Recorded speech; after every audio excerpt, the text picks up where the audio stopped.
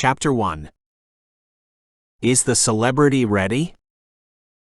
Lex turned at the sound of Travis's voice. His friend sauntered up, squeezing the back of Lex's neck just hard enough to make him grunt. "Please don't interrupt the artistic process," Lex said, as the makeup artist brushed a final coat of glistening powder onto his chest, strictly to accentuate his pecs and abs. It was standard protocol to get screen ready, one of the many steps to filming a video he hadn't known about until a couple months prior. Luckily, the stuff didn't sweat or punch off, not that many of their opponents could land a fist on him or Travis. "You're working serious magic," Travis said to the makeup artist. "She's very talented," Lex added quickly, "but let's be real, these abs don't need much help. Am I right?" The makeup artist's blush was the only response he needed. And damn if that pretty blush didn't remind him of another blonde he knew once upon a time. One that he knew better than to think too much about. Yeah, Mr. Abs. Let's go work our magic for the cameras now." Once the artist applied the final touches, Travis led the way through the bright halls of Holt Body Fitness, winding toward the back of the building. The video series, Regular People Fighting UFC Champs, had ballooned overnight. This was their 5th filmed episode, and the last in the newly launched series he, Travis, and Amara had cooked up. Once this last session wrapped, only days remained before the premiere episode went live. And once it did, Lex was ready for anything that came his way. Including superstardom, rabid half-naked fans, or at least a solid protein drink promotional deal. Like every other person in LA, hoping for their 15 minutes of fame. Curious eyes found them lured by the tan chests and bare skin. Blonde ponytails tugged at his attention as he strutted by. God, he had a soft spot for blondes. One of the many perks of working at the gym. Beautiful women all of the time. Holt's gym attracted a certain caliber too, models, celebrities, and the upper crust of attractive regular people. There was never a shortage of eye candy in this place.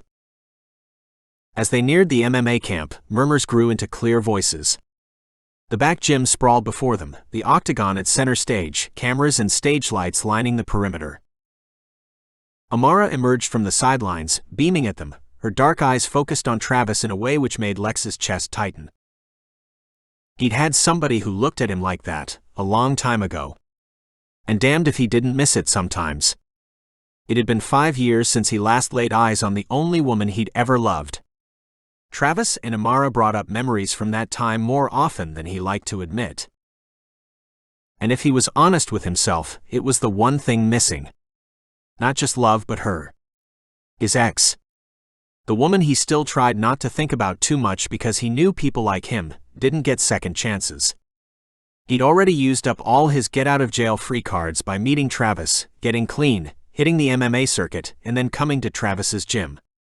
There weren't any ace cards left in his deck. "There you guys are." Amara hugged Travis, then knocked Lex's shoulder. "We're all ready." "What do you mean, we?" Lex lifted a brow. "Am I fighting a group?" "We're fighting someone Amara knows today," Travis said. "Someone's boyfriend?" "His name is Mason," Amara clarified. "He's a police officer, and one of the liaisons at a hospital linked up with the shelter. Really nice guy, so don't kill him, please." "Sweet, a cop." Lex stretched his arms over his head, a sly grin overtaking his face. "If I let him get a punch on me, maybe he'll cut me a break on my speeding tickets." Travis smirked. "Like anyone gets speeding tickets in LA. Fine. He can shoot me once, but I never have to pay a parking ticket again."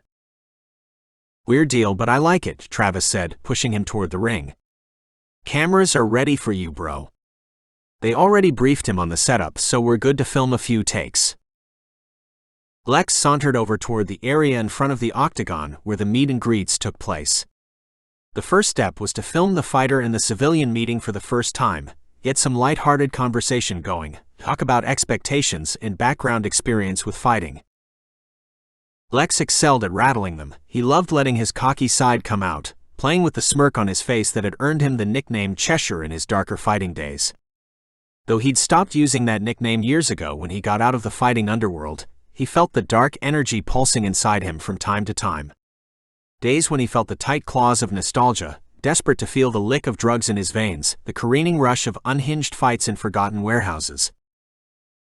Mason stood near the octagon while the director conferred with him. He was neatly trimmed and rigid in khakis with a light blue button-up, exactly what he'd expect for a cop. A type of J. Crew handsome you could see on billboards. Lex turned to Amara. "Where did you say you met this dude?" "Through a friend of mine. Her name is Lila, she's on a committee with me at the hospital." The name Lila sent a lightning bolt through him, sizzling from head to toe. She can't be the same Lila. He swallowed hard, scanning the gym to get a glimpse of each and every face. There had to be 1,000,000 Lilas in LA. The chance of this being his Lila was basically nil. His heart rate picked up. But what if it was? "Oh yeah?" A head of blonde hair tugged at his attention from the other side of the octagon. The woman faced away from him, talking to someone else. His stomach pitched toward his feet. "You've never mentioned a Lila before." "It's got to be her." He stared at the short, choppy blonde hair, the long black shawl, the fluid flick of her wrist as she gestured in conversation. From behind, she could have been anyone. But the way she stood with one hand planted on her hip, the other supporting her chin like her entire skeleton might collapse without these additional supports. She didn't need to turn around for him to know. He'd ribbed her about holding up her own damn chin for years. He smiled and furrowed his brow. She'd been his first and only love. His first and only heartbreak. "She's a sweetheart," Amara said, her eyes lighting up. "I'll introduce you after." Across the way, Lila turned, her heart-shaped face snagging him the same way it had all those years ago, the first time they saw each other in the school library as 17-year-olds. She tutored struggling students, and he had struggled worst of all. Until her. His heart wrenched in his chest. It had been 5 years since he'd seen her last. 5 years since she broke up with him and fled, prompting the darkest hours of his life, pushing him even deeper into the yawning abyss of Cheshire. She'd changed her number, her email address, even fell off the social media map. He'd looked for her daily for a full year. And then he'd let her go. Because if she didn't want him to find her, then he should only concern himself with women who wanted to be found. Didn't mean he'd ever stopped thinking about her. Or imagining her face instead of the annoying or boring, or just not doing it for him ladies, who had cycled in and out of his life since she'd left. He stilled, unable to rip his eyes off her as her gaze swung toward him. When their eyes met, electricity streaked through him. Surprise shone in those ice-blue eyes, and he didn't know whether he wanted to jump ship or scoop her up in his arms and never let her out of his sight again. If any doubt remained, the look on her face erased it. It was the type of look that reduced 5 years to a blink, all the past hurts to distant murmur, a story told once and then largely forgotten. He looked at Mason and clenched his jaw, Travis's words ringing in his ears. So he'd be fighting her boyfriend? It didn't seem right to feel jealous after so much time. It didn't even seem possible. But that had always been him and Lila. Just a little bit too fucking intense. He set his hands on his hips, fingers already twitching with the desire to get a punch in. Lila's breath shriveled in her throat in the middle of her sentence. She stilled, eyes soldering to the half-naked, ripped, broad-shouldered man across the room. Only one man on the face of the planet could snag her gaze like that. Lexington Olivo. Live and in the flesh. The trademark dragon curling over his left shoulder confirmed it. And he was so much sexier than the cameos he made in her fantasies, still, so many years after their breakup. She'd come as a favor to Mason and because she wanted to check out the gym. She had not prepared for this shove down memory lane. Heat crept up her neck, and she looked at the whole-body employee apologetically. Sorry, I lost my train of thought. What was I saying? The girl, was her name Melanie, waved it off. Don't worry. It's easy to get distracted here. One of the perks of working at the gym, really. She had a sly smile, one that told Lila she'd followed her gaze toward Lex. But you were talking about your job. Right. Lila blinked a few times, trying to remove the image of Lex from behind her eyelids. Hopeless. That glimpse of him would nestle and multiply inside her brain, like a single-celled organism on the loose. Goodbye, thoughts that weren't Lex's abs. I envy your job perks. Mine are way less aesthetic. I'm a nurse right now, but within a few months, I'll be the director of nursing at St. Vincent's. Lila forced a confident smile, the words tumbling out more like a routine than a blood-pumping passion. But it was true. She'd been a nurse for almost 4 years. At 27 years old, it was time to bump it up a notch. When the position had opened, she'd applied before the ink had even dried on the flyer. Strong leadership qualities, a firm vision, experience in a fast-paced environment. She had all that in spades. Never mind that she didn't know if she'd snag the job. She just had to talk like she already had it. Put in the overtime hours. Work herself to the bone. Prove beyond all measure of doubt that she was the most qualified for the job. Even if it meant temporarily sacrificing time with her little man. He would see someday that this was for him. For them. That seems like a lot of work, Melanie said. Do you see broken bones in people's insides spilling out? She laughed, her gaze drifting back toward Lex against her will. Sometimes. The rest of her thoughts dried up when she noticed him and Mason chatting. A sinuous anxiety sparked to life inside of her. She couldn't have envisioned this situation, not even in her weirdest nightmares. Running into Lex again hadn't been on the day's agenda at all. She just wanted to see some sexy guys stealing punches with her friend Amara on her one sacred day off of the week while her little guy was at school, but Mason had insisted he fight the jocks, as he called it.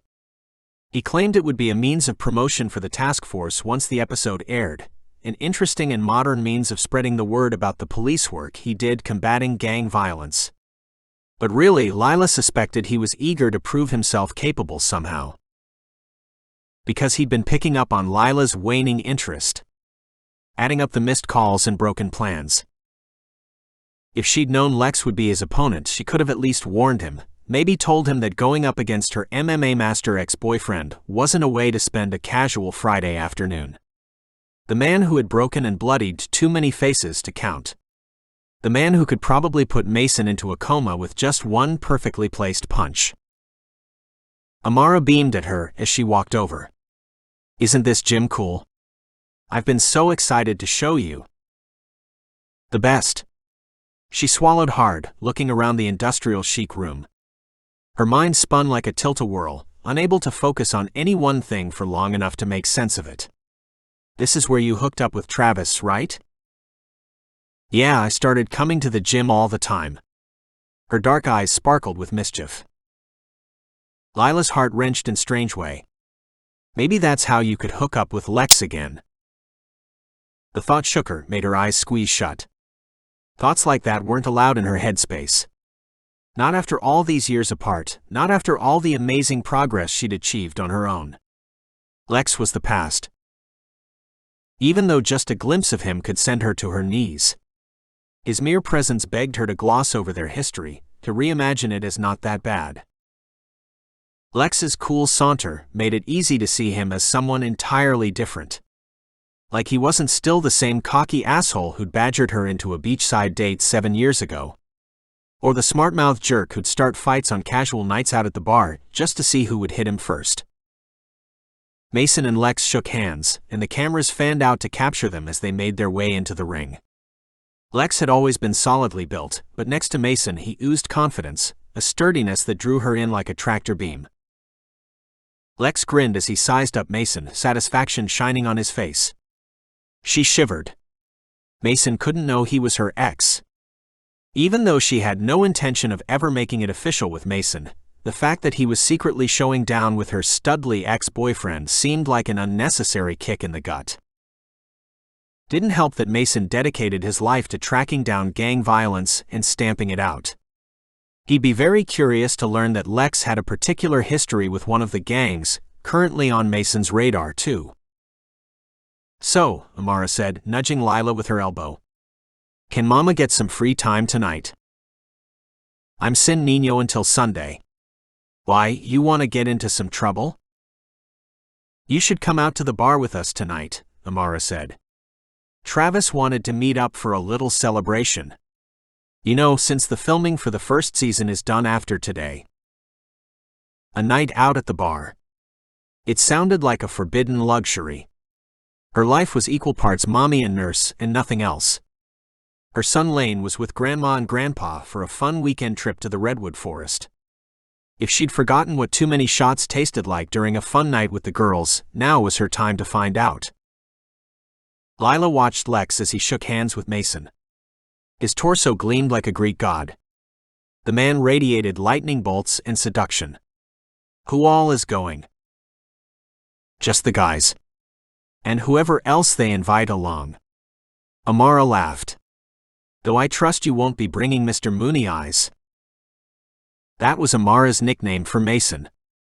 He'd had Moony Eyes since the day his task force started at St. Vincent's. But as time wore on, Lila learned that Mason had Moony Eyes for an idea. Not for her. He wanted the family and picket fence more than he wanted Lila. And it irked her to think that he could probably be with even a shapeless blob and still make it work. Like a woman's personality, laugh and flaws didn't even matter to him. Definitely not, Lila said. She'd come here today as a courtesy because they'd set this match up when she and Mason were still sort of a thing. But now, she was just itching to get away from him. Though today's appearance at his side wasn't all bad. Lila couldn't rip her eyes off the start of the match in the ring. Lex strolled the ring casually, as relaxed as a walk in the park. Mason hopped from foot to foot, his hands balled into rigid fists in front of his face. Lex leaned over and swiped at him like a cat playing with his food. The curve of his lips held her transfixed, made her belly do a nosedive into the bottoms of her feet. How can the sight of him feel like no time has passed at all?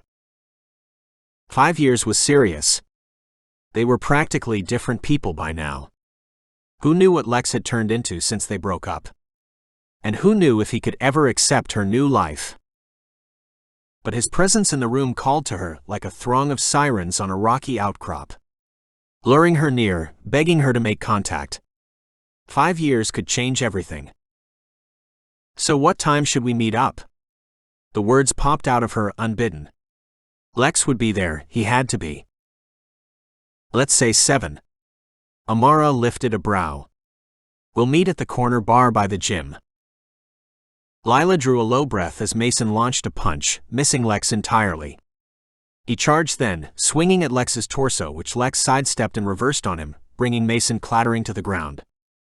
A swell of ooze, and then Lex helped him up, patting him on the back. Hopefully Mason didn't get injured enough that he'd claim he would need Lila's nursing skills that evening. Because Nurse Lila was officially booked for the evening. Even if all she'd nurse was a Cosmo while she stared at Lex from across the bar. Looking wasn't the same as initiating. Looking was perfectly allowed. And it was practically a sin not to look at a man like Lex. His body begged it, and he'd only improved since the last time she'd seen him. Her last glimpse of him had been at 1 a.m. on a weekend night as she feverishly packed her bags at age 22, uprooting the life they'd shared in an apartment for 2 years. She remembered the moment as if it had happened only a week ago. His voice had cracked with desperation amid pleas that she stay. That she give him just one more chance, that he wouldn't use again, and that this time he was serious. He'd blocked her exit on her first attempt, punched a hole in the wall on the second, and the third time she ran out and never looked back. Her eyes watered and she cleared her throat. How could she have fallen so hard for someone with such a shadowy dark side? After Lex she'd sworn never again. Only regular, stable men. The neat, calm do-gooder types.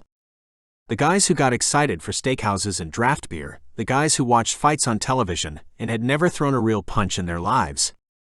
The American Joes who pined for picket fences and weren't trouble. She drew a shaky breath, watching Lex block his face almost lazily as Mason swung at him. Regular guys like Mason were what she needed. Police officer who worked behind a desk, wanted kids, came home by 5 every day. But she couldn't convince herself to want him, or any of the other vanilla guys dotting her dating history. No matter how damn hard she tried to want them, they fell short. Nobody could stack up against the shadowy templates staining the back of her mind. Chapter 2. To the team. Lex raised his shot glass in the air, the smiles on his buddies' faces contagious. And to an incredible future. Travis clinked his glass against Lex's and Jake's, then the three of them tossed their shots back in unison. The tequila stung as it went down his throat. He coughed a little and slammed the glass on the bar top, shoving it toward the bartender. "Another round," Lex said with a wink to the pretty blonde. She giggled, slinking away, glancing over her shoulder at him. He tried to hold her gaze, but he looked down, uncertainty slashing through him. Had everything to do with his favorite blonde showing up earlier that day. They hadn't even talked in the gym during filming, but seeing her there, just breathing the same damn air as her, felt like he'd shot up with the craziest drug. He might not sleep well for days because of it. That was some crazy shit. There was only one girl he'd ever wanted. Might ever want. And seeing her again today was a serious disturbance in his planetary orbit. The alcohol would help calm him at least. Knowing he'd given her boyfriend a black eye helped too. The past year he'd been on fire. Moving up the ranks at Holt Body Fitness, snagging his own faithful clientele, making a name for himself as an MMA trainer on the right side of the law.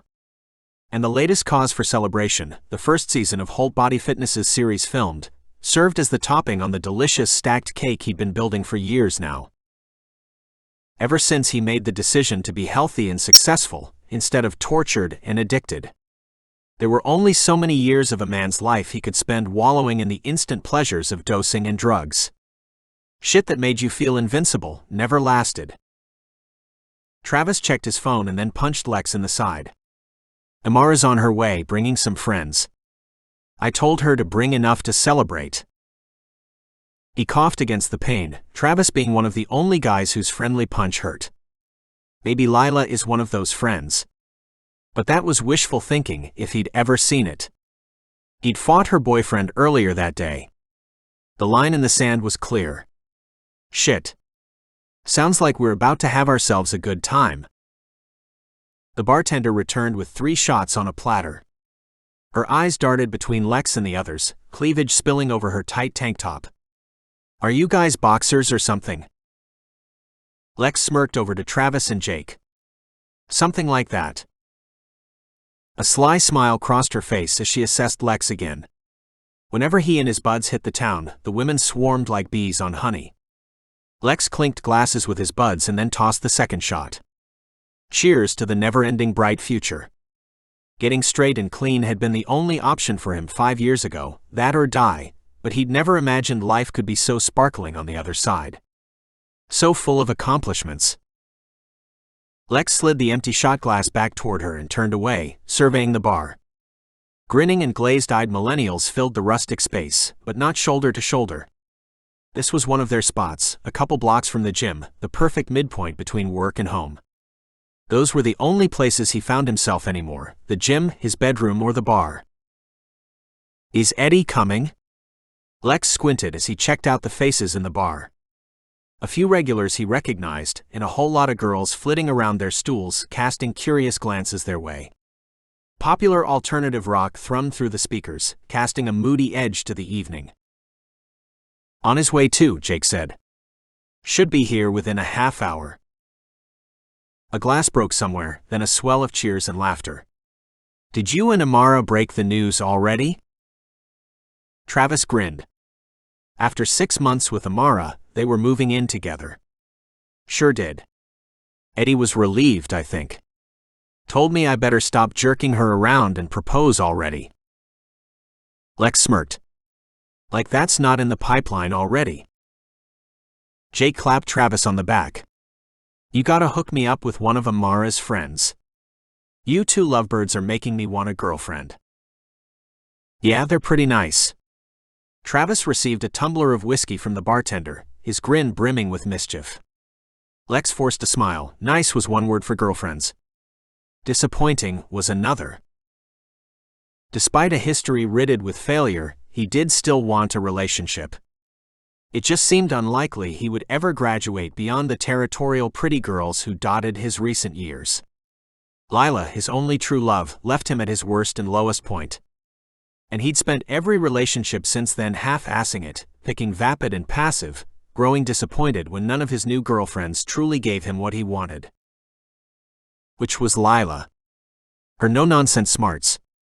The way she made 35-point to-do lists and actually completed it, and always roped him in too. How her eyes smiled first and then her lips.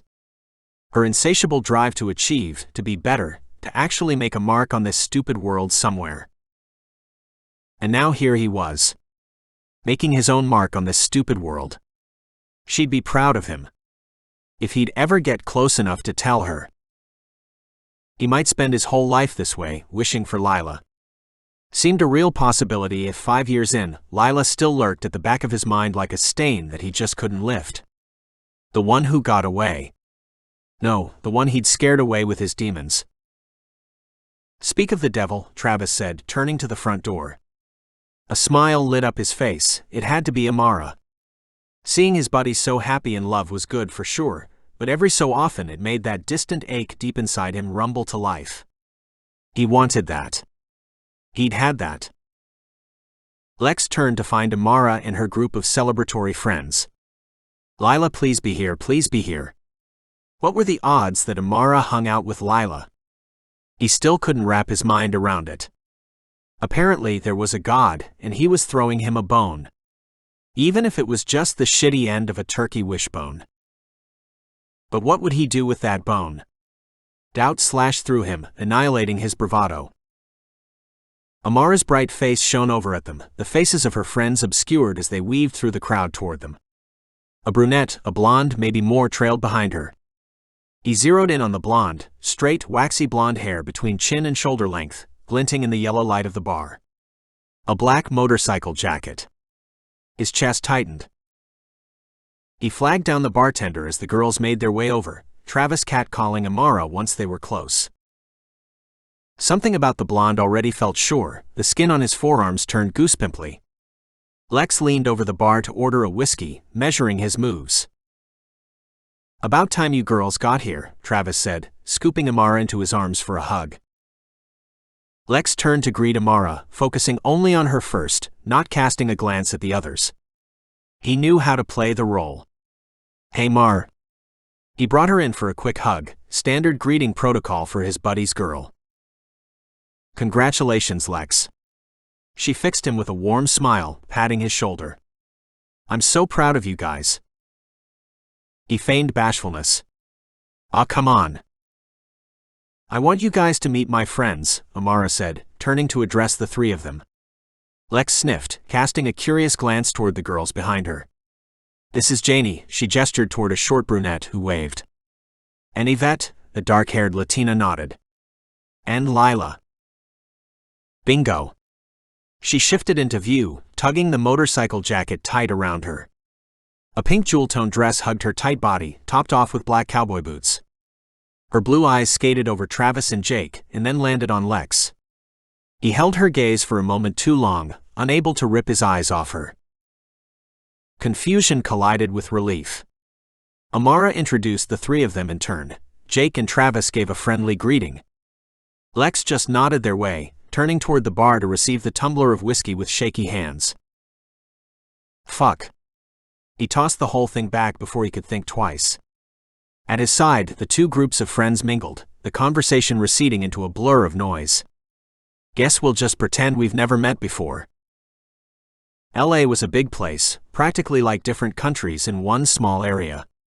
So when they broke up and moved on, it wasn't hard to never run into her again, especially since Lex didn't start social media until the past couple years, and he could never find Lila, no matter how hard he tried. And here she is, Amara's friend. Unbe-fucking-lievable. He traced a groove in the wooden bar top with a fingertip, struggling to find the right next step. Talking to her seemed out of the question. There was too much confusion, a dust storm flare-up spurred by the unexpected appearance. He needed to lay low. Figure out if he should talk to her right now or wait a few hours. Or maybe never again. After all, she left him. "You okay, buddy?"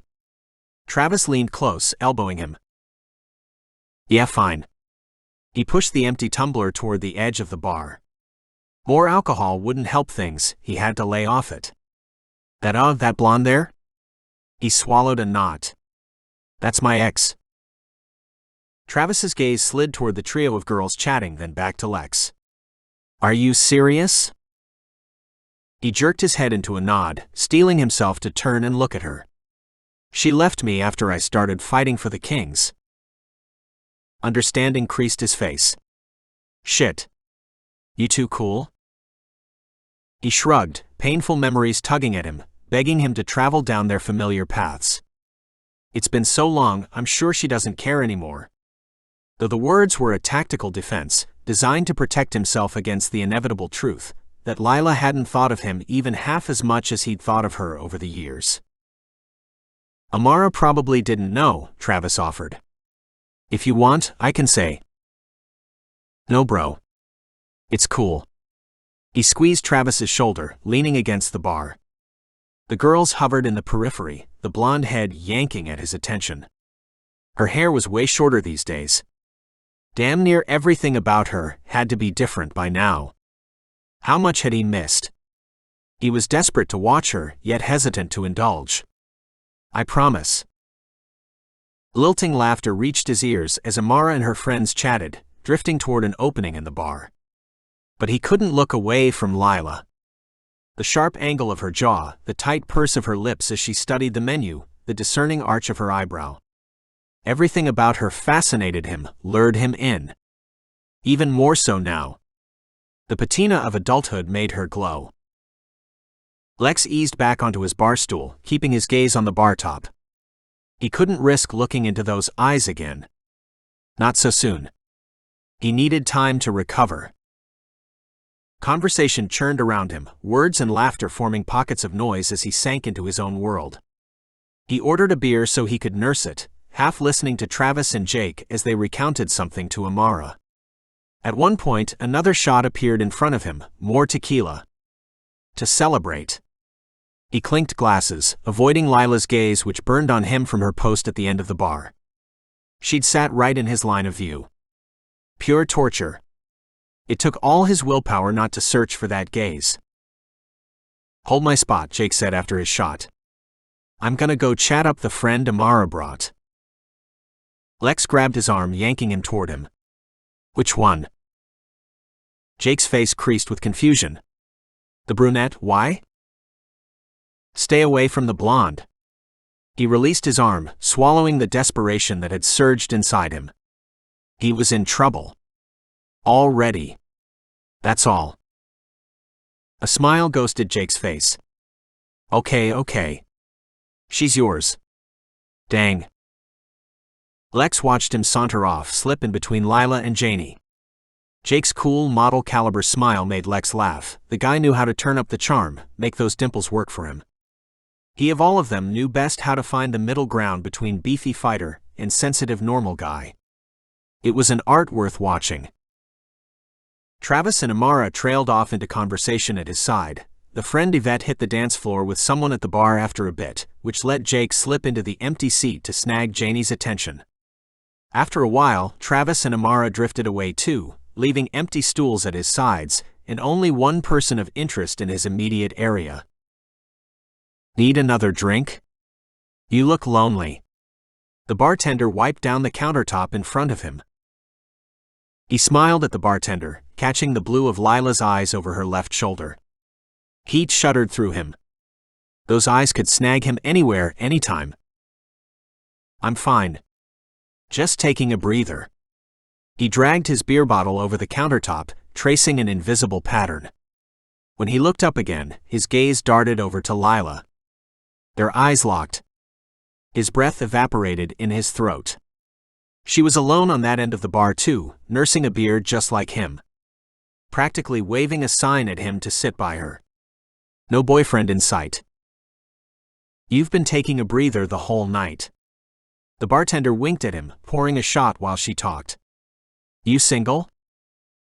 He watched the amber liquid flow into the shot glass. His heart thrummed in his ears. I've got a situation. She clucked her tongue, pushing the shot his way. Well, that could be anything. This one's on the house. He accepted the shot, tossing her a grin as she sauntered away to wait on someone else. Their line of vision clear, he glanced back to Lila. A guy had descended on her like a predator, hulking and overbearing, he could tell without even hearing their conversation. She grimaced as she talked to him, holding her palm out. Little Lila always attracted high-grade assholes at the bar. Something about her tiny blonde stature drew out the bulkiest of creeps. Alarms went off in his head. He studied the guy, straining to catch snippets of their conversation, to see any sign that she knew him. This was a game, a joke, a friendship. He stood from the stool without even realizing it, halfway to her before he'd even made the decision. He approached the guy from behind, placing a hand on his shoulder. The bald beefsteak turned, surprise etched onto his swollen face. Can I help you? Step away from the lady. He guided him back and away from Lila, a tight smile on his face. Lila cast him a grateful glance, relaxing into her seat as she took a pull at her beer. The stranger glared at him, straightening his shirt. Just trying to make some friendly conversation. Jesus. He stumbled off, muttering under his breath as he left. Once the stranger left, the truth sank into him. Lila was in front of him. The time had come to talk. Converse. Catch up. His stomach shrank to a pebble, and he leaned against the bar. Any ounce of composure or coolness he'd collected over the years. Out the window. The heat of her nearness clouded his mind. You cool? Her icy blue eyes found his, as alive and knowing as the last time he'd seen her. Her nose, slightly upturned at the end, was as cute as ever. Made his heart wrench in a strange way. Yeah. Didn't think I'd have to resort to a brute like him to get you to come over here, though. He lifted a brow, studying his hands, not trusting himself to look at her again. Oh, so you set me up? Knew I'd come over here to rescue you. He hefted with a laugh. Bullshit. I paid him $20. She took a pull at her beer, eyes sparkling. She was full of shit, but he liked to think that she wanted him to come over that bad. If you hadn't taken the bait, I'd have sent in an attack dog to eat my leg. He bit back a smile. Lila was the weirdest girl he'd ever been with. He had a whole list of superlatives reserved especially for her. Oddly shaped earrings tugged her lobes downward. Something angular with eyeballs. She always had good taste. Knew how to strike the balance between bookish and vixen. Those are some desperate measures. Yeah, well, you seem pretty content acting like I don't exist. She leaned in to accentuate the word exist, words slurring ever so slightly. She crossed her legs, pink dress hiking up to show tan thigh. Tangy liquor reached his nostrils. Lila was tanked, no way she'd be so honest with him after 5 years without a word. Lex surveyed the room, calculating his response. On the dance floor, Travis whirled Amara around, their laughter mingling with the whoops of the others. It would be so easy to just pick up where they left off. Before things went to shit. Act like the last 5 years hadn't even happened. But it would be just as easy to walk away. To say fuck you for ditching me. To make this just a blip in the timeline of Lex and Lila's unhappy ending. Didn't think you'd remember me. Wasn't sure what to say. She scoffed, flagging down the bartender. Like I could forget you. Her words hung heavy in the air between them, a distant hope flickered to life inside his chest. If alcohol was a truth serum, then he might get way more than he bargained for. Maybe he wasn't ready for it. Walking away from her seemed the safest choice, but every cell in his body vibrated with desperate curiosity to hear every last thing this woman had to say to him. Drunk or not.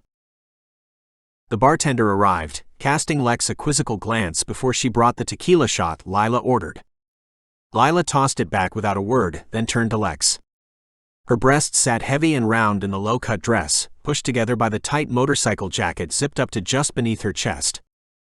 Her crossed legs reminded him of all the curves he'd spent hours tracing with his hands and lips. For the briefest moment, a whirlwind of memories scooped him up, the sweet, savory, salacious details he usually reserved for masturbatory fantasies. "You trying to get drunk tonight?" He looked her up and down, leaning a bit closer. "Maybe." She cocked a grin. "You?" "Nah." He sniffed. "Just playing it cool." "That's not the Lex I know," she murmured, her gaze skating over his face down his chest. "Exactly." He gnawed at the inside of his lip, a pain blossoming in his chest. He hadn't seen this conversation coming by a long shot, not tonight, maybe not ever. But especially not with a tanked Lila. He didn't know where to take it from here. How to navigate these waters. Burying his hands in his pockets, he took a deep breath. "You don't know this, Lex." She huffed, shoving the shot glass away. "Yeah. Clearly." A moment of silence passed. "So, is your boyfriend coming out tonight?" She glared at him. "What?" "Your boyfriend. The one I got paid to beat up today." He grinned, leaning his back against the bar, casting a playful glance her way. "Or don't you remember?" She scoffed. "I remember. Where'd you get the idea he's my boyfriend?" "Travis told me." Relief sparked and spread inside him when she rolled her eyes. "So what is he?" Lila shrugged. "We used to fuck sometimes. That's all." Ouch. Definitely more than he bargained for. He gnawed on the inside of his lip, turning back toward the bar, flagging down the bartender. He couldn't show her that it hurt. He had no right for it to hurt anymore. Lex ordered a beer for himself and whatever Lila wanted. She made an exaggerated display of thanking him and asked for a beer too. When the bartender disappeared, Lila grinned. "She wants you," she said, clucking her tongue.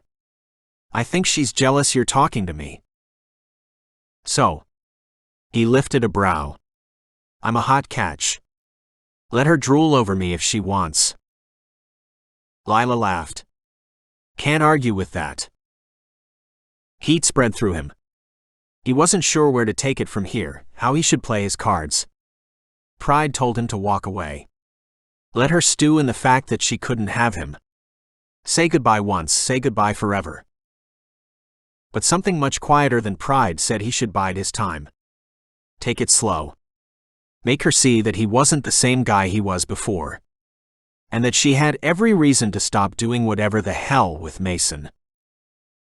"You been having a good night?" He took a pull at his beer. "Yeah, great night. I just drank too much. I should probably go soon." Her gaze met his, as if daring him to stop her. Beg her to stay. But he stilled his tongue. Even though he did want her to stay. "Yeah. Part of being an adult, right? Gotta drink all that water, go to bed on time."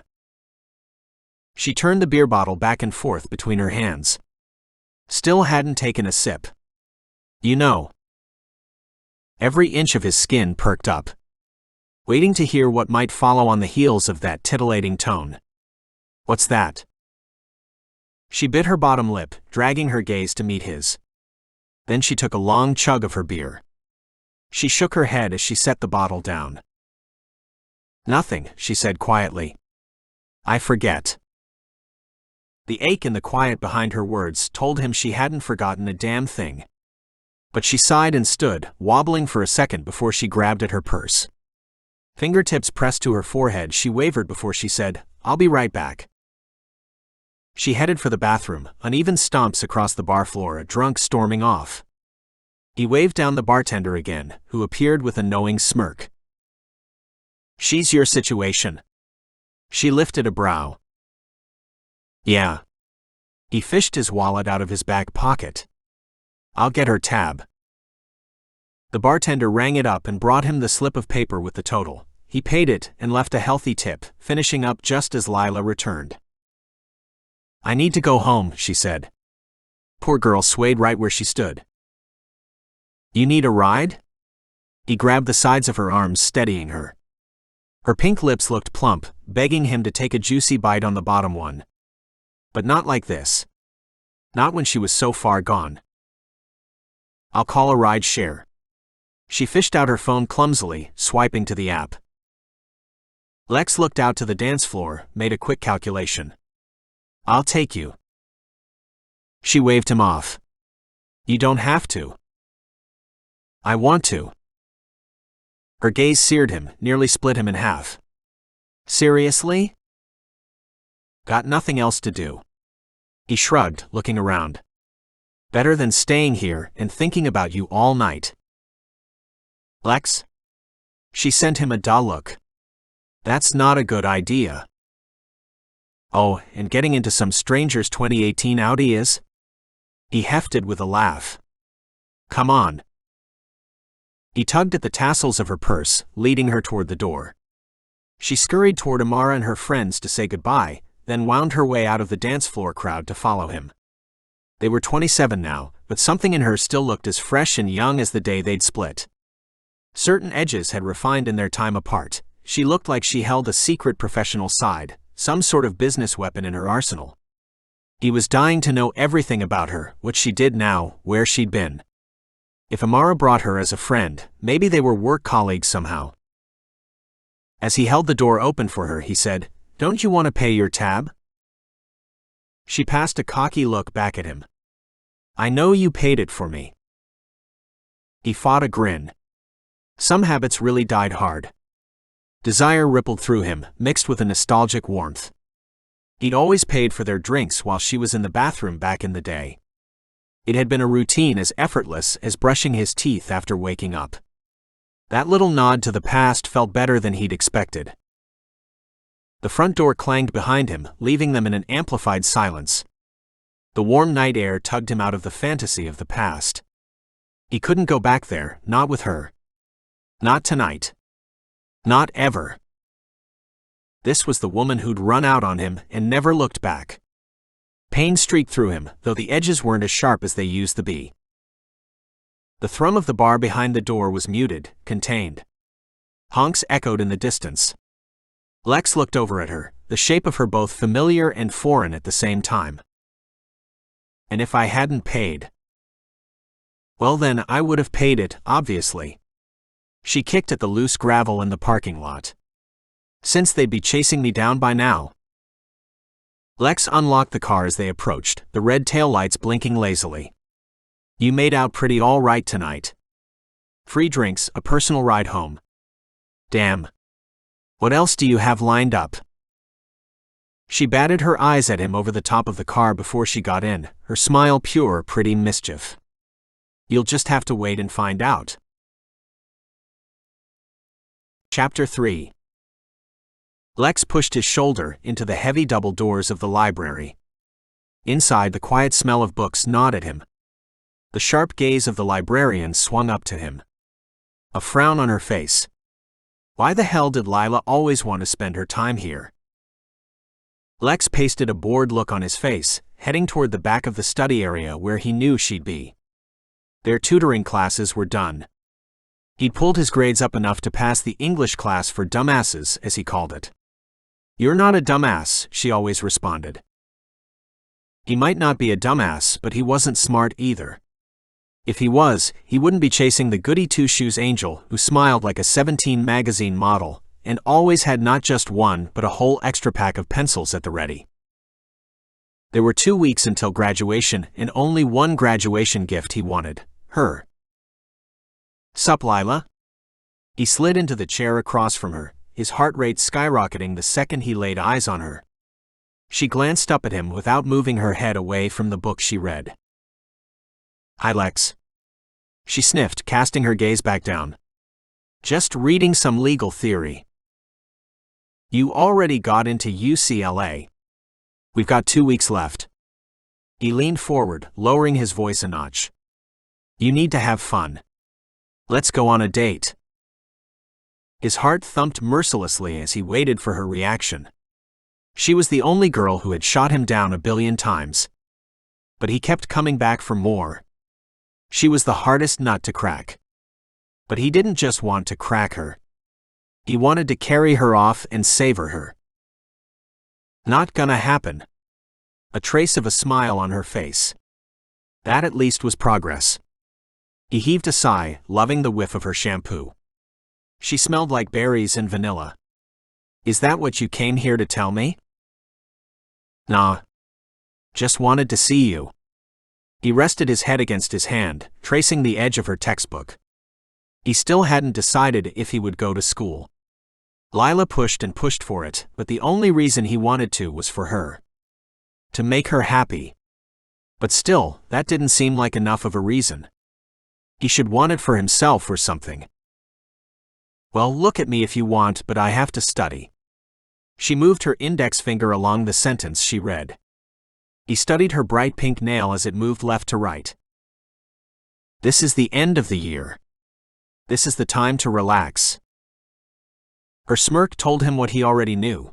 Telling Lila to relax on the academic goals was about as pointless as begging a dog not to bark at the mailman. Not for me. I got into UCLA, which has been my dad's dream practically since I started walking. I have to do this right. She sent him a warning look. I'm going to be a lawyer, Lex. And I have to start studying now. It didn't make sense to him. Lila being a lawyer. So once you get your fancy law degree, what are you gonna do? She blinked at him. Be a lawyer. Duh. And you'll date me then? She cocked her head, a smile tugging at her lips. Her waxen blonde hair glinted in the harsh light of the library. Depends. On what? On whether or not you're still getting in trouble. He rested the side of his face in his hand, lobbing an exaggerated sigh. But getting in trouble is what I do best. It's practically my job. Yeah. If you could get promoted to Chief Troublemaker Officer, you would. She slouched down into her seat apparently to focus, but he could tell her attention still hovered on him. Hey, he said, feigning a stern tone. You think I'd just be an officer? Shit, Lila. I'd be the president. Her body convulsed with repressed giggles, and she fought the grin the whole way. He liked that she didn't want to be amused by him, be attracted to him, look forward to him. Yet she was. It was only a matter of time before he could get her to admit it, too. Chapter 4. Lila awoke with a groan, rolling over in bed as a spasm crested her head, made the whole world shrink to a dense nut of pain behind her eyelids. An irritating beep sounded from somewhere. A text message. She launched an arm toward her nightstand, desperate for a drink of water. She cracked an eye, struggling to locate the glass. Fuck. Gone. She sat up, rubbing her eyes, noting her clothes were still on from the night before. Odd. Had she been so drunk last night? Memories took a blurry turn somewhere after the second bar. Right around the time Mama's night out had turned into drink to forget night. They'd bar hopped for hours, downing shots at each new place, grabbing taxis to the next. By the time they'd reached their final destination, the corner bar, to celebrate the video series, Lila was over 10 shots deep, ignoring every single text Mason sent. He still texted her daily and nightly, despite frequent reiterations that they weren't an item and she wanted her space. But Mason was hell-bent on fighting for his shapeless blob ideal. She sighed, scratching at the valley between her breasts. Sleeping in a bra was so dumb. She'd never stop itching. She tore off her pink dress, dropping it on the bed, reviewing the texts that Mason had sent her. Over 10 messages and 2 missed calls between last night and this morning. All of them equally as invasive and demanding. Who are you with? How many drinks are you having? Come on, don't you want me? She groaned when she saw the lone message she'd sent him, relatively early in the night. It simply said, out with the girls. Why had she even given him that much? And furthermore, how had she gotten home? Hazy images of tequila shots drifted through her mind. And Lex. Jesus God, that delicious man. Something tugged at her, a blurry memory, like a present she'd forgotten to open. She yawned, unhooking her bra as she headed into the living room. What was it? Excitement roiled beneath her skin, but she didn't know why. Maybe having the apartment to herself for once caused it. Even though waking up felt strange without Lane bouncing at her side. She crossed the doorway into the living room and stilled, eyes wide as she beheld the man in her living room. Broad-shouldered and tall, dark hair clipped short, a simple white tee straining against the rippling muscles of his back and biceps. She gasped, almost afraid to believe this could be real, Lexington Olivo. Standing at her kitchen island, rifling through some magazines, sexy enough to impregnate her with only a glance. A literal ghost from her past, yet alive and real in her apartment, sexier somehow than yesterday. Like a marinade refining with time. The fucking love of her life. Once upon a time. Her heart started a desperate beat in her chest. He turned with a start, eyes widening as they landed on her. She gripped at the slack straps of her bra, keeping it in place. Flashing him would be one way to start the day, certainly one way to get the ball rolling in the direction her body wanted it to go. Hey. Good morning. She blinked at him, swallowing hard. She covered her lower belly with an arm, like protecting herself from his charms. And hiding the barely visible scar that sliced across her lower abdomen. Hey. I forgot you were here. His gaze lingered on her chest, drifting over her belly, practically leaving scorch marks in their wake. Oh. Well, I was just heading out, but I can't find my keys. Hang on. She hurried back into her bedroom, chest heaving as she struggled to piece together the night. What the fuck was Lex doing in her apartment? Had she really invited him back? Nothing made sense. Tequila had to be avoided from here on out. She tossed the bra and slipped the tank top on, thankful for the loose fabric. Breezing back into the living room, she tossed Lex an easy smile. Did he like what he saw? Sorry. So are your keys. She tucked her hair behind her ear, ignoring the pounding behind her eyes as she hunted. Not like she'd remember where he'd put them. And the fact that he'd been hunting around meant he might have found evidence of her little secret.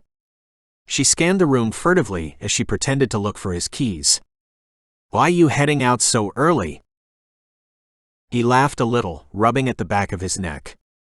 I'm not trying to hang out on your couch all day like a lush Lila. The way he said her name made her blush, an LA cockiness mixed with a smooth tenor. She'd always loved the way he talked, the self-assuredness, the quiet ferocity. Yeah, true. I appreciate you bringing me home last night. She looked under a pile of magazines, glancing up at him. You did bring me home, didn't you? His grin made her knees weak. You don't remember? There's a lot of things I don't remember. I wasn't bad, was I? Lex's eyebrows shot up. You don't remember skipping out on the bill? Or the police cruiser incident? Or the drug dog sniffing your purse and barking like crazy? She pursed her lips. All lies. So you don't remember the fun we had on your couch before you went to bed, either? His sly smile disarmed her. Now this could be true. But the fact that she didn't remember unnerved her. And it seemed almost sacrilegious to hook up with this man and not remember it. I'm just kidding, he said, his smile falling. He looked under the couch, then between each cushion. I put you in bed when you passed out. And then I slept out here, like a good Boy Scout. She sighed, unsure if she was disappointed or relieved. I don't see your keys, Lex. Are you sure you brought them in? He cast a playful glance her way. Where else would I put them? They've gotta be in here. Or else I really will hang out on your couch all day. Might be worth never finding them then. She abandoned the search for a moment, grabbing for a bottle of aspirin in the junk drawer. She popped a couple pills, catching Lex's knowing grin when she turned. Hangover, huh? She chugged the rest of her glass of water, wiping her hand over the back of her mouth. Killer. She set the glass down, noticing the sippy cup sitting in the drying rack. She gulped, yanking her gaze off of it. Maybe he wouldn't notice. You drank tequila like it was water last night, doll. His dark eyes scorched over her, the pet name hanging tense in the air like a weapon. His face clouded over, and he moved to the armchair, lifting the cushion. Best to ignore that gaffe, even though it made her insides heat up. We had a girls' night. She cleared her throat, willing the thrum behind her eyes to lessen even slightly. No visible toys out in the open, since she was anal about putting everything away each day. And the only real evidence was the pictures, which were in her bedroom, the hallway, and the kitchen. How do you know Amara? He replaced the cushion and peered under the coffee table. Work. She sighed, leaning against the counter, thoughts colliding together. She had a list of 1,000 questions she wanted to ask Lex. But she couldn't concentrate. Not when Lex was a breath away from discovering the one thing she'd needed to keep from him. Until she knew it was safe to reveal it. And that is. He straightened, surveying the room. Her chest tightened. Had he happened to look in the second bedroom during his morning awake, and by himself in her apartment? Please God. Just let him get out of here without finding out. I work at the hospital. She ran a hand through her hair, eyes bleary. There was so much they didn't know about each other anymore. Catching up would be a monumental effort. And this headache might not allow it. I'm a nurse. No way. That's awesome, Lila. She met his eyes hesitantly. He'd been at her side in the thick of her college days, but they'd split before she'd gotten her degree. She'd been considering the switch to nursing school right before they broke it off. Her parents had hated the idea, desperate for her to follow in her father's footsteps as a lawyer. The Lawsons were legally required to study law. It was the family joke, but also the family profession. They never dreamed of having a nurse daughter. Lex never let it go, though. Even while he snorted his way through countless grams and got enough black eyes to turn into a black hole, he never let her abandon that dream. It was just what she'd always wanted to do. And helping people heal seemed the only choice in the face of such brokenness like Lex. And besides, after college she'd needed the steady income. The big girl job. The chance to show her father that success could come in various forms, even if it wasn't with a six-figure job. Now she was teetering on the brink of making it a six-figure job, even if it was the lower end of the spectrum. Finally, the career path she could be proud of.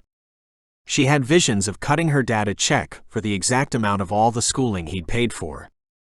Just to feel like she was free of all his favors throughout her young adulthood. Getting promoted to director of nursing was the only way that financial freedom could come. Even though she could give fuck all about a desk job, it constituted part of being a financially independent adult. Doing things you didn't want to do. Bucking up for the 9 to 5, even if the idea made your soul hurt. Yeah. For several years now. I'm on a domestic violence committee, which is how I got hooked up with Amara. We hit it off fast. He leaned against the back of the couch, arms crossed over his chest. The bulge of his bicep was a delicious distraction. Lex had always been fit, but he looked healthy now. Different than before, when he'd been cut but gaunt. So which hospital should I show up at if I break my nose again? She grinned, refilling her glass of water. St. Vincent's. He nodded, studying the floor like he was about to say something. Silence stretched between them. Lila took a gulp of water. Where are you working? With Travis, right? Yeah, I'm at the gym. One of the trainers, working at his MMA camp too. Pride rippled through her. It was the best outcome she could have imagined for the man she'd left 5 years before. He was an expert in defense, though his skills had led him to the dark side when younger. Right into the gaping maw of gang life, where he'd fought for money and almost died too many times to count. And maybe that was another reason why she'd gone into nursing after she'd left him. Wondering if he might come through the at night during work. So she might have a chance to truly save him. That's really cool, Lex. She studied the countertop, wrestling with the emotions ballooning inside her. Though she wondered about him all the time, his face always hovering in the back of her mind, she'd made peace with the fact that she'd never really know him again. This unexpected encounter felt like a gift somehow. One she wasn't quite sure how to open. He gnawed at the inside of his lip, eyes dark and confused as they darted over her face. You seem like you're doing really well. I am. He scratched at his arm, gaze snagged on something in the corner. Finally. The small nod to the past caused an upwell of emotion, one she had to swallow back with another gulp of water. Their breakup had almost destroyed him, so she'd heard from mutual friends at least. She hadn't stuck around for much of the aftermath, but she still held the weight of that guilt on her shoulders. And you look like you're doing well too, he added, scuffing around the living room in another sweep for the keys. It's real nice to see you again. Real nice was an understatement. It was also bizarre and frightening and strange and relieving. Like acknowledging a wound she'd been pretending wasn't seeping for years. Lex clucked his tongue, then bent to reach for something on the bottom shelf of her bookcase. He stood, dangling his keys in his hand. Got him. Disappointment shivered through her. Though she didn't know quite what to say to him, she wanted him to stay. Just so she could be around him. Drink him in. Great. I was worried you'd have to call a tow truck. He headed for the door. She followed in his wake, gobbling up as much of him as she could before he walked away, the swirls of a tattoo peeking out from the sleeve of his t-shirt. The stubble on his jaw, a shadowy prickle that had left the insides of her thighs raw on so many occasions. The confident swagger that, even in her apartment, made parts of her melt in adoration, made her want to climb into his arms and never leave again. Damn you, Lex. Beneath that dragon tattoo, he'd inked their inside joke onto the top of his ribs. Lilo. Their celebrity name he'd always claimed. A combination of their names, Lila and Lo. Did he still have it? She was so desperate to know her palms started itching. Maybe he'd covered it up with a huge red X the week after she'd left. Hand on the doorknob, he turned to face her. She tilted her head back to look up at him, inches away, his heat pouring into her, making her dizzy. Her skin prickled with goosepimples as she anticipated his touch. The warmth of him that still haunted her dreams. His gaze lingered on her chest, and then he yanked his eyes up to meet hers. Her cheeks heated up, her nipples were two tight points beneath her tank top. Like Lex wouldn't notice something like that. Like he wouldn't know he was the sole cause of it too. You should come see me sometime. His voice came out softer, almost pleading. At the gym? He jerked his head into a nod, searching out her gaze. She swallowed hard. Okay. Yeah. Maybe I will. He squeezed her shoulder, running his hand down the side of her arm. She opened her mouth to ask him to stay, but a knock sounded on the door. They both stared at the door, then Lex arched a brow. Expecting someone? No, I'm not. She pulled open the door, and then her eyes widened. Mason stood there, a rumpled polo shirt over khaki cargo shorts. His neatly cropped hair looked mussed, as if he'd rolled out of bed and come straight here. Mason. He sighed with relief when he saw her, pulling her into his arms. There you are. I was so worried. Lex straightened. Tension sparked in the air around her, like water on a live wire. Christ, was he serious? Lila tried to push Mason off her. Confusion slammed through her. Mason what? Lex stepped away from the door but didn't take his eyes off Mason. I should get going. Mason clenched his fists. What are you doing here? Lila's heart raced, anticipating all the ways this could end poorly. And if Mason provoked Lex this time, Lex wouldn't be obligated to make sure Mason walked away unscathed. Lex drove me home last night, and I let him sleep on the couch. She glanced up at Lex, who studied Mason with a fierce neutrality, as if calculating exactly how to take him down. He was just heading out. Don't let me stop you. Mason stepped aside, gesturing toward the open door. Must have been some girls' night if this dude showed up. Amara and I ended up at the same bar as Travis and his colleagues. Everyone was celebrating the series. She caught herself. Are you rationalizing your choices to him? You don't do that. This needs to end. Lex was nice enough to make sure I got home safely. Lex sniffed as he stepped past. Maybe you should have been the one to take her home, bro. Lila's stomach plummeted. Lex was a fierce protector. She could tell from his tone that his words were an indictment. Mason bristled. Don't worry, I won't need your services next time. Bro. What do I owe you? Lila yanked at Mason's hand to get him out of the doorway so Lex could pass. This was getting ridiculous. And potentially dangerous. Stop it. Thanks for your help, Lex. I appreciate it. Lex strutted out of the apartment, his eyes on Mason. His gaze flicked over to find hers for the briefest of seconds, and confusion shone there tinged with anger. He disappeared down the hallway, his back straight, his cool saunter perfected. She watched until he rounded the first corner, a trembling breath escaping her once he was out of sight. Keeping the door propped open, she turned to find Mason pacing the living room. Now you need to go too. Why? Don't talk about me like I'm your property, she said, fixing him with a glare. And I'm not your girlfriend. Oh no.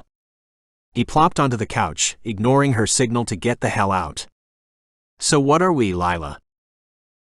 Nothing. This is what you're not getting. She stabbed her finger at the hallway, her headache blooming into a throb. I told you weeks ago that we're better off as friends. And I mean it. Oh, excuse me for giving a shit. Mason popped to his feet, eyes fiery on her. Friends check on friends. What the fuck should I think when I come over to do just that and there's a goddamn MMA fighter in your living room? Girls' night, my ass. It doesn't concern you. But you lied. Frustration kicked up to a boil. This was way too much for this level of hangover. I didn't. I used my one night off to go have some drinks, and I did. And it doesn't concern you. Now go. Yeah, I'm sure that's not all you did. He scoffed.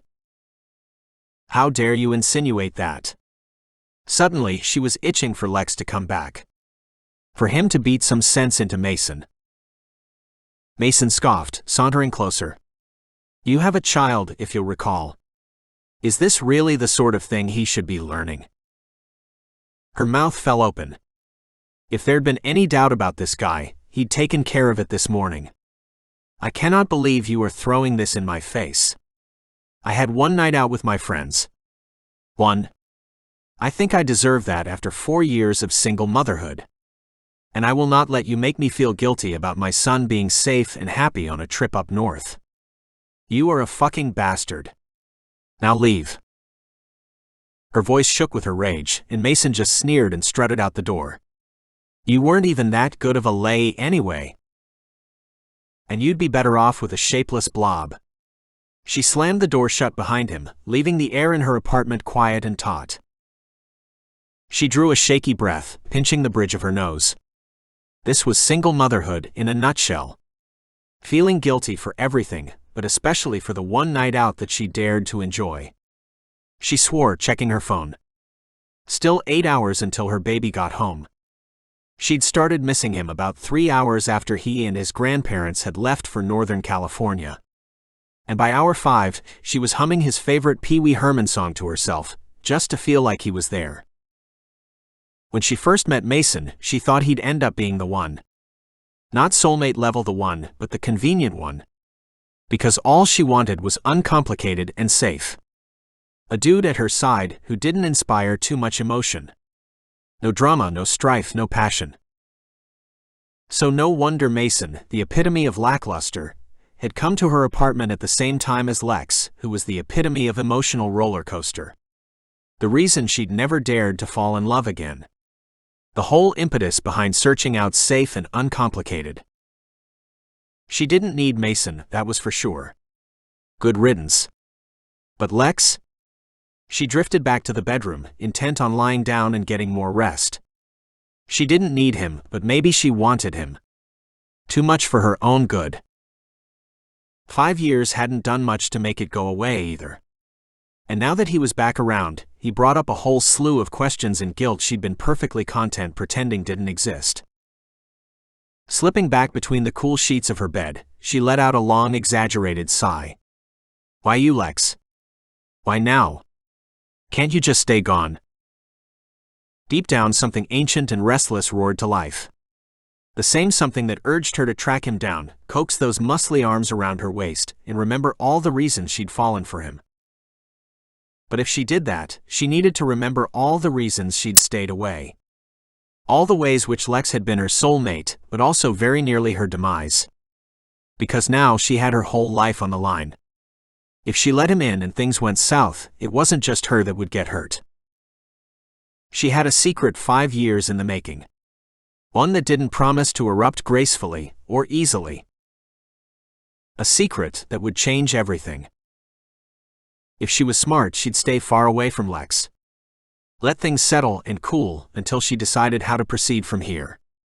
No more dangerous flames, no more desperate wild devotion. So all she had to do was continue life as usual. Without Lex. That was it. Lila rubbed at her face, feeling that burbling well of restless heat pumping through her. Now that she'd gotten a glimpse of this new version of Lex, she just hoped she could remember what life as usual entailed. Chapter 5. Lex planted himself like a tree trunk, pummeling the punching bag so fast his fists were a blur. 1 2 3 1 2 3. The counting alongside the punching was a meditation he relied on, sometimes the only thing keeping his head above water. The heavy red bag wobbled and swung. Lex needed this outlet in the worst way. The pressure in his head reached frightening levels when he thought too much about Lila, which was all he was doing these days. Her showing up at the filming last Friday officially rocked his world off axis. He'd spent 3 days now trying to come down from the weird encounter in her apartment. No matter what he did, he couldn't think straight. She's fucking you up just like the old days. Weird how it was nostalgic in a way.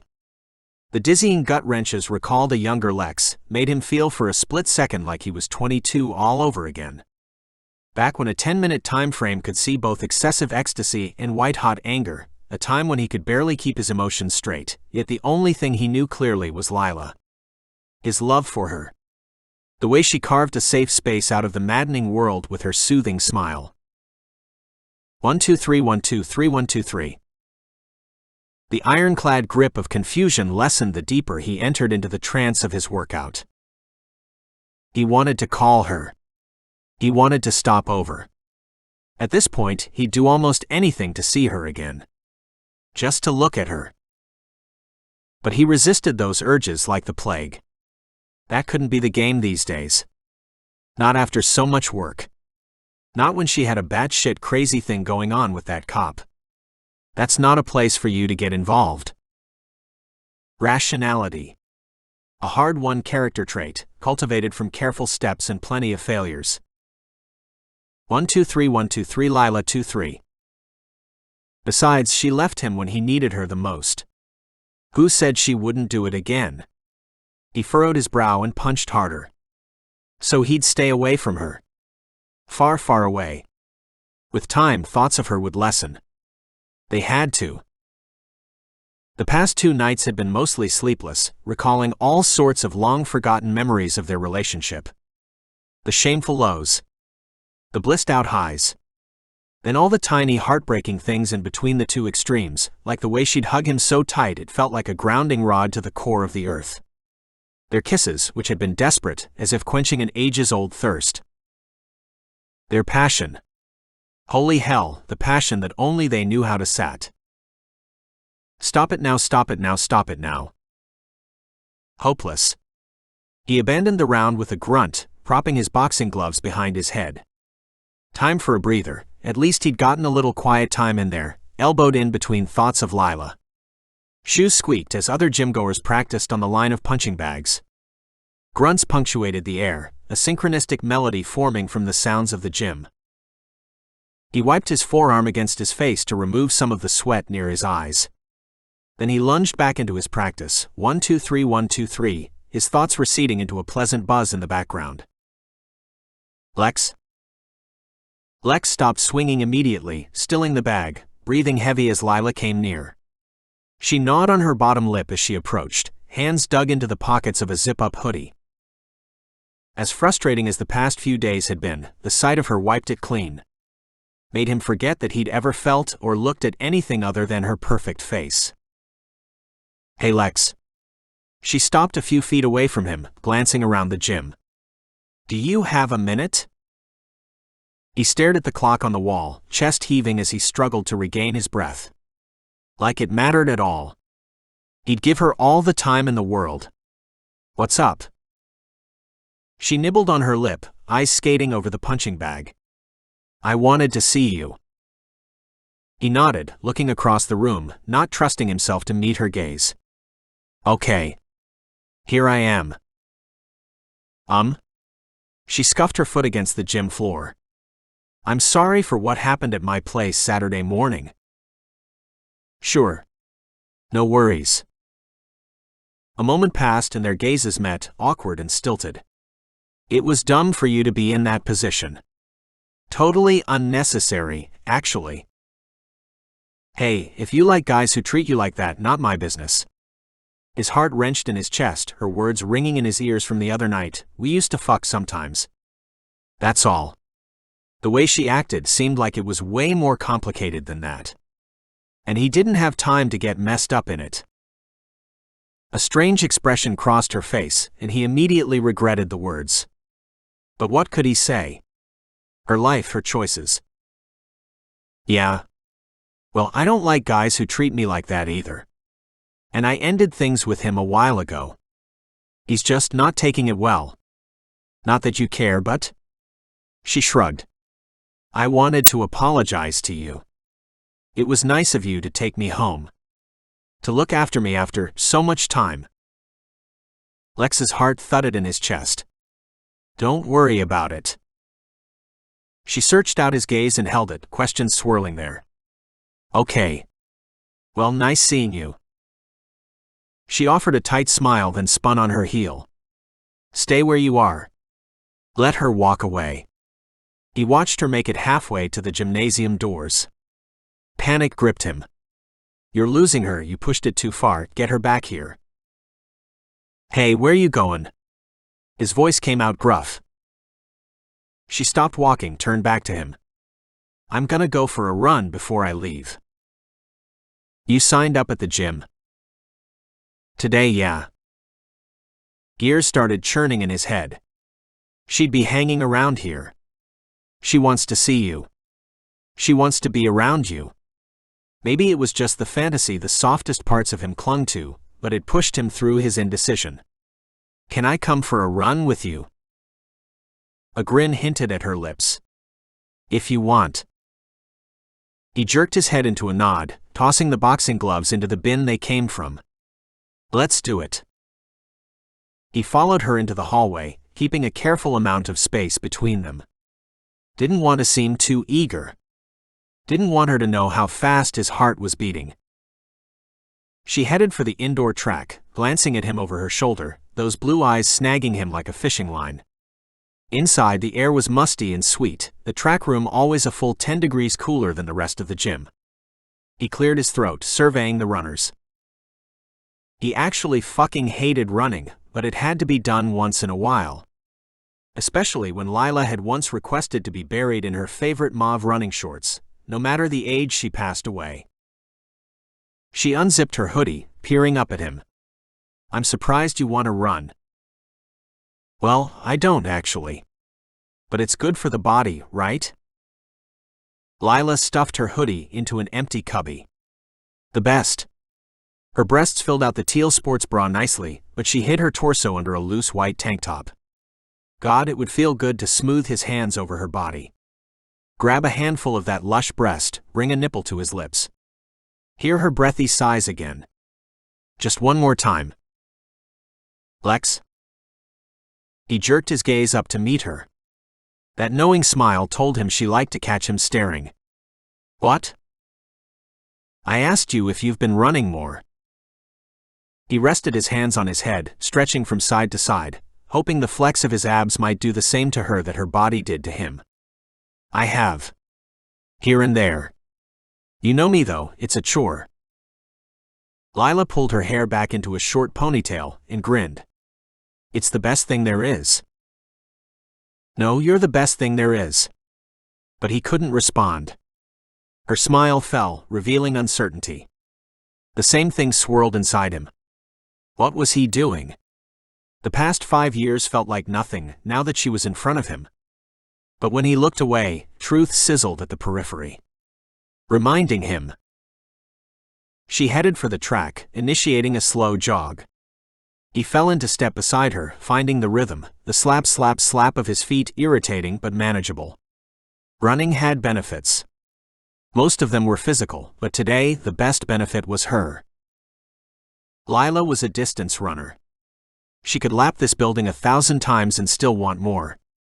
He'd always admired the way it served as her sane, safe space, just as he could find his in punching the shit out of something. They jogged together quietly for a while. The more his brain calmed, the more a single thought rolled around. Without realizing, it leapt out of his mouth. So you broke up with that douchebag? She glanced over at him. If you can call it a breakup. Silence stretched between them as Lex weighed what to say next.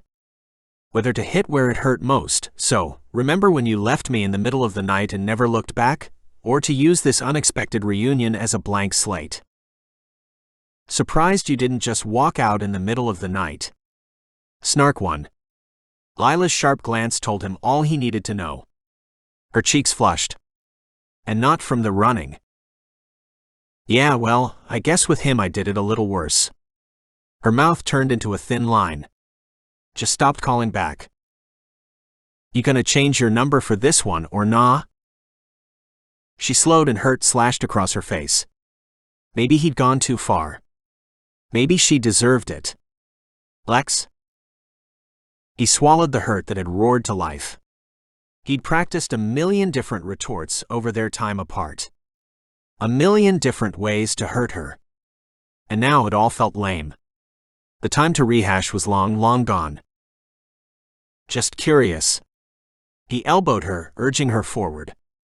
Because if you change it again, I'll need the new number. The air between them on the track bloated. He could practically hear the confusion clanking around in her head. Sorry. Once you're blocked, she deadpanned. And this time, he didn't know if she was serious. His stomach pitched downward. Then why'd you show up? Trying to break your own rules? This time she stopped running altogether. Hands rooted on her hips. I don't know. Okay? Maybe I thought it was a good idea to see you again. He stopped running too, running his hand over his upper lip. He approached her slowly, and she took a step backward. Come on, long-distance Lila. Don't stop now. She eyed him uneasily, like older kids watch the jack-in-the-box before it pops. And then her glow returned. The one that preceded shit-talking. Thought you might need a breather. Shitty runner and all. He fought a grin, shaking his head. They resumed a slow jog. The space between them felt crisp and light, like a summer rainstorm wiping away dense humidity. So why were you with him? She let a couple jogs go by before she answered. It's complicated. He knew that all too well. The past 3 girlfriends of his were the textbook example of complicated, drama-filled, angsty, and untrusting. The opposite of what he wanted. All right. So you're single? Yeah. I am. A few moments of silence stretched between them, punctuated only by their soft breaths. Why does it matter to you? It doesn't. This time her brows drew together to form a straight line. Okay. Still blocked, you know? Not much I can do. The swish of her ponytail was a blonde metronome. "You're right." An ache formed in his deep calves, one to match the ache that had blossomed suddenly in his chest. She had come to see him. That meant she still wanted him, on some level.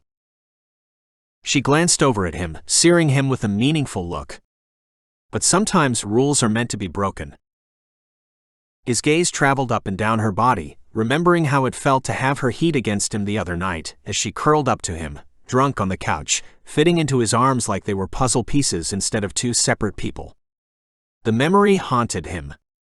It was like wandering for too long without water, and then taking a sip of the coolest waters possible. "We've got a lot of catching up to do," he said, pushing himself to keep pace with her. "It's been a long damn time." She looked over at him, face totally flushed. He suspected it wasn't from the run, which by her standards, barely qualified as a walk in the park. Too long, maybe. That was an opening in the doorway, if only a slight one. Through the glass windows overlooking the hallway, he saw Maya, the front desk girl, coming toward the track room. No doubt his next client had arrived, meaning the Lila daydream had to end. "So your new number. You can tell me it," he said, running faster to get in front of her and then jogged backwards, grinning at her. "I won't forget." She laughed but didn't say anything. He stumbled. Running backwards was hard shit. "I won't send any nudes either." He paused. "Unless you want me to." She burst out laughing and slowed, shaking her head. "You're being optimistic." The main door swung open, and Maya poked her head in. "Lex, your 1 o'clock is here." He nodded at her from across the room and gave her a thumbs up. He straightened his path and caught the sly grin Lila sent his way. "Look at you. Falling all over yourself the second you find out I'm single." He bit back a grin, keeping pace beside Lila. "I haven't fallen once." When they neared the doors and cubby area, he slowed. Lila slowed with him, a good sign. Lila sized him up, hands on her hips as they stood near the doors. "You got your phone on you?" He scrambled to get it out of his pocket. "Go for it." She rattled off the number, and he put it in his phone, heart beating faster from her nearness than the 5 laps they'd done. Once he had it saved, he pocketed the phone and beamed at her. "No nudes," she warned playfully. "Unless you ask real nice," he said, turning toward the door. "Hey, what are you doing this Friday?" She shrugged. "Might be working." "Why?" He cocked a grin, narrowing his eyes at her. "Nah, I'll text you about it." "See you later, Lila." A whoosh of warm air greeted him when he tugged open the door, and he jogged toward the front of the gym, head spinning and light like it was full of helium. He had her number. But more than that, he'd seen the look in her eyes. The spark was still there, and this conversation had been kindling. He'd coax it to a fire. Because now he knew. Something about today had wiped the muck from the window. Her reappearance was a second chance. Chapter 6. Lex finally texted during work the next night. The relief that stormed through Lila's body was all the sign she needed. She'd been desperate to hear from him, achingly aware of every second passing since giving him her number. Just like they were 18 again, and he'd asked for her number after a tutoring session. She'd kept the phone within finger's reach then the same way she did now. Except she was in the middle of a busy shift at work, and the pace didn't slow down for anyone in St. Vincent's. Lila didn't open the text, just saw enough of the preview on her main screen to know it came from him. Texting during her shift was a strict no-no, and she had a stroke patient whose charts were overdue. Besides, if the department manager saw her texting during her shift, Lila could kiss this promotion goodbye. She'd been putting in long hours, picking up extra shifts, working herself to the bone to prove her aptitude. There would be no question in anyone's mind, the most qualified candidate was Lila. She launched into her charting, thoughts of Lex fading into the background but still present, a quiet buzz in the back of her mind. The was chaos tonight, and luckily, she had only 1 more hour until freedom. Her managerial proving workload was generally 8 a.m. to 8 p.m., though occasionally she'd take an overnight shift by request. Hospital life was so taxing, however, that her 4-day weeks were essential for maintaining peace of mind. She tried to schedule her 3 or sometimes just 2 days off consecutively as much as possible, so that she wouldn't lose hope for humanity or an ounce of compassion for her patients. Lila, new arrival in room 6, broken arm. The charge nurse, Alice, tossed a terse smile her way as she hurried through the nurses' station. She jerked her head into a nod, not ripping her eyes from the laptop screen as she finished the final piece of her chart. Be there in 5. Buttering up Alice was an important step to snagging the promotion. Responding to every little thing she wanted would get Lila the recommendation she needed. Most of Lila's competition was external, applicants coming from other hospitals, probably way more qualified and experienced. In a few years she'd be 30. Exactly the age her father had made his first million, as he always liked to remind her. Her own bank account betrayed just how far away from her first million she truly was, but part of her still thought she could turn things around. As director of nursing, she could make her first million by 35. And wouldn't her dad just love that? Her phone buzzed in the front pocket of her scrubs, and excitement trickled through her. Wondering if it was Lex. What he might say. Whether he'd just jumped to sending the nude picture anyway. But no. Not now. She typed furiously to finish her chart and then saved everything twice, closing out of the patient's file and moving to the new one. She scanned the info on her screen as she headed for the patient room. She loved the fast pace of the ER and all the different challenges it presented in a single shift. It was the only job where 12 whole hours could feel like one. And it was perfect for days like these when she wanted to not think about something like Lex and all the ways she still wanted him, despite what a bad idea it was. Rapping lightly on the door, she poked her head in before pushing through. A mother with a shocking spray of curly black hair smiled up at her, while a small boy whimpered in her arms. Hello, I'm Nurse Lila. She set her laptop down and immediately approached the boy, bending down to look him in his watery eyes. I'm happy to see you two today. What's your name? He sniffled, and the mom responded for him. This is Darian. We think he broke his leg when he fell off the jungle gym at the playground. Ah, poor guy. She nipped at his elbow, and he nuzzled into his mother's chest, a slight sob escaping him. We're going to get him into X-ray in just a few minutes, Lila explained, tugging the vitals machine toward them. But first, I have to get your secret information. She gasped playfully, bending down to look him in the eye. Can you help me find out what your numbers are? Lila prompted him to provide his arm and fingertip as needed, without him being any the wiser that he participated in scary hospital things. She smiled warmly at Darian, though her chest tightened. It was hard seeing babies in pain. Becoming a mother had softened that edge in her, permanently. You're doing so well, she whispered to Darian, tousling his hair. You want me to get you a sticker? I know where some really cool stickers are. Darian sniffled, looking up at her through a break in the tears. And then he nodded. The hint of a grin told Lila she'd at least distracted him for a moment. And that was a success. Once his vitals were taken, she squeezed his hand, sending him one last reassuring smile. I'm going to get a wheelchair, plus about 18 stickers, and we'll go for that X-ray. Her phone buzzed again in her pocket, and she slipped, allowed herself to shake the work mindset, yet lost in the breathy wonder of what might be waiting on her phone.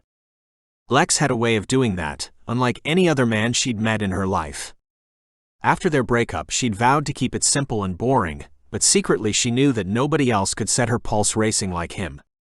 It was like ancient knowledge, bone deep, that blossomed only when he was around. He could conjure and coax feelings out of her that bordered on dangerous. And she wouldn't let him stake a claim so easily on her personal life. Not after so much time apart, not after so much work to be responsible, professional, and successful. She moved through the rest of her shift quickly, getting Darian in for X-rays and then wrapping up his charts before the next shift of nurses came on. Tapping in her clock-out code on the main computer, she grabbed her purse, hurrying away from the nurse's station. "Bye, ladies, see you tomorrow." She waved over her shoulder, excitement thrilling through her. She hadn't felt this way about a guy since Lex. The first time around. Lila sprinted to her car, leaning against the driver's side of her red sedan as she assessed her phone. Her heart pounded in her chest, but not from the short sprint. Lex had sent 3 messages. She inhaled sharply as she read them. "Hi Lila, it's me, Lex. I've been trying to write this message for hours, this shit is hard. What can I even say after 5 years? I want to see you. Desperately. You came back into my life, and I'm not ignoring it. Let's hang out on Friday, there's this party I'm going to for the series premiere, you should come. P.S. You look fucking killer. I can't stop thinking about you." She stared at the messages and read them and reread them. A huge sigh escaped her. This was exciting. This was flirtatious. This was utterly impossible. Part of her wanted it. Oh, she wanted it so bad. She wanted romance and date nights and the excitement of whisking away to someplace new on a Friday night. And more than that, she wanted to do that with Lex. But she couldn't. Not with Lane. Not with this workload. She finally mustered the attention to search for her keys and opened her car, sliding into the driver's seat with shaky legs, feeling like she'd just run a marathon.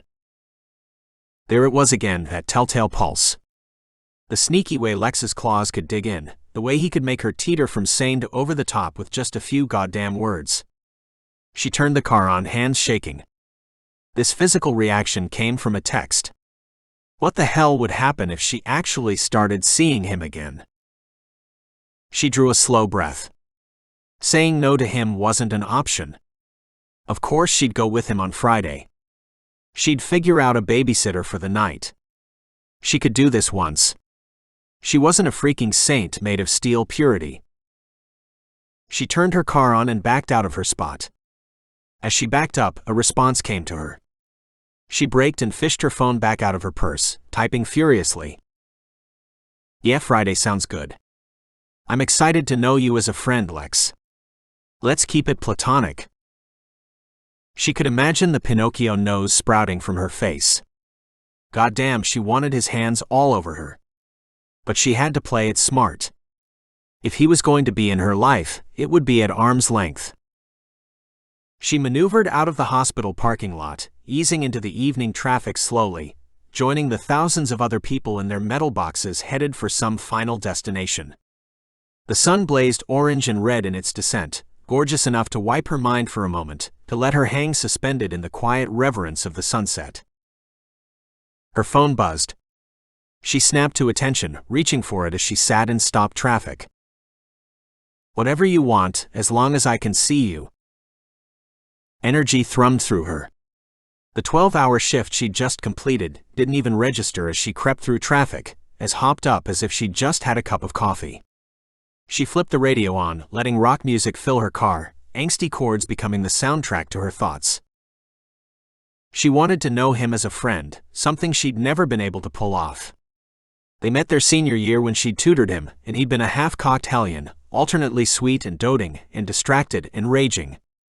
But they'd always gotten along, even when he'd show up bruised and battered after raucous weekends of proving himself. Their friendship existed only because Lila kept it that way. Lex tried his damnedest to be with her. His efforts paid off about a year after high school graduation. When he tried to kiss her on the beach, she let him. And it was just a downhill race from there. Like it would be again, if she gave in to those damnable lips. She gripped the steering wheel so hard her knuckles turned white. Some girls had it easy, their exes stayed gone or lost interest. But already she could tell the slightest waver would have Lex hounding her for more.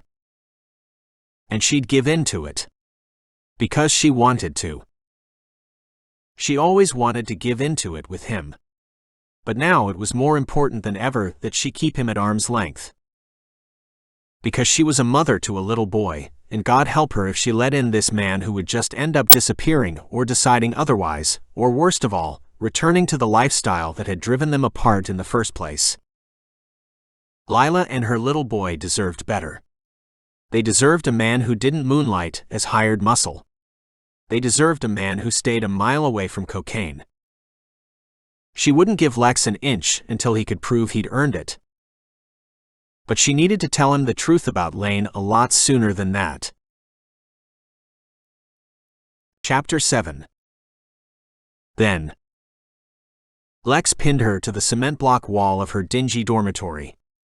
She giggled through a kiss, loving how just a couple days apart felt like an eternity. Was there anyone she'd ever been more excited to see in her entire life?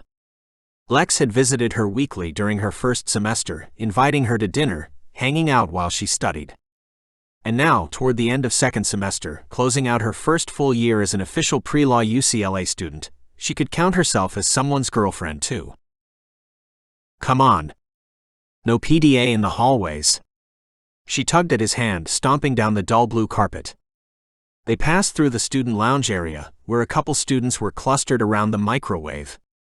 They barely spared glances as she and Lex walked through. Fine. I'll keep my PDA to the bedroom. Then it won't be PDA, she countered, sending him a mischievous grin. Still is, he insisted, a hint of his cologne reaching her. His olive skin shone in the yellow lighting the hallway, his long dark lashes the stuff of fantasies.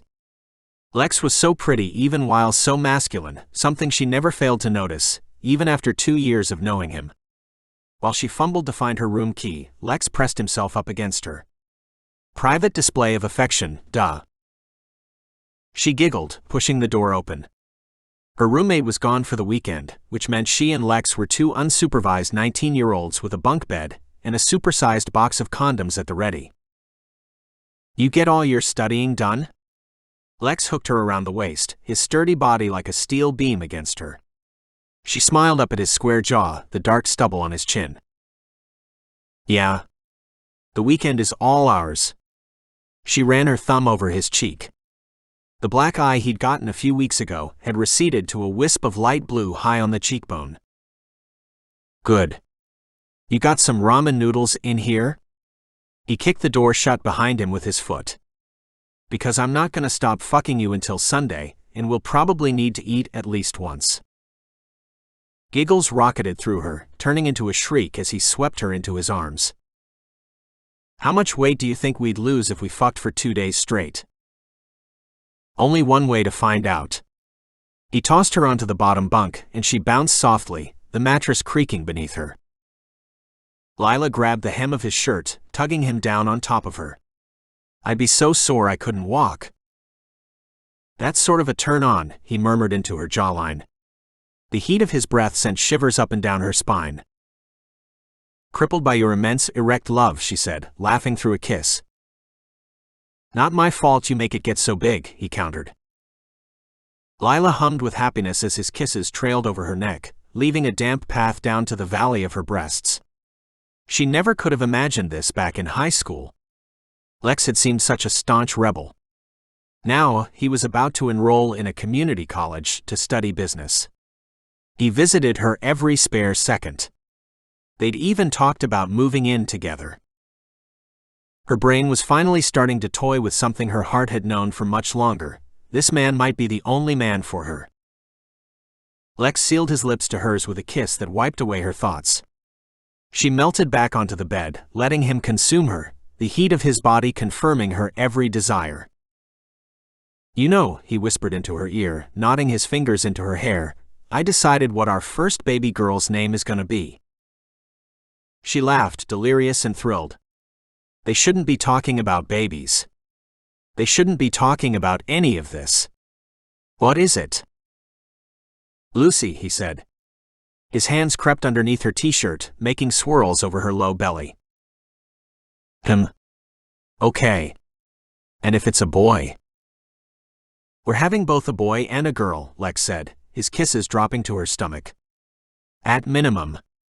And if it's a boy, we'll name him Lane. Another laugh rippled out of her. It felt too right. She couldn't even argue with him. Okay. I like the names. I'll do it. He bit her hip, his eyes swirling with mischief. We'll be a family of L's.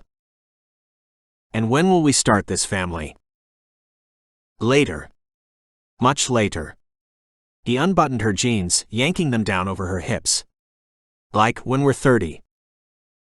Tears pricked her eyes for some stupid reason.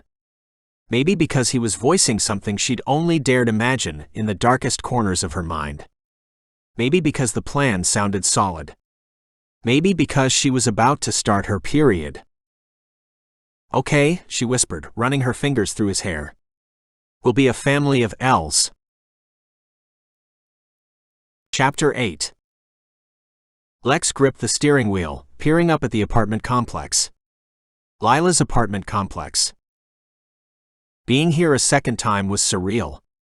The first time was just helping her out. But this was purposeful. Possibly even heading somewhere. Doubts had been burrowing all week since he'd seen her at the gym. Reminding him of the fact that she left him, so why was he offering himself up like a sacrifice a second time around? Maybe this was stupid. Or maybe he was just a sentimental asshole who couldn't say no when it came to only one specific woman in the entire world. Lex fought the urge to run toward the apartment building, but took the steps 2 at a time as he headed toward her apartment. At her door he gave a soft rap, his gut giving one last flop before she pulled the door open. And then there she was. His glossy blonde beauty, eyes crinkled at the edges as she looked him up and down. Hey you.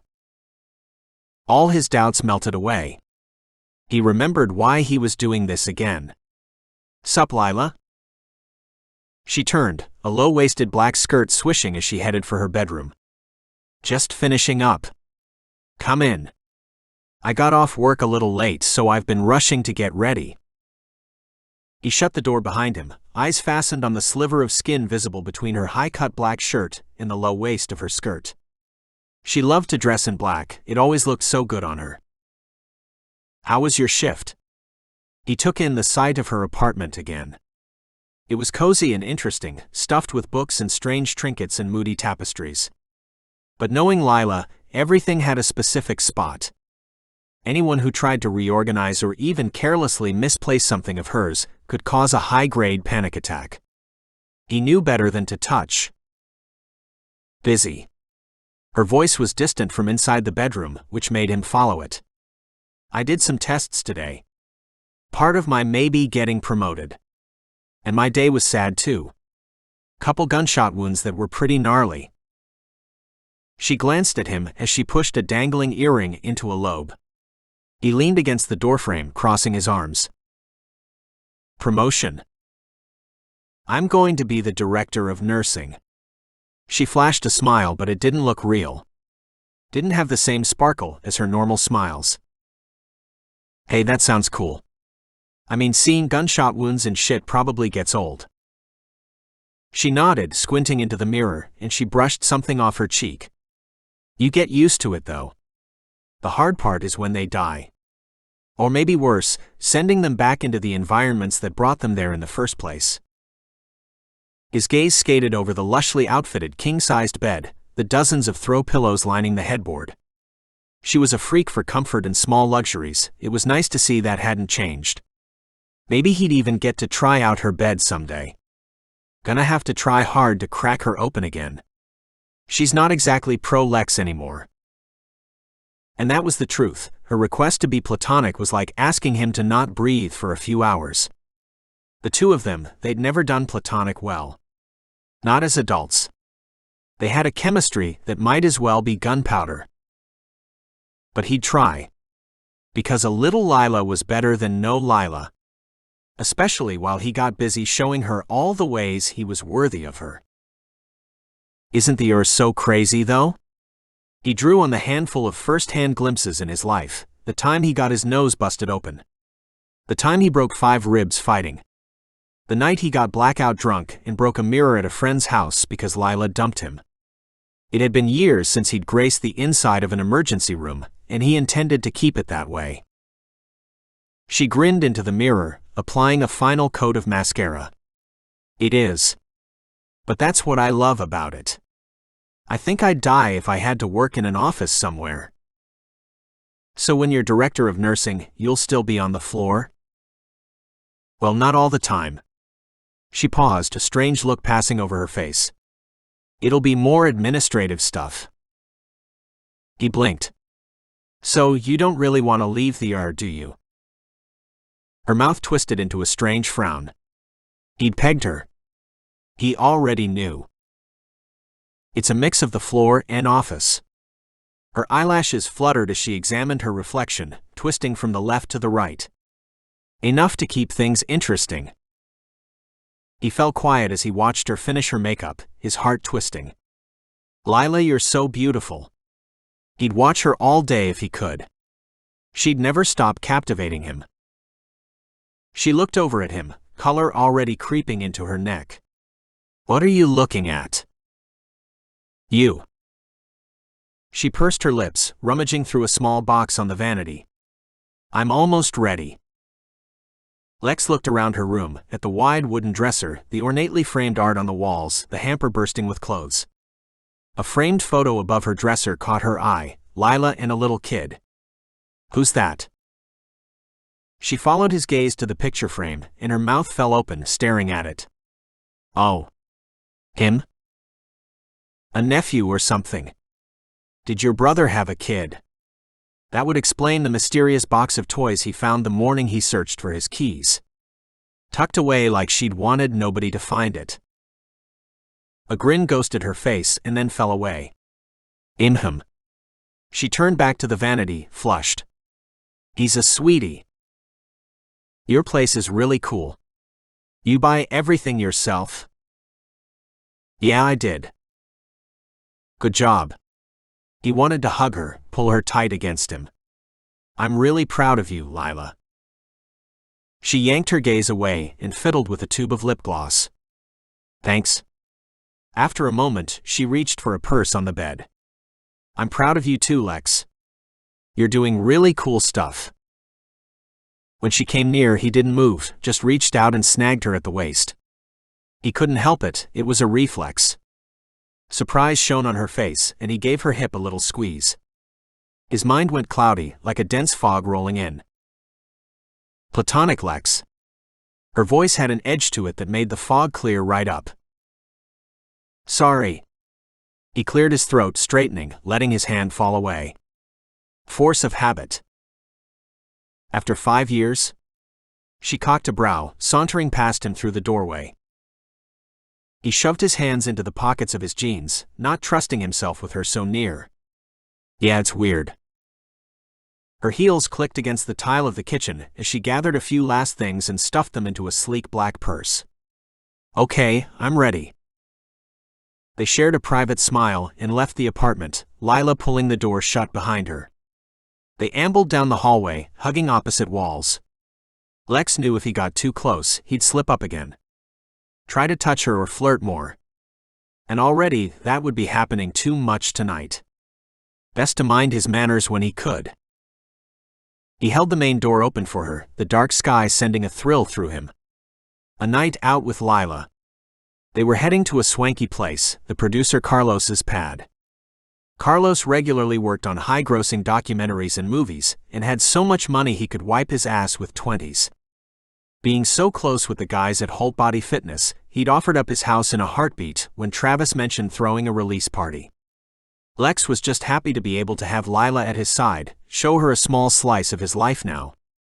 Rollin' with the rich guys, the successful people now.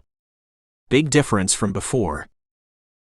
He led her to his 2-door sports car, grinning over at her. Remember this car? She squinted at it. Should I? I drove you home in it the other night. Clearly you were tanked. It's lovely, maybe I already told you though. She slid on the leather seat just as he did, their doors shutting at exactly the same time. They both laughed.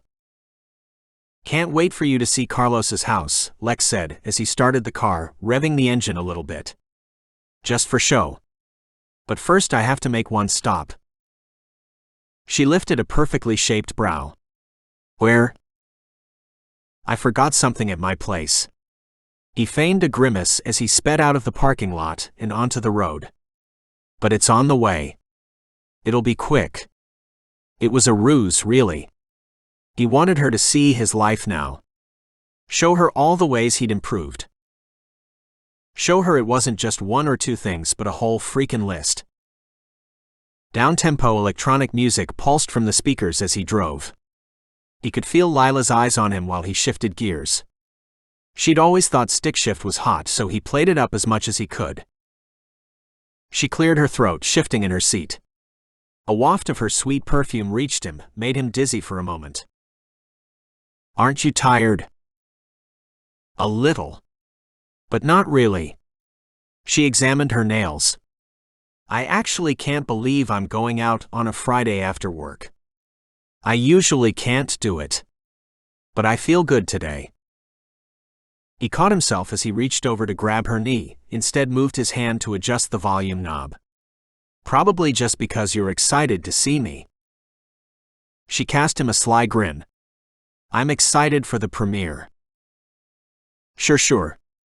He pulled onto the freeway, easily joining the fast flow of traffic. Now that you're part of the gym, you gotta stay in the loop. I get it.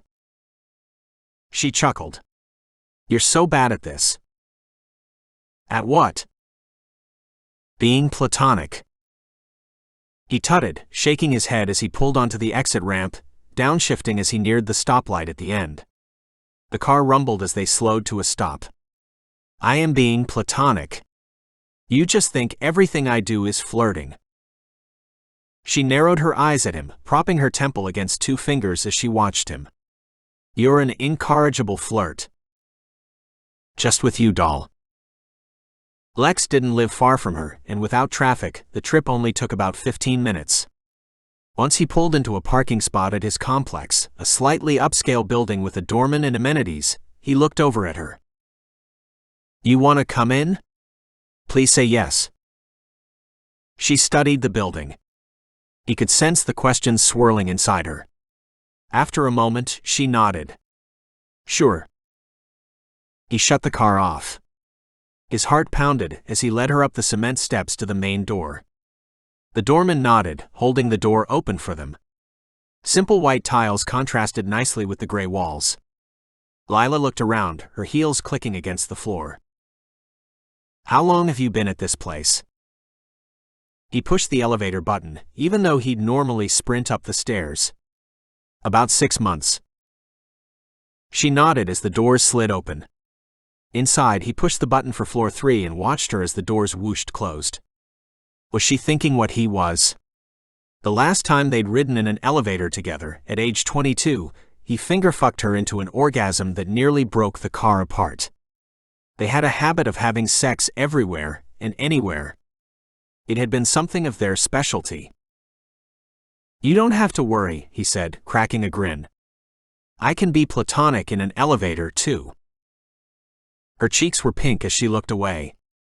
I'd hope so by now. The doors opened, and he jerked his head toward the right. My place is over here. He fished the keys out of his pocket, in front of the simple black door that led to his apartment. Pushing the door open, he gestured for her to go inside first. He watched her carefully, eager to witness her reaction. Showing her his place was more than just a moment of pride for him. It was like finishing up the final chapters to a book that they'd started writing together years ago. Here's how the story ends. Lex gets better. Lila is successful. And then they live happily ever after, together. But that last part wouldn't come so easily. He shut the door quietly, watching as she looked around, her face lighting up. Wow, Lex. Her gaze skated between the living area, flanked with big black couches, and the kitchen, where everything was organized and clean. He'd made it that way especially for her, partly to show her that her anal retentive self could coexist with messy Lex again. He'd put his dirty underwear in the correct place, and stopped leaving the scissors in the bathroom, or any number of things that used to drive her up the wall. Just for her. Stairs at the far wall climbed up to the loft area where his bed sat.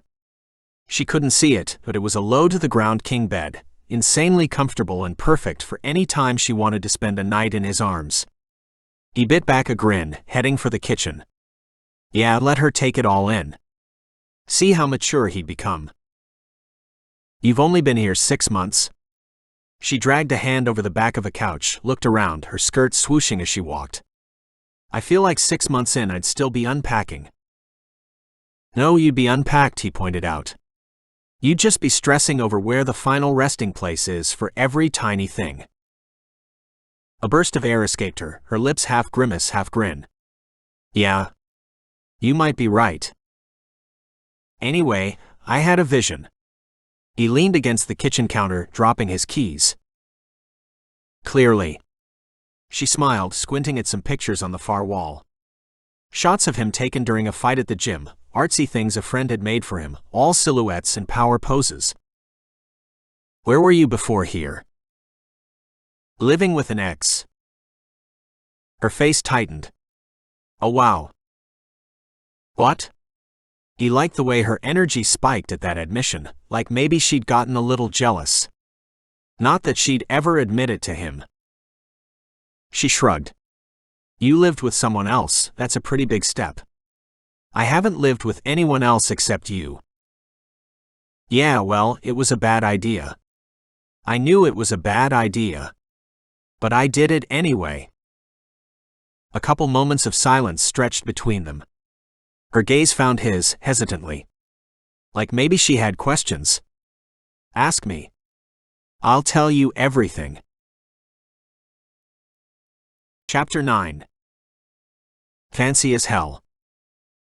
The words had been rolling through her head non-stop. Lila sipped at a glass of Bordeaux, surrounded by easygoing laughter and conversation.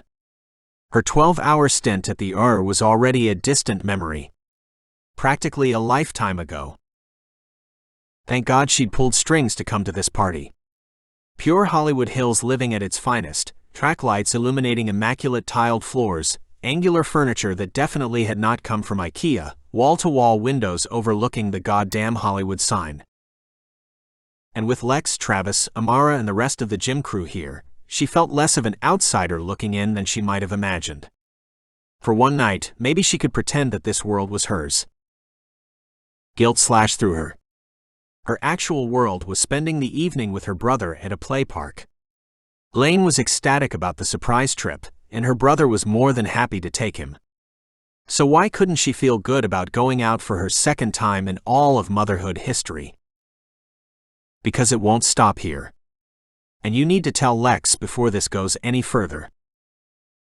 Carlos whooped, maybe the 5th time he'd done it since they'd arrived 15 minutes ago. Goddamn, you people are beautiful. Are we ready to screen? Murmurs swelled into shouts of approval. The whole production crew was here too. Over 30 of them all together, with room to spare in Carlos's apartment, everyone sleek and trendy, well coiffed, immaculately maintained. Lila didn't normally hang with a crowd like this, where the cost of everyone's shoes alone might break 6 figures. Lex nodded toward the big living room. Couches crowded around an enormous television on the wall. Black squares lined the walls in the living room, speakers built in. He guided her forward, his hand hot at her lower back. Let's sit down. Guests swarmed the available spots, and Lex sat down at the far edge of a plush brown leather couch. Lila looked around, calculating seat-to-ass ratio. Not everyone would have a spot on couches or chairs. Lex must have been reading her mind. Sit on my lap. He slid his hand over the curve of her hip, his dark eyes swirling with desire. Blast his Puerto Rican Israeli heritage, it made him irresistible. She acquiesced before she even realized it, turned and sat squarely on top of him, his heat burning through her. Amara's brother Eddie scooted in next to her, and then Travis and Amara at the far end of the same couch, sitting much the same as she and Lex. Amara cast her a sly grin from over there, her eyes twinkling.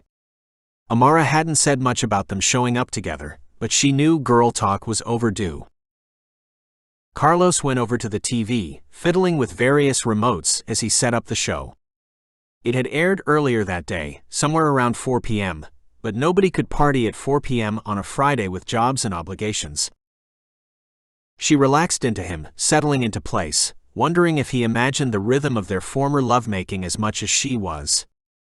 His cock was right there, beneath only a couple layers of fabric, practically pulsating between her legs. A homing beacon. Lex's hand smoothed over her right hip, leaving a hot trail. His hand wandered over her upper thigh briefly, her breath shriveled in her throat. His touch feels too good. You have to sit somewhere else. But she couldn't. No way in hell she'd deprive herself of this treat. She rocked forward a little, imagining his cock again. Maybe he was hard already. Carlos whooped again, and the television screen came to life. Everyone cheered as he queued up the first episode. Turning to the assembled party, he opened his arms. Ladies and gentlemen, I present to you, regular people fighting UFC champs. More cheering. Lex squeezed her hip, digging her fingertips into the flesh above her ass. She inhaled sharply, rocking forward again, pretending to adjust her position. Her pussy clenched. Please, Lex, I need it. I need you. Why do I want you so much? The screen flashed, and gritty rock music filled the room. Raw shots of Travis and Lex filled the screen, catching them in powerful poses, arms crossed, balling their fists, looking as tough and mean as they could get. Their names appeared at the bottom of the screen during their highlight reels. Both looked like sculpted warriors, the idealized Greek gods of war, oozing sex appeal and dominance, striking down anyone in their path. At the end of the intro, the title flashed across the screen in bold letters, and then it cut to light, lilting music, the face of a regular person filling the screen. Cheers erupted. Lila gasped. She hadn't realized she'd been holding her breath that whole time, and looked back at Lex. He grinned shyly, meeting her gaze briefly. He looked like a total badass on the screen, not that he wasn't in real life too, and her heart swelled as she watched. Enamored more each second. The first episode featured Travis. He rotated his torso as they interviewed him, perfecting the cocky, disinterested part. Nothing like the real Travis, really. These guys had their fighting personas down pat, which was both hilarious and enchanting. Guys had to play the hyper-masculine part, as much as girls who dressed up like divas on the weekend. Their first regular participant was an overeager office worker who had been a longtime fan of Travis since seeing him in Playgirl. The lady was early 40s, overweight, and had infectious laughter and shockingly red hair. The room roared with laughter during her interview. Lila watched the whole thing with a grin on her face, unable to rip her eyes from the screen. The guys were on to something. This series wasn't just well done, it was addictive. Or maybe that's just because you're biased toward one of the fighters. She rocked forward again, loving the way Lex's hand smoothed over her thigh again, sending prickles through her shoulders. She cleared her throat, pretending to be interested in adjusting her skirt, dragging her hand through the folds of fabric, searching out the line of his leg. He tensed beneath her when her hand traced the outline of his thigh beneath hers. She looked back at him, caught the glint of his eyes in the darkness. His other hand met the curve of her hip. He held her in place on top of him while he shifted beneath her. The heat of him pressed up against her back. In her ear he whispered, "Hey now. Keep it platonic." The grin threatened to split her face, but she didn't look back at him or else she'd burst into giggles. Caught red-handed. Surely Lex didn't mind either. Travis and the red-headed fan sparred a bit on the screen, laughter mingling with the surround sound punches and grunts as the two fought. Lex's hands gripped her hips, practically leaving burn marks. She flexed on top of him, barely, just enough to hint at it to make him wonder if she really was provoking him, and knew her panties were wet, almost worried she'd leave a stain on his jeans when she stood up. The episode wrapped up and credits rolled. Everyone cheered, and Carlos flicked the lights on. Damn dude. That was incredible. Travis raised his beer and toasted Carlos as he returned to his seat. Thanks to you guys for adding one more hit to my company, Carlos retorted, cackling. Hey, this was all my sister's idea, Eddie interjected, pointing at Travis and Amara. Which means I'm probably due some royalties 'cause I'm related. Travis threw his head back, laughing. Dang, Eddie. Anything for a buck. Conversation swelled in the room, and Lila raised her glass to clink against Eddie's, Lex's, Travis's, and Amara's. Music sprang to life again, and the crowd dispersed a bit, spreading out around the house. Lila didn't move, just looked back at Lex with a twinkle in her eye. What did you think? His voice came out edged with something, probably the same thing that made his eyes so dark and tempting. Amazing. She shifted on top of him so she could face him better. She propped her legs up on the couch in the space Eddie left when he stood up. This show is incredible, Lex. I had no idea it would be so professional. Yeah, I'll look pretty good knocking Mason's lights out in a few weeks, huh? She bit back a grin. He knew how to be smooth. All the time being smooth. Yeah, I guess you will. They shared a private glance, and Lex smoothed his hand over the top of her thigh, skimming over the fabric of her skirt. Enough people had moved to other areas that they could have a private conversation. You want another drink? He nodded toward her empty wine glass. Yeah, I could use one. Lex leaned his head back on the couch and furrowed his brow as he called out. "By Eddie." He waited a few moments, but Eddie didn't show up. Oh, stop it. Don't make him get me a drink. She giggled. He's got to because I am not moving. His gaze scorched over her waist and up to her breasts, leaving goosebumps in their wake. Sorry, doll. You sat down but you're not getting up. She giggled, leaning into him. What if I have to use the bathroom? Can't get up. You're mine. He wetted his lower lip, grinning a little as he looked her up and down. She caught herself before she reminded him about the platonic clause. That seemed totally out the window now. And how little time it had lasted, less than a handful of hours in each other's presence. You knew this would happen. She feigned sternness, crossing her arms. The heat of his big hands on her thighs prompted a slow pulse between her legs. Look, the whole party is moving. We should get up. He looked around and then sighed. Fine. She swiveled around to hop off him. When her feet touched the ground, Lex's hand slid over her ass cheek, sending heat streaking through her. She stood, glancing back at him. Sorry, he offered. You're not sorry, she said, pulling him to his feet. You're right. He slid his hand over the dip of her waist, but she turned away. There had to be some limits. For now at least. Until she couldn't avoid it any longer. Let's go get another drink.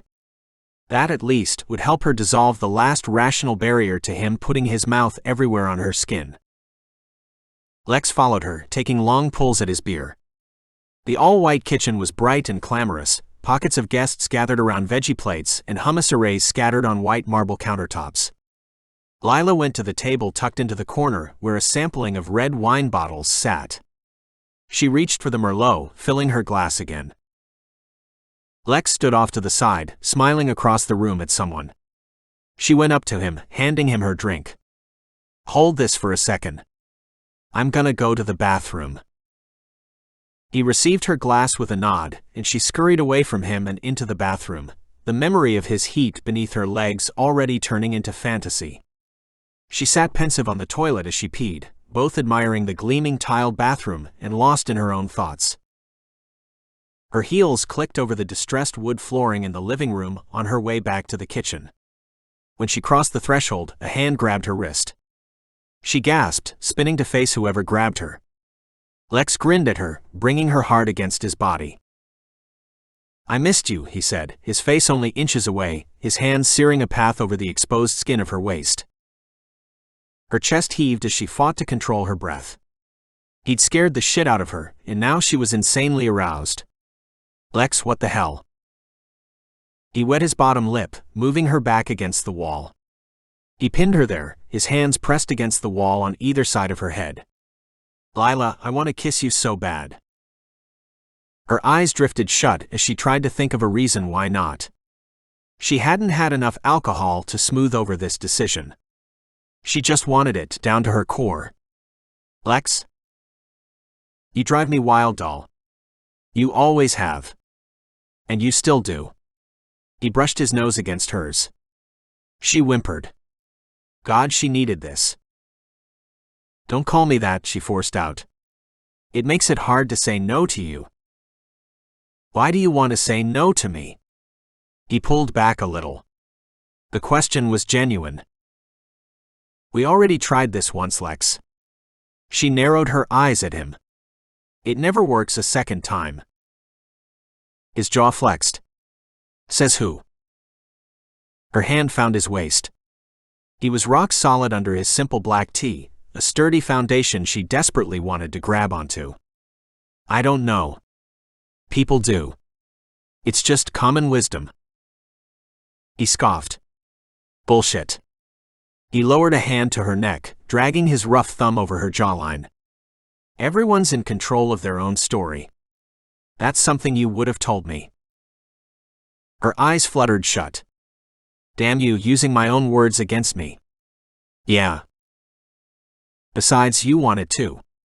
He brushed his nose against hers, then brushed his lips against her cheek. I felt you rocking on top of me out there. Lila knows what she wants. His words shuddered through her. He was the king of dirty talk. Her pussy clenched, and she knotted her fingers into his shirt at his low back. I do, babe. Shit. The word had escaped her, without even thinking it. It was over. It had been over from the second she saw him at the gym. She tilted her head up to look him in the eye. Kiss me, Lex. Chapter 10. Lex pressed his mouth against Lila's without a second of hesitation. Her flowery scent flooded him, the sweet tang of her breath, the tiny whimper that escaped her as their kiss turned into another and then another. His whole body buzzed and crackled as they kissed.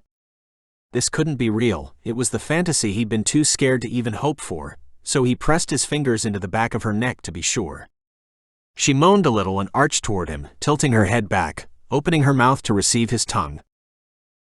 They kissed sloppily and uninhibited, time receding into a distant blur of light and murmurs, as if nobody else existed. Lex came to when cheers erupted around them. He disconnected for a moment, drunk on kisses, blinking at the scene around them. Carlos and the party guests raised their glasses to them, hooting and hollering. Lex grinned and dove in for more. Lila received him eagerly, hooking her arms around his neck, sealing his body against hers.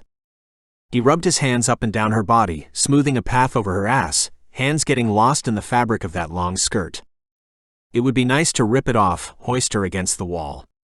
But not here. Even through the heavy fog of kisses, he knew that was a bad idea. They parted, and he pressed his forehead against hers, drawing ragged breaths. Fuck. She nodded, gulping. Yeah. Come here. He grabbed her hand, pulling her out of the kitchen, heading for the bathroom. She trailed behind him, heels clicking over the floor. He needed way more face time with this woman than what they could appropriately snag in the kitchen, in front of everyone. He burst into the bathroom, locking the door behind them. He pinned her to the white and gray marble countertop with his hips. Bright globe lights lined the mirrors, illuminating this encounter in surreal clarity. She smiled up at him, hooking her arms around his waist. This is much better. He cupped her face in his hands, absorbing all the pretty angles of her face, the white blonde hairs at her temples. Much more platonic in here, huh? She grinned but socked him in the side. He pretended that it hurt, then covered her mouth with his. They kissed again and again, one kiss leading to another more desperate kiss, until she was yanking at his bottom lip with her teeth, and he dug his fingertips into her ass cheeks. He hoisted her to sit on the counter. She spread her legs, welcoming him closer, clawing at his lower back to draw him nearer. Lex held her at the hips, dizzy and drunk on her scent and warmth. When they broke for air, he let a low whistle. Damn girl. It's like you haven't kissed anyone in years. Her chest heaved as she dragged her fingertips down the front of his chest. I haven't. I mean, I have. But not like this. Right. You're hungry. He took a light bite at the apple of her cheek. She giggled, burying her face in his chest. Lex, I missed this. Her confession stung, burrowed deep into his heart. What was this? Just the cream on top. They'd always been good at the good stuff. It was all the intensity and drama behind it that made things difficult. Did she miss that too? He brought a hand to her head, stroking her hair lightly. Me too, doll. She lifted her head, gaze darting over his face. But this isn't anything, you know? It's just kissing. A few heavy beats went by, dragging like a boulder. We shouldn't fool ourselves. He stilled his hand, studying the white swirls in the countertop. Fool ourselves about what? About this. She rested her chin against the swell of his pectoral muscle. It just feels good. That's all. Her words were simple but rimmed with knives. He agreed with her as much as he disagreed. He worked his jaw back and forth, his finger tracing a lazy trail over the fabric covering her thigh. It feels real good, he said, then still stilled his hand. You think that means we shouldn't? Indecision danced in her eyes. He could still read her like a book, and this book was a choose-your-own adventure with no fixed ending. They could stop now. Or they could drag this out to another painful ending. Maybe it was time for him to be the adult. The one who said no. Maybe it was time for him to finally break through the Lila haze. I don't know, her voice came out a whisper. Maybe you're right. The words were spilling out before he could think better of it. We should stop now. Before it gets messy. He swallowed hard. The words sounded right but felt like someone else was saying them. Before you leave me again, and another 5 years go by, and we have to meet up at some other gym in LA. It was only a half joke. Her nostrils flared. What makes you think I'd leave again? You have a history. Yeah, well, so do you. Her words fell like an axe and the fight went out of him. He squeezed his eyes shut, pressing his forehead against hers. So what do we do? I don't know. He ran his thumb back and forth over the black fabric of her skirt.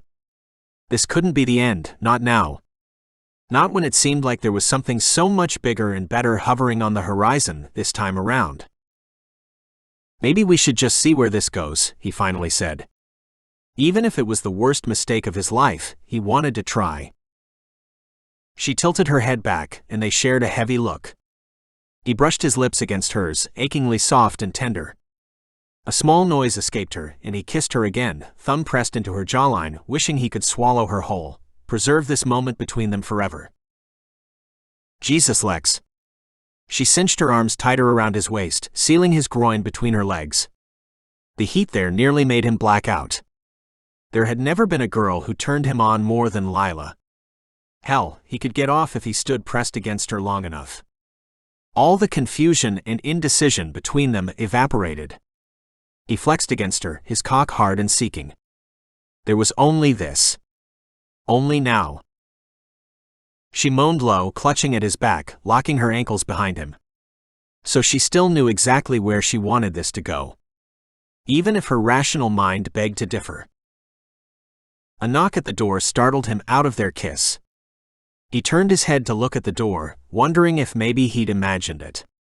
Knock, knock, knock. Nope, definitely had to be someone eager to pee. They shared a scared glance.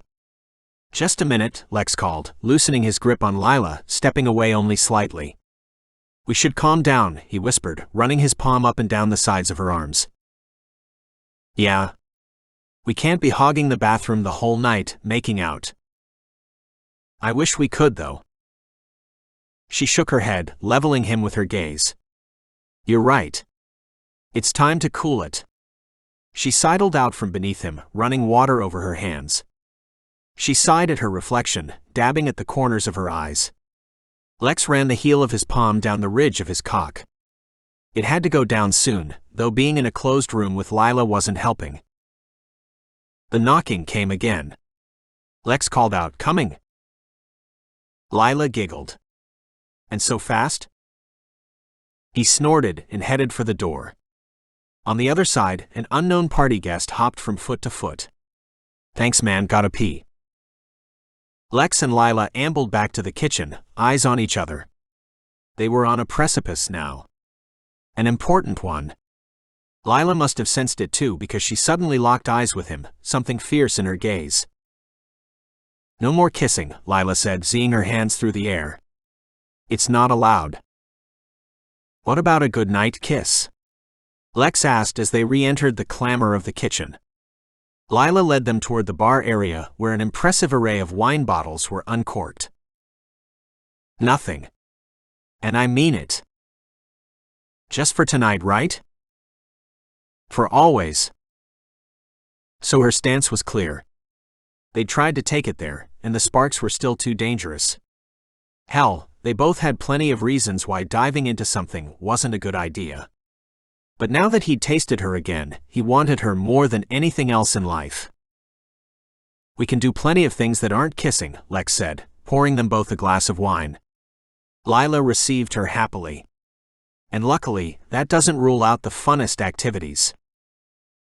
She narrowed her eyes at him. "Lex? I mean things like bowling. Flying kites. Duh." Lila snorted. "Yeah. Such a bowling fan you are." Lex sipped at his wine, fighting the urge to make an inappropriate joke. Lila was being smart about things. Which meant that he needed to do the same. Except where did wooing Lila fall on the scale of smart to stupid? It might turn out to be the stupidest choice of all. But there was only one way to find out. Chapter 11. Later that night, Lila quivered on the brink of breaking every rule she'd ever made for herself regarding Lex. Not only had she spectacularly embarrassed herself at a stranger's party by making out like a hungry drunk teen, she also let Lex know that what she said didn't mean shit. So much for platonic. And now, in his car on their way to her house, she needed to be strong. Extra strong. Stronger than she'd ever been in her entire life. Because Lane was due home in 30 minutes. And if she needed anything, it was time away from Lex. To process how she truly felt. To let all the strange, fascinating sediment of the past week settle in and take its proper form. So then she could ask herself, did she really want Lex? Yes, reverberated inside her. Forceful and raucous. But maybe that wasn't the right answer. It had to sit a while. Even while her pussy throbbed for him. There was too much at risk if she allowed him back in. He might decide he couldn't handle her new reality. Or maybe she'd discover that all this progress was a lie. She couldn't let him all the way in until she knew. Electronic music pulsed as he drove on the freeway, streaks of light cresting the windshield. He looked over at her, reaching for her hand. "I hope you liked the party." "I did." She squeezed his hand a little. "A lot." "Yeah, me too." He paused. "Lila, can I take you out on a date?" Panic and excitement gripped her. She opened her mouth to respond, but nothing came out. "Whatever you want to do," Lex added. "Even if we just go for a run together." She nodded before she could think better of it. "Yeah, that sounds like a great idea." Pleasant silence settled over them, and he didn't move his hand from her lap. It stayed there until he pulled into her apartment complex. Instead of parking the car, he pulled right up to the door to let her out. She looked over at him with wide eyes, and he spoke before she could say anything. "I know what you're gonna say. So I won't even bother." "Good then. Saves me the trouble." Lila leaned over and pressed a kiss to his cheek. His brow formed a straight line. "I thought you said no goodnight kiss." "You're right." She bit her bottom lip, gaze snagging on the mouth that she'd tasted hours before. "Stay strong. But would one more kiss be so bad?" "Don't look at me like that or I'm going to make sure you never leave the car," Lex warned in a rough tenor that sent desire zipping through her. "You're right. Enough of that." She hurried out of the car before she could think better of it, clearing her dress from the path of the door. "Good night, Lex." "Night, doll." The pet name warmed her as she headed inside her building. He'd called her doll since the very beginning, before they were even officially dating after high school. There was something so special and meaningful when he said it, something that cut to her core. She stomped up to her apartment, eager to wash her face, take off this dress, and get back into mommy mode. The next morning, Lila slept until Lane bopped into her room in his Dino jammies, wondering if his pancakes could be circular instead of round. Lila laughed, pulling Lane up into the bed with her.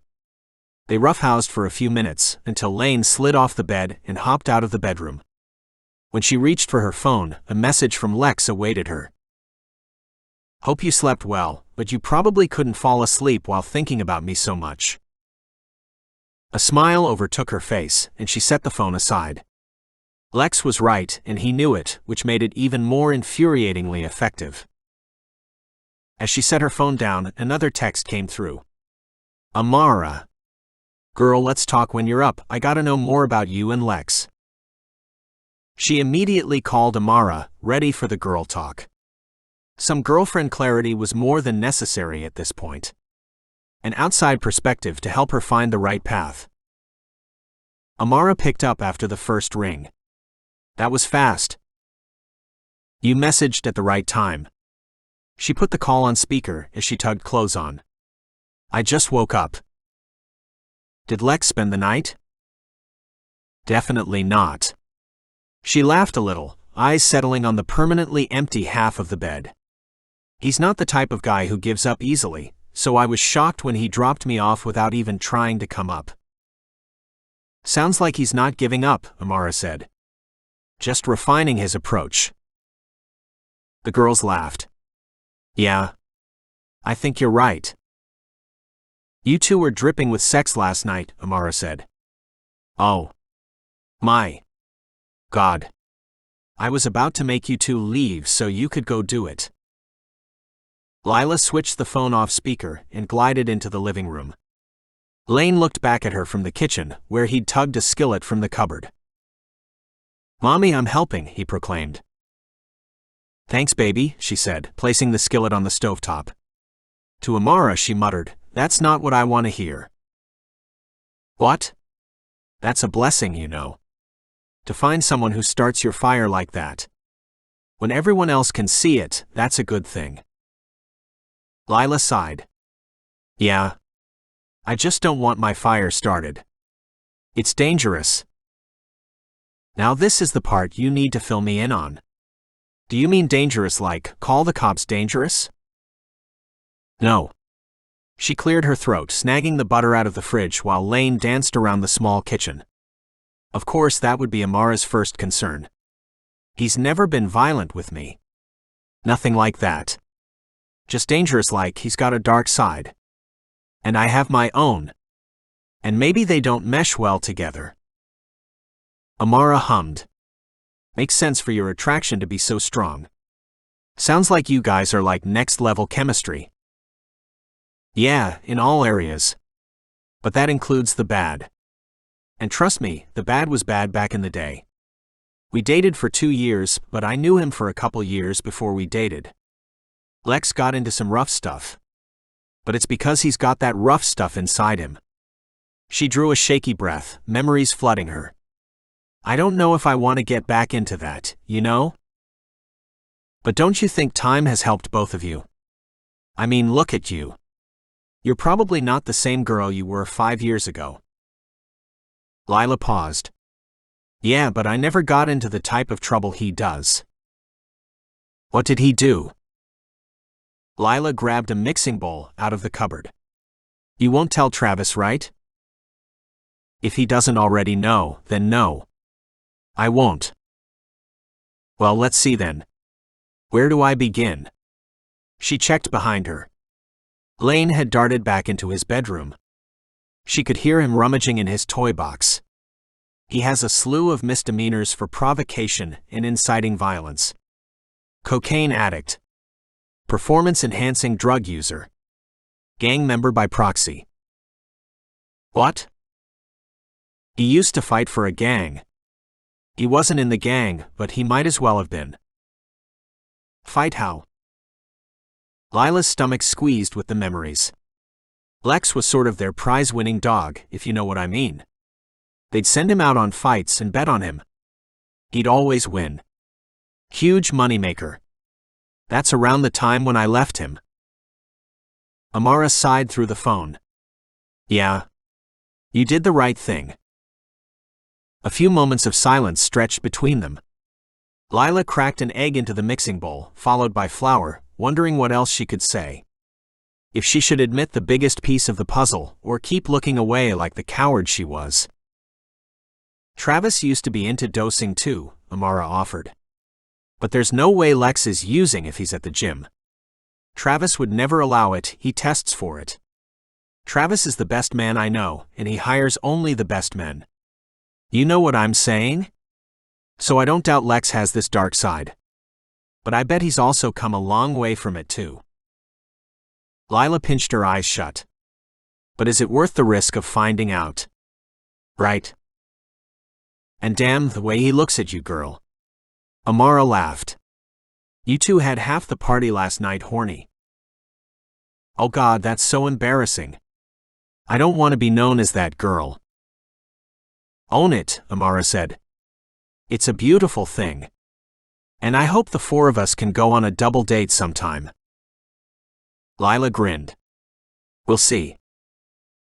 Does he know about Lane? Lila's stomach sank, the unsavory truth circling back to find her like a shark seeking blood. No. He doesn't. Will you tell him? I'm sure he'd love him. Lila forced a smile, even though Amara couldn't see it. Every part of her begged to tell Lex about Lane. But even Amara didn't know the most catastrophic part of it all. In time, she said. I'll get there sooner or later. For now, we don't need to rush into that part. The friends said their goodbyes, and Lila's thoughts churned like waves in the sea. Something about their conversation left a strange taste in her mouth. Admitting all those bad things about Lex made a knot form in her gut. But not because of the past. You're being so hard on him. The knot tightened. Can't you just see him for who he is now?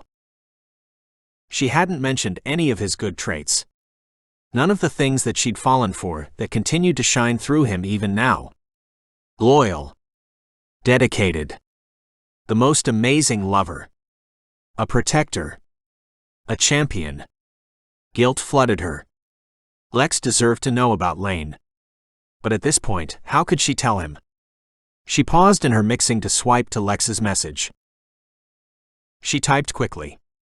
I did somehow manage to fall asleep, surprisingly. Did you sleep well?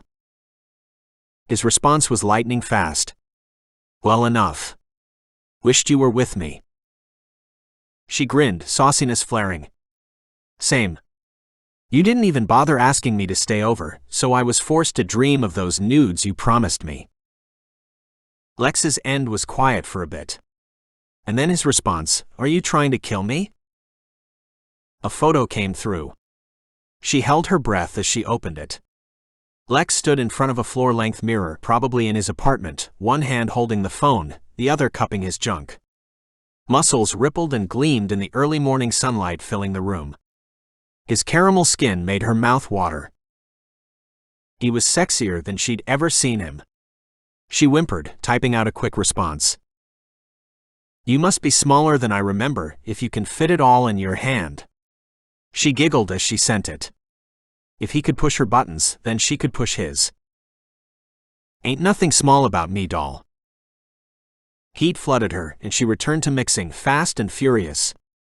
This conversation was heading to one place, the only place the two of them ever headed, and she doubted sexual relief would come so soon. Her phone pinged with another message. Maybe you forgot. I'll show you again, don't worry. Her neck flushed. She waited until the batter was ready, and the skillet warming before writing back.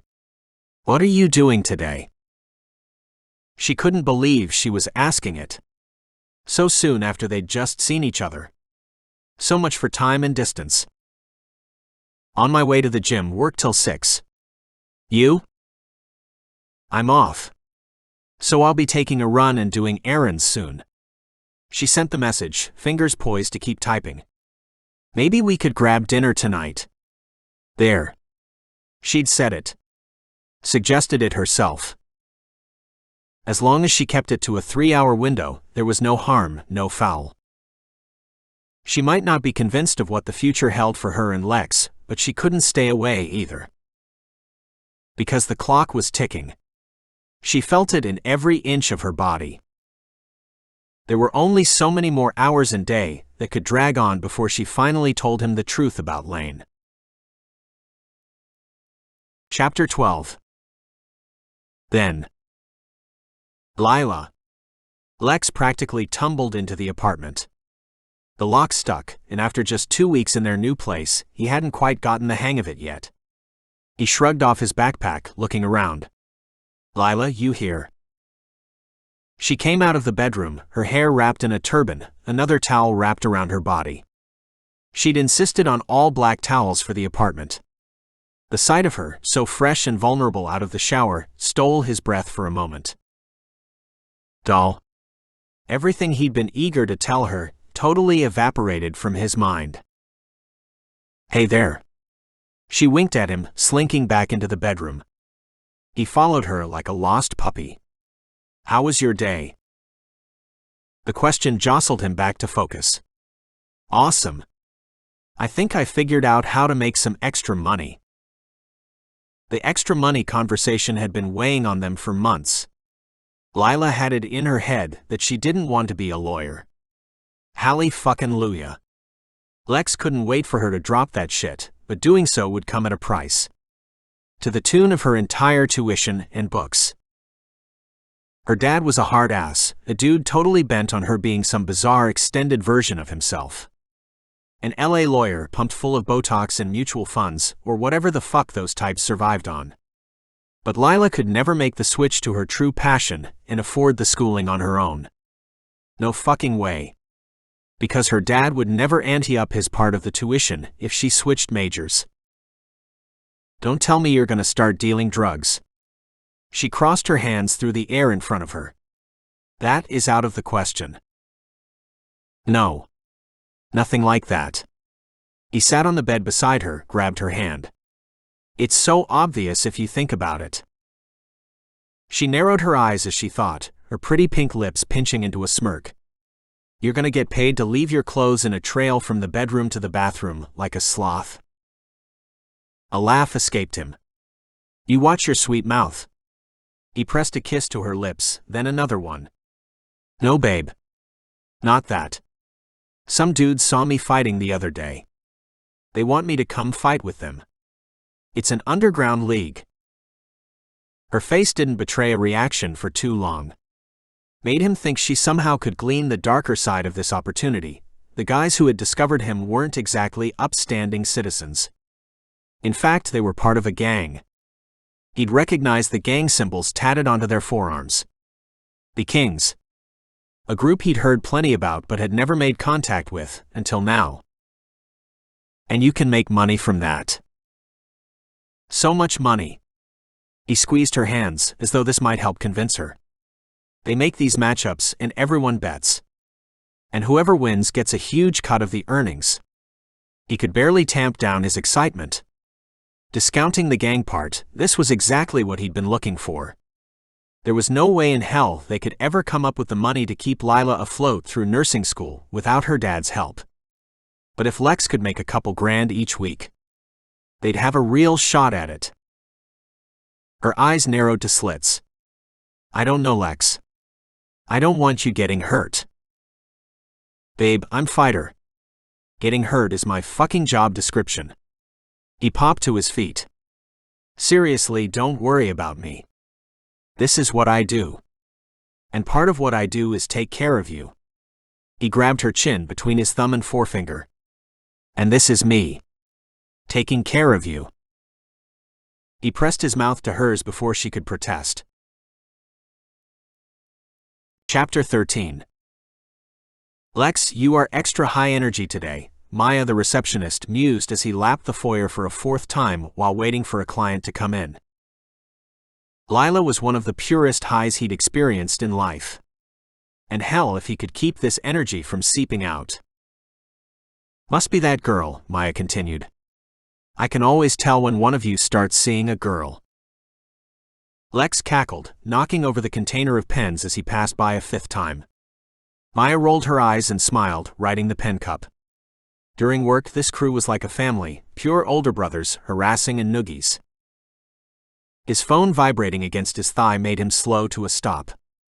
He fished it out of his pocket. Unknown number.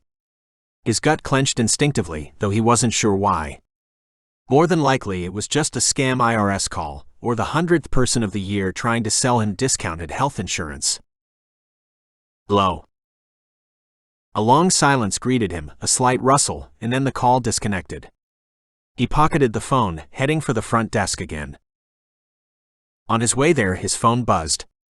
He fished it out, unknown, and answered quickly. Low. More rustling, then silence. Beep deep.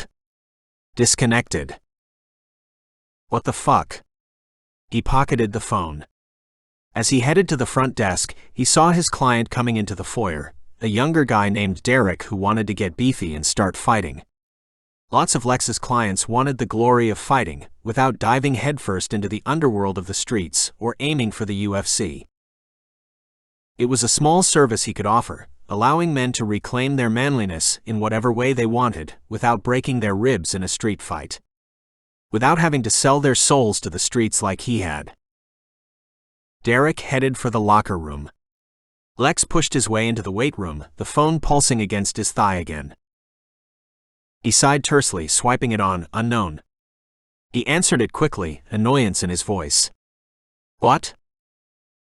The low rattle of a breath sounded. And then a strange gruff voice said, I'm looking for Cheshire.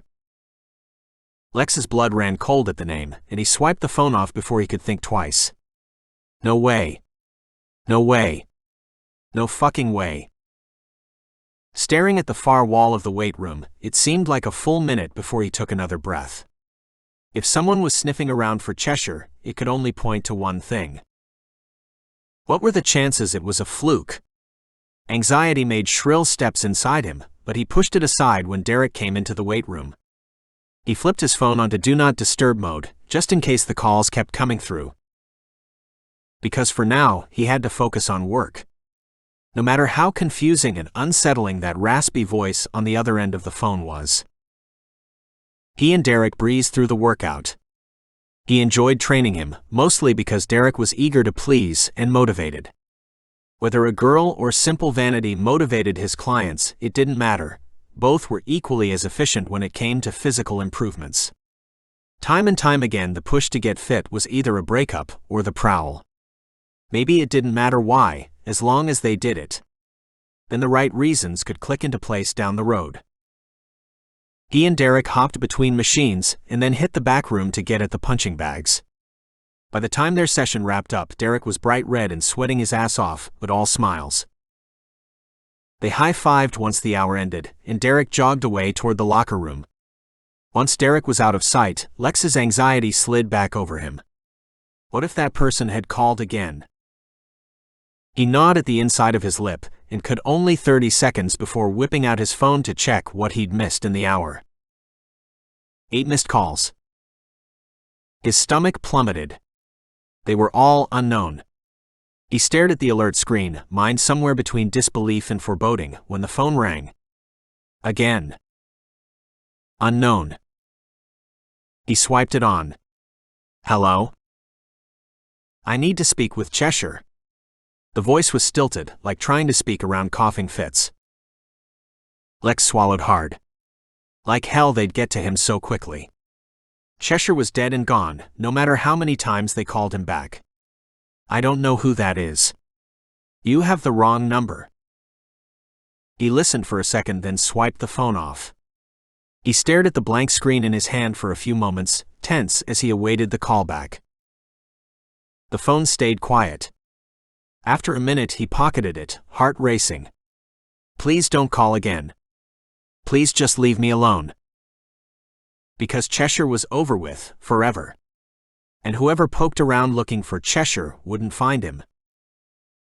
Not after all this time, not after so much hard work.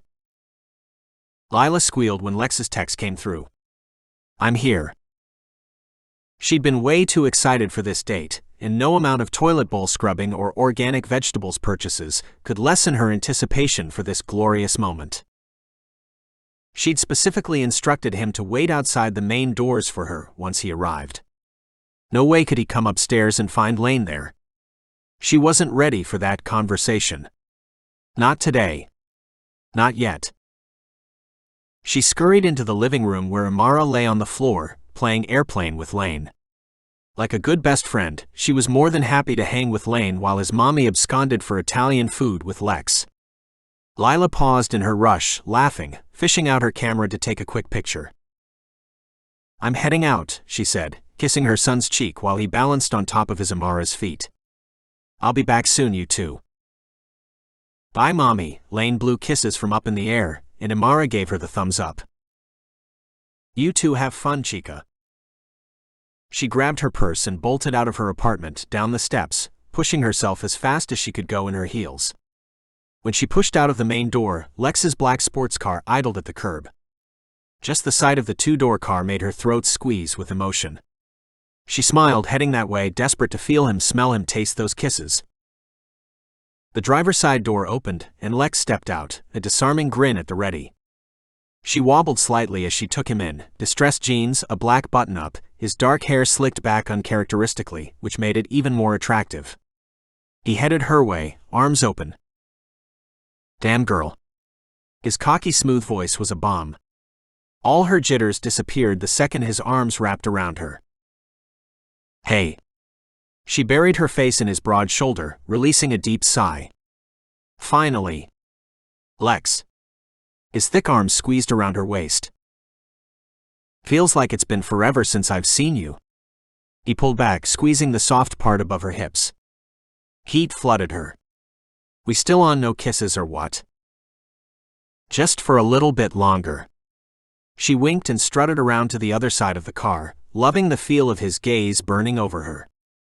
Yeah, this night was heading to one place. And she couldn't stop it to save her life. Their doors shut at the same time, and Lex shifted the car into gear. She bit back a grin, sneaking a look at his hand, veins bulging as he shifted. So tell me where we're going. She leaned over the center console a little, wanting to be nearer to him. She'd climb into his lap if it were safe or legal. Like a kitty demanding attention. Can't do that. He tutted, shaking his head. Sorry. Fine. How was your day? Same as always. Great.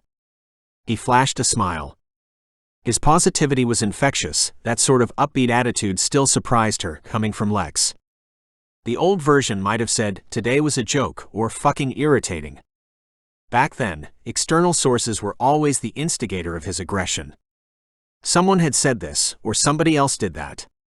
Never realizing that maybe he had an ounce of control in some of that drama. What about you, babe? He shifted gears again. She clenched her thighs. Nice. Relaxing. What did you do? Cleaned my apartment. Went shopping. Masturbated twice in the shower, thinking about you. Nothing exciting, just trying to slough off the work week, I guess. You look pretty reset to me. His sly grin made her insides heat up, and she tried to laugh it off, but her breath hitched. Jesus, Lex. You're too much. Maybe she could ask him to pull over on the highway, just get the fucking out of the way so she could think straight. Have her right there in the emergency pullover lane. Lila? She snapped her head to look at him, shaking the dirty fantasies that had clouded her mind. Yeah? I asked if you have tomorrow off too. Oh. She cleared her throat, shifting back into a regular sitting position. Yeah. I do. Why? He shrugged, but he had another sly smile on his face. Probably planning something mischievous. And she wouldn't mind it one bit, as long as she could squeeze it in during Lane's preschool. No reason, he said. They chatted about their days as he sped down the freeway. After about 20 minutes and plenty of banter and laughter, he pulled off into a neighborhood she immediately recognized. "Cogliettes," she said, turning to him with wide eyes. "You guessed it." She gasped, covering her mouth. "Shut up. I haven't been here in years." "Me neither. I hope their food is still good." Cogliettes had been her hands-down favorite Italian restaurant back when they dated. They'd spent so many date nights there, she never dared return after their breakup. It was only appropriate that Lex pick this as their first stop. Another tender nod to the past, to all that they'd shared. Her belly grumbled, as though agreeing with his choice. When he pulled into the packed parking lot, he nodded. "Yep, still as good as ever, it looks like." Her heart sank. No doubt they had a line out the door. They might not eat until 10 p.m. Shit. We'll probably have to wait forever. No, we won't. He maneuvered into a parking spot, shutting the car off. "I made a reservation." She blinked, letting the words sink in. "You did?" "Duh." He grinned. "You never used to make reservations," she said, pushing her door open, tugging her dress down once she stood outside. "How was I supposed to know you got smart about stuff like this?" He stood on the sidewalk, offering his arm as he waited for her to join him. They walked slowly toward the squat brick building lined with intermittent bushes. He held the door open for her, and she went inside, immediately accosted by the rich scent of garlic. "Oh heavens!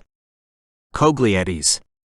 She sighed, grabbing at Lex's hand as they navigated toward the hostess stand. Lex gave his name, and the hostess led them into the dining room. From the outside, the restaurant was unassuming and almost plain. But inside it was a riot of reds and smells: wooden floor, rich crimson wallpaper, red cloth napkins, and every variety of red wine to choose from. The hostess led them toward the back of the restaurant, where high-backed circular booths sat in a row. It offered privacy and intimacy. Lex had probably specifically requested this part of the restaurant. "Enjoy your meal," the hostess said, eyes lingering on Lex before she tore herself away. Lila had forgotten about this part of being on Lex's arm. He attracted attention from nearly everyone within a mile radius. Lila scooted onto the soft, high-backed cushion. Each circular booth area faced away from the one beside it, so the only other person they might see through the course of their dinner was the server. Lex slid in beside her. "This is nice," Lila said, dragging a fingertip over the shiny silverware setting. "We never were able to get the secret back booths when we came before." "The perks of being older," Lex said, reaching for her hand. He smoothed his thumb over her knuckles. "And having some sweet connections." "Did you pull strings to get this reservation?"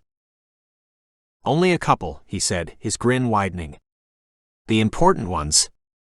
The owner's son might be a client of mine." "Ah." She arched a brow, unable to fight the grin. "Might be. You're high-rolling, Lex." They perused the drinks menu, deciding on a bottle of red wine. When the waitress returned to take their order, they both ordered the same appetizer at the same time. Bruschetta. Lila laughed, shoving him.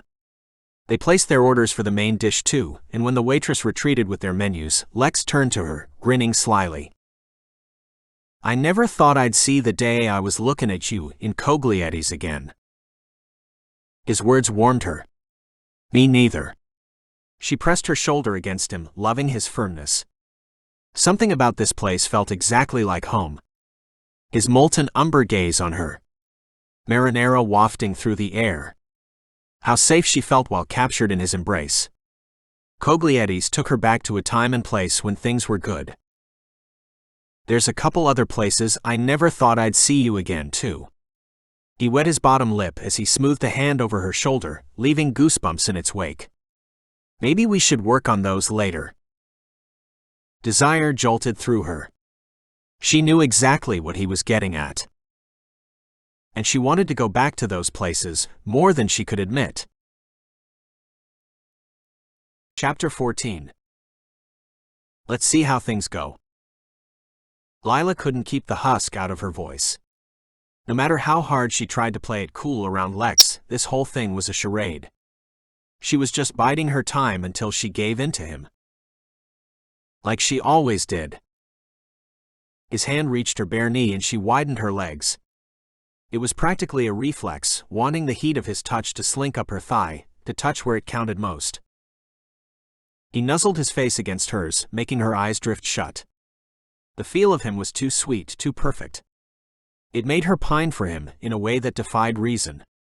Made her miss the past 5 years they hadn't spent together, because it had deprived her of this divine union. Even still, she needed to keep her head above water. Needed to be rational. But for now, she swallowed hard, willing herself to give the smart path one last chance to manifest. Let's just be buddies. Seems to me you want to be everything but buddies, Lex murmured, grazing a kiss over her cheek. He wrapped an arm around her waist, cinching her against him. Warm kisses trailed over her jawline. She sighed, turning her head. Lex, I don't know what I want. That's pretty obvious. He smirked, but it fell quickly. Their waitress approached with the bottle of wine, and Lex loosened his grip on her, putting a respectable amount of distance between them. His hand never left her knee. The waitress uncorked the bottle and poured 2 healthy glasses before wandering away. They clinked glasses before taking a sip. Lila sighed after her first taste. Cabernet Sauvignon was her favorite, and they'd picked a good one. There's something so lovely in watching you drink wine, Lila said, giggling over her glass. Hey. Lex feigned offense, lifting his pinky. You saying a guy like me can't enjoy his wine? He sniffed at the wine, squinting. My palate is mature. I can smell the oak barrel in this one. She lifted a brow. Oh really? She took a sip, setting her glass down. What else do you smell? He took another sip, then ran his tongue over his teeth. I taste a little bit of berry. And some currant. And a shit ton of fermented grapes. You had me for a second there. Maybe I could become one of those fancy wine guys. You know, the dudes they hire to sniff wine and give recommendations. Sommelier. That would combine nicely with your professional fighting career. Balance, right? I'd do it. He hooked an arm over her shoulders again, bringing her tight against him. She snuggled into place, pleasure blanketing her. She'd never tire of being in his arms. Of letting his scent wash over her. Would the other guys make fun of you? She lifted her leg to rest on top of his. His gaze fell to her exposed knee, and his free hand resumed its lazy trail over the top of her thigh. Her mouth parted as his hand pushed under the fabric of her skirt. I don't really care what anyone says about me, doll. He nuzzled his face into her neck, his hand hot on her upper thigh. It stayed there, and her pussy pulsed in anticipation, wanting him to go all the way, public restaurant be damned. It's so weird, she whispered, pressing her forehead against the side of his face. You've changed in so many ways, but I still feel like you're the same Lex you've always been. How is that possible? He angled his face toward hers, lips pressed against her forehead, dragging down the ridge of her nose. I could say the same thing. I don't know. Maybe that's what time does. Makes us new people, but keeps the most important parts. The ones that don't ever change. But what parts about Lex were the ones that wouldn't change? She tilted her head back to examine the depths of his gaze, like searching for the answer in an 8-ball. Drug use and gang fights, those had to be the things sloughed off like dead skin. Had to. Or else she should run away. Now. Maybe Lex sensed her hesitation. He swooped in for a kiss, urgency there, or maybe more like conviction. Convincing her to take a chance. Convincing her to see the parts of him that were new, refined. A small noise escaped her, and she pressed herself against him. Needing more of that solidness. That security that clung to him as much as his cologne. He turned toward her a bit, hooking his free arm around her waist, other hand squeezing the flesh of her thigh. She laughed low through the kiss. Let's hope the waitress doesn't come back and see us like this. Why? She wouldn't see anything bad. He kissed her again. Just some good old-fashioned canoodling. Canoodling at Cogliettie's, Lila said, grinning through a kiss. My favorite thing. What else can we do at Cogliettie's? Lex's hand crept higher, a grin spreading across his face. We can chat, she said, mind growing fuzzier the higher his hand went. She nuzzled into his neck, tensing as his fingertips reached the edge of her panties. Chatting at Cogliettie's. The heat rolling off of him made her vision spotty, as if she might pass out from the anticipation. Yeah, but we've already been doing that. What's something new we can do? The grin threatened to split her face in two. Maybe fondling at Cogliettie's? Gotta be a C word, Lex chided, inching his hand back from her panty line. We're at Cogliettie's, remember? She laughed into his shoulder, arching slightly so his hand might slide back to the prize. Oh, come on. How am I supposed to think when your hand is all the way up my skirt? Gonna have to figure it out, doll. He enjoyed this, the smirk told her everything. Fine. We could. She searched for a word, any word. Carouse at Cogliettie's. Oh. Good one. His hand crept back toward her panty line. Carousing at Cogliettie's. That could be a movie too. She inhaled sharply as his fingertips traced the edge of her underwear, nearing but not touching the area that wanted his attention the most. Yeah. Carousing is good. But there's something else we could do at Cogliettie's. His touch drifted up and down the seam of her thigh. What is it? She furrowed her brow with eyes pinched shut, trying to think past the haze induced by his touch. He made it impossible to think straight. Court. Nope. He pushed his fingertips past the lacy edge of her panties. Come on. Think of it. I know you can. She clutched onto his bicep, pressing her forehead into his shoulder. The word leapt up out of the fog. Climax.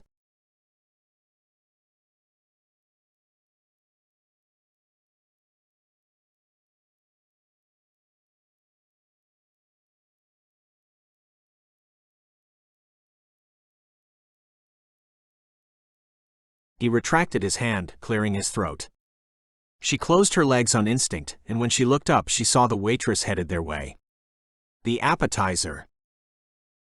Oh my God, she whispered just before the server reached them with the beautiful platter of bread and chopped tomato. That was close. Anything else for you? The waitress chirped happily. Lila couldn't even bring herself to respond. Too depleted from the orgasm. Lex shook his head and sent the waitress on her way. To Lila he whispered, You ready to eat now? Lila covered her face with her hands, a laugh escaping her. I can't believe we just did that. I can. It's us after all. Lex set out their appetizer plates and served them each 2 fat slices of bruschetta brimming with chopped tomato and olive oil. And Lex had never been more right. This was just how they were together. Which meant that basically nothing had changed. If the fire still burned just as hot between them, then it left the door wide open for all their other sins to come crashing back to the forefront too. Chapter 15. Lex had 1,000 excuses ready when he pulled up to her apartment building later that night. At least half of them were perched, ready and waiting on his tongue, when she gave him that sorry look that told him she was going straight up. I need to get to bed, she said, even though he hadn't protested. Yet. I didn't say a thing. She smirked as if she knew. Yeah, but I can hear inside your head, don't forget. Shit. We're in trouble then. He leaned over the center console. Give me one last kiss. So I can fall asleep later. She pursed her lips, fighting a smile. So we're already to the codependent stage. That's bad news. I don't know what stage you'd call it, Lex murmured, his gaze on her pink lips, but I want to see you tomorrow too. She pressed her lips to his, a sweet kiss emerging, something that made Lex's chest tighten. When she pulled away, she wrapped a cool hand around the back of his neck, sending shivers through him. I want to see you tomorrow too. What time should I come over? He cocked a grin. Let me see how the day goes, she said, her voice soft, eyes searching his face. Maybe we can meet somewhere. Do something. I'm all yours, babe. He eyed her lips again, then snagged another kiss, pressing his tongue in to find hers. When they parted, she looked frazzled, in exactly the way he liked to inspire. She pushed open the door, the interior lights flicking on, illuminating her sultry gaze. Night, Lex. She paused before pushing out of the car, glancing back once over her shoulder as she strutted to the door of her apartment complex, the apples of her ass holding him captive until she went inside. Lex groaned, sitting back in the seat, his cock aching. Their chemistry was explosive, and he couldn't get enough of it. Even when it burned him. Fantasy clouded the drive back to his apartment. The memory of Lila's pussy burned through him, soaking wet and velvety around his fingers. He was dying to get her on a flat surface where he could have his way with her, finally take them both to the brink that they knew so well together. Back at his apartment, Lex fished his phone out of his console where he'd left it since the beginning of the date. He hadn't wanted any distractions, least of all from the annoying LA number that had pestered him all morning. He'd even turned it off, just to avoid the temptation of looking. As he strode into his apartment building, the screen flashed to life. 15 missed calls. His stomach plummeted. All from the same number. He stared at the call history screen while the elevator took him to his floor. What the fuck are you gonna do? Acting like it was the wrong number wasn't enough. But his options were limited. Because if he admitted he used to be, Cheshire, then they'd never leave him in peace. Anger simmered just below the surface, heating up his veins as he unlocked his apartment. What the fuck did they want? Why couldn't they just leave him be? It had been 4 years since he'd fought for them last. And knowing them, this wasn't a courtesy call. The Kings spared no courtesy for anyone. Lex pushed into the dark quiet of his apartment, the familiar scent of leather and laundry soap greeting him. He flicked the lights on, setting his wallet and phone by the front table. His phone screen lit up as soon as his fingers left it. That same fucking number. Frustration boiled over and he snatched up the phone, answering it with a snarl. What? The voice on the other end chuckled. Well? Finally. Took you long enough, Cheshire. You have the wrong number. Stop fucking calling me. No, we have exactly the right number. The voice was heavy, belabored.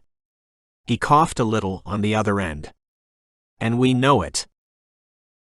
Lex gritted his teeth and hung up the phone, squashing the string of expletives that threatened to launch from the tip of his tongue. He squeezed the phone as hard as he could, and then threw it into the sofa. It buried itself between the seams of the cushions, and he stormed to the bathroom, chest heaving. This wasn't fair, and it wasn't right. Those assholes couldn't keep it up forever. He just had to find a way to get rid of them.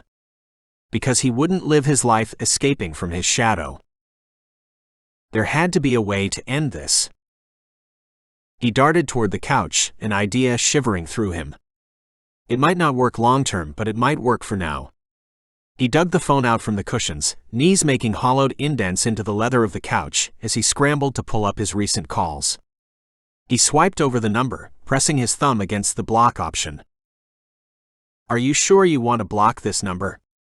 He pressed yes and then watched as the number dissolved from the screen. Blocked. For now it was something. Lex slept fitfully, tossing and turning between haunting dreams about the old underground fights. Back when he really was Cheshire. Gritty blood-stained cement warehouses, the crash of knuckle and bone, the shouts and jeers from rich men who found something calming in the bloodshed and the no-holds-barred. Why was the threat of death so compelling to watch? Probably for the same reason Lex used to find the underground world so addictive. Just something he had in him. A barbarism tempered only by release. He awoke early, feeling jittery but drained, like he'd already drunk too much espresso on too little sleep. The natural adrenaline of having Lila in his life, coupled with poor sleep. As he brushed his teeth and washed his face, his mind made lazy laps around the thought. His barbaric release these days was the same as it had always been. Fighting. But the structure made all the difference. Eating right, caring for himself, giving a damn in general. Punching bags instead of other drug-addled men drifting through life. Taking his aggression out on a schedule. He never would have thought, even 5 years ago, that channeling the energy inside him in a certain way could actually be productive. He headed for the kitchen, strides breaking through the shafts of light hitting the wood floor from the skylight. Barely 8:30. He texted Lila anyway. "Ready when you are, babe." He didn't work until 2 p.m., hopefully she'd want to meet early. And hopefully she'd want to keep meeting him at all. Her hesitance rooted deep, even though she gave in to him. He could feel it like a knife blade on the back of his neck. She had more reason than anyone to be suspicious of him, he couldn't deny that. He wouldn't trust him if he were her. But he was ready for the only name on his lips to be Lila again. She'd always had that effect on him, practically since the day he laid eyes on her. There was something so soft and sweet about her, an innocence that he felt primally called to protect. Even though she didn't need him and made sure he knew it, that just made him want to protect her more. On his sappy days, he felt down to his bones that he was made for her. Or maybe he'd just never gotten over that sweet, shy tutor from senior year. There were loves like that in life. Lex popped out 20 pull-ups before he toasted multigrain bread and then sliced an avocado. Once that was down, he made his standard protein shake for the morning. Simple, healthy. Just as he liked it. While he stroked himself to thoughts of Lila in the shower, his phone pinged with a new message. He abandoned the self-pleasure and rushed through the rest of the shower. It had to be Lila. As he toweled off, he peered at the screen. She had sent a short message. "Meet me for a run at Griffith?" Griffith Park had always been her favorite running destination for the sheer amount of trail options. If he left now, he could make it there, have a few hours with her, and then get to work right on time. It would make his workday a little more pressed than usual, but Lila was worth it. Lex changed into some loose shorts and a gray muscle shirt, then packed his bag for work. As he gave his apartment a once-over before heading out the door, the same thought struck him as it did almost every morning. This place is all mine. What a relief to finally get his shit together. He texted Lila that he was leaving as he headed for the car. Would Lila like staying at his place? If he indulged a little, he could already imagine the soft imprints she'd leave in his life. Lazy half-dressed mornings, a toothbrush left behind, the soft fragrance of a forgotten shawl or jacket over the back of his couch. But even though she was agreeing to spend more and more time with him, doubt prevailed in the back of his mind. What if this ends exactly the same way as 5 years ago? He didn't like that someone from his former life was poking around, looking to uproot old skeletons. But it couldn't end the same way as 5 years ago. Because the Kings were a distant memory. Lex would never go back to that underground life. Not for anything. Chapter 16. Lex crept through morning traffic, and after nearly an hour of stop-and-go progress toward Griffith, he pulled into the parking lot nearest to the trailhead for Glendale Peak. Lila was already there, foot swinging out the open driver's side door. He revved into the spot next to her, the silly smile already plastered to his face. "Hey you." Her voice sounded sultry as he stepped out of his car. If he could start out every day with this voice in his life, he'd die a happy man. "Sup, Lila?" He headed for her, wrapping her in a hug before she could protest. He lifted her off the ground a few inches, relishing the way her giggle swelled through him. "You ready to run?" She swatted his shoulder and he squeezed her hips in response. This woman was a drug. "As ready as I'll ever be." Her fingertips danced down his bicep, her gaze traveling over his chest. You look so damn good, Lex. Are you coming on to me? He squinted playfully. Just being honest. She jerked her head to the trailhead. Let's go. There weren't many others in the parking lot as they did some quick stretches. Once they launched into a jog on the gently inclining dirt path, their steps were the only ones scuffing along the ground. Looks like we get the trail to ourselves today, Lex said, falling into step beside her. I like it better that way, Lila said. Makes me feel like I'm actually in nature, and the city is far away. Lex took a deep breath of the air, which felt considerably crisper as they jogged past tree stumps and sagging trees. The dirt path cut through the rusty landscape, coastal sage scrub spread over the sharp incline. I haven't been on this path in a long damn time. Her smirk was knowing. You still remember how to get around. I got my guide. I think I'll be fine. He nudged her with his elbow. They shared a smile and then fell into a quiet pace, broken only by their breathing and the occasional rustle of birds in the trees. After about a half-mile, they'd elevated enough to catch a glimpse of the skyscrapers of downtown in the distance, barely breaking through the light haze of the morning. Walnut trees stretched in the small valley below them. This is a nice way to start the day, Lex remarked. How do you normally start the day? Avocados and pull-ups, Lex said. Lila snorted. Really? I gotta maintain this physique somehow. He nudged her again. What about you? Coffee. She sent him a wry look. And running when I can. They make you eat like that at Holt's place. Nah, it's just the way I like to eat now. I've never seen you so healthy. Her words sank into him heavier than he could even process. I've never been this healthy before, babe. Their steps went scuff, scuff, scuff for a few moments before she spoke again. How long have you been living like this? About 4 years. He still remembered the day he vowed to get out of the underground fights. It came on the heels of an opportunity to start fighting big time in an MMA league, but he couldn't do both. Besides, Lex had needed a push to give up the money and the addiction cycle. He'd been wanting to break out but didn't know where to start. The league gave him that nudge. The Kings had surrendered him. Took me a while to get off the gear, though. Lila nodded. She knew all about his gear, the common term used for steroids. That's how you met Holt, right? He helped you go pro. Yeah. Helped me ditch the gear, too. She watched the ground as they ran a bit further. Maybe they'd gone a mile already. Bushes crowded the sides of the path, the hills stretching out higher above them against the blue morning sky. You make good money with the gym? Lex smirked. This felt like a job interview. And maybe in a way it was. Fuck yeah. I have a lot of good clients now. I take care of them, they take care of me. Like with Coglietti's reservations, she said. Exactly. It was getting harder to keep his breathing even as they ascended another slight hill. He drew deeper breaths as he struggled to make this look effortless and natural. Lila, the long-distance runner, probably wouldn't even blink until they hit mile 5. I know it's probably hard for you to believe, but I'm actually stable. He didn't mean it sarcastically, but the look she sent him gave mixed signals. Somewhere between amused and anguished. It's not that I thought you couldn't do it, she said in a small voice. I just couldn't wait around for it.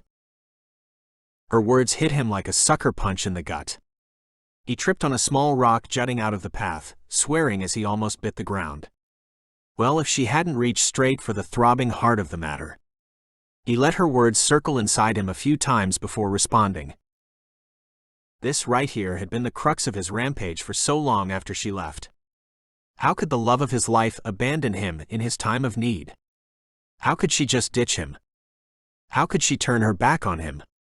He'd wrestled with these questions to eternity and back.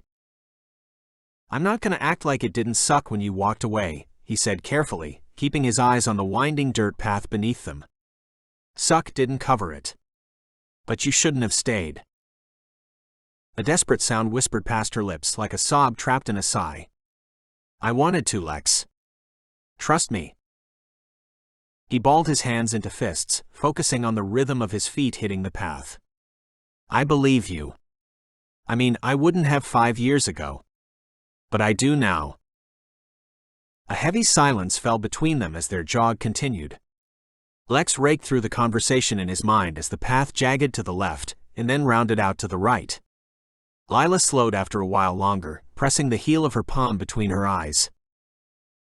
You okay? He began. Do you hate me, Lex? Lila put her hands on her hips, looking up at him with so much pain on her face that it stole his breath.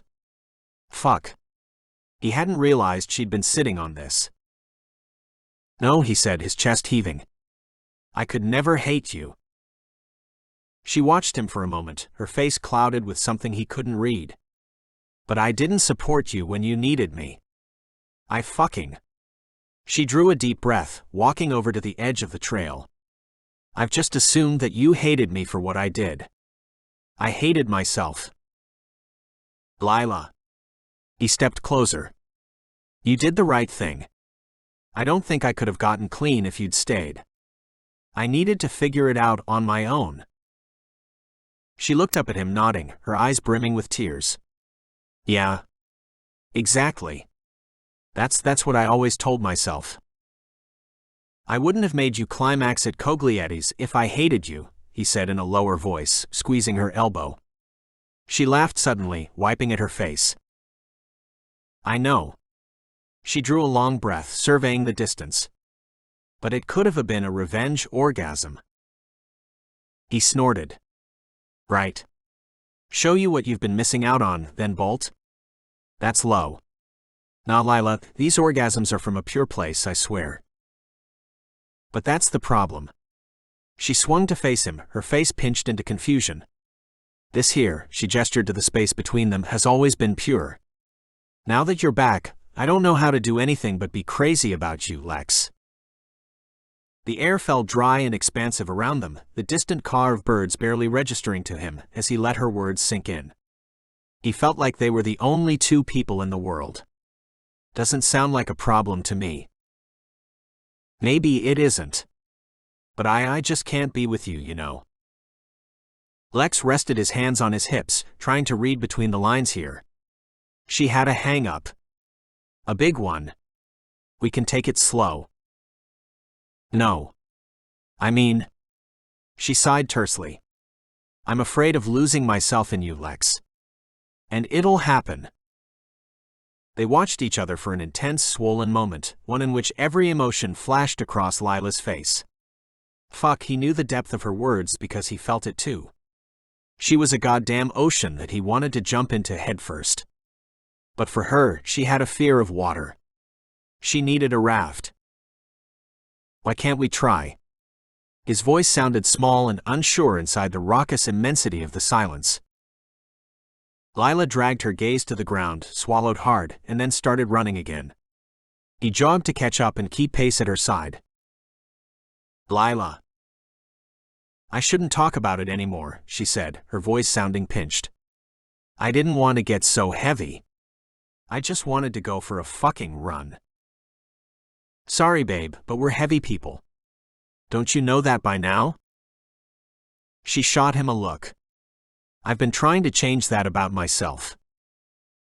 He snorted, but when her look turned lethal, he squinted into the distance. All right. I respect that. Their run continued in silence for a bit longer, until the thick tension between them finally dissolved. The trailhead veered off, leading them to an unsightly mess of earthen stairs. They scrabbled up the uneven steps together, laughing and slipping, kicking up small dust storms. When they reached the path above, the view arced out and around Los Angeles, all the way to the ocean miles away. Almost there, she said, resuming their brisk jogging pace.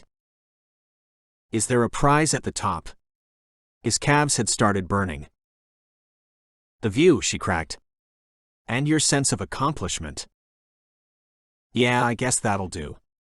At least I can brag to my coworkers I scaled a mountain before coming into work. This is hardly scaling, Lex. We drove our cars to a marked path and ran forward. You shush. Let me tell the story how I want to. Their eyes met, and amusement glittered in her gaze.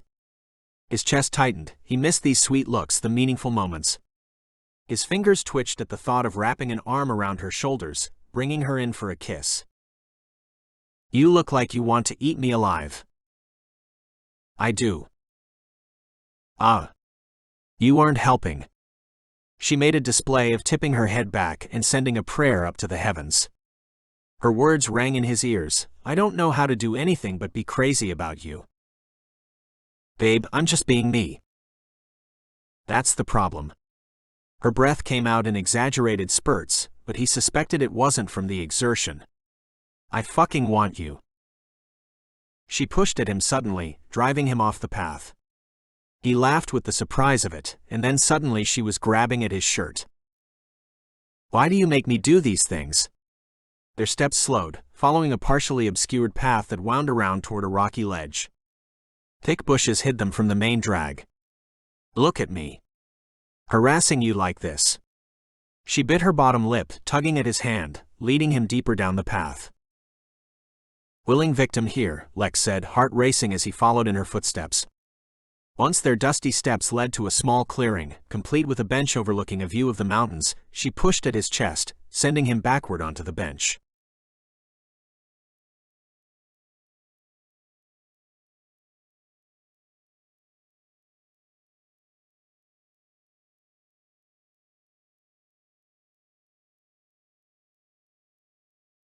He smoothed his hands up her back as her pleasure receded, leaving them both heaving and airy on the bench.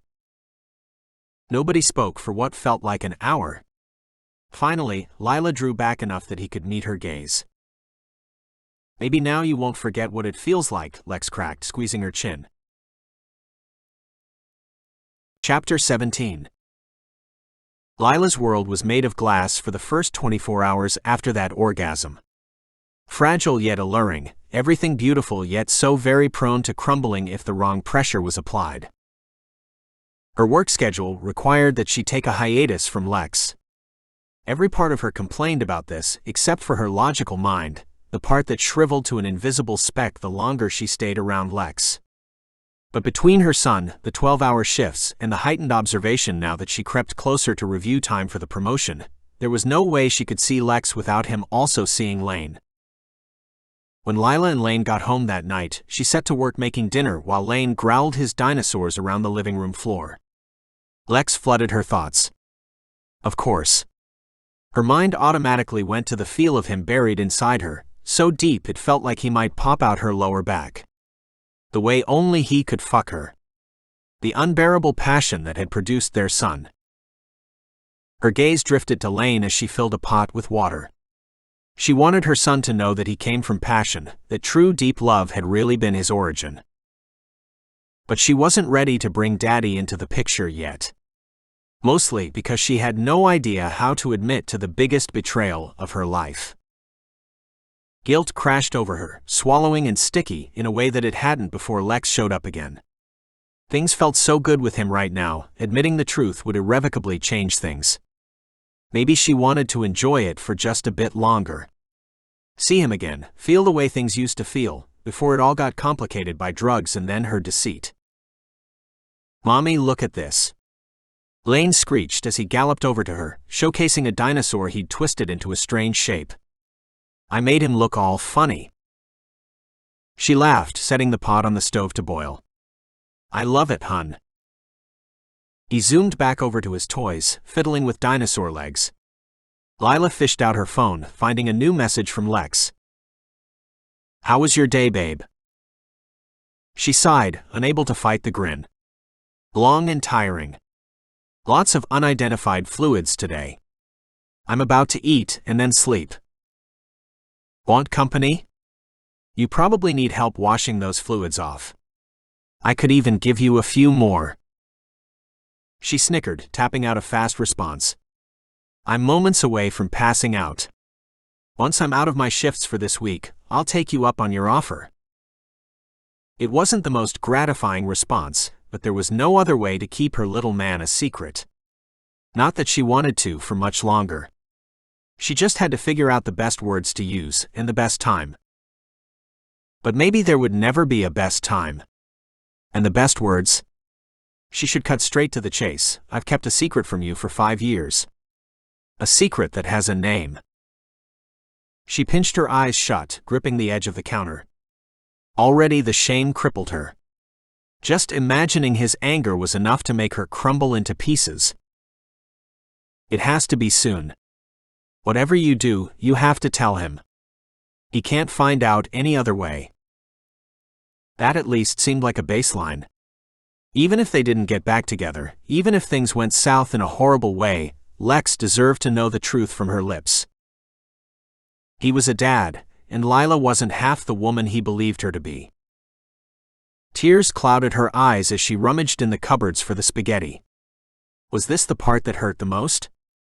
Falling from the pedestal Lex had insisted she live on since they'd met.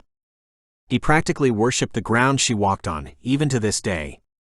Even after she'd left him to die on his own, wrapped up in drugs in the darkest fighting underworld. She'd chosen herself, and he still looked at her with that fucking sparkle in his eye. He still was desperate to win her over, be by her side, check in on her days. Lila's breath hitched before a sob came tumbling out. She clasped a hand over her mouth, squeezing some tears out. If anyone should have reservations, it was Lex. Not her. Now that Lex was good and stable, he deserved to make her life difficult. She hastily wiped away the tears that had spilled, fumbling to open the long box of spaghetti. Lane raced over to her, tugging at her shirt. See this one, Mommy? Lila plastered a smile on her face, looking at his oddly shaped dinosaur. He's even better than the last one, kiddo. Lane beamed and zoomed off. Lila's smile fell, and she stared at the gently moving water in the pot. Before Lex had shown up, her biggest dilemma was whether or not she could forgive herself for having Lane in secrecy, harboring him like a state secret. But now the true question was whether or not Lex would forgive her. If he could know that he'd been a father for 5 years and still look at her the same way.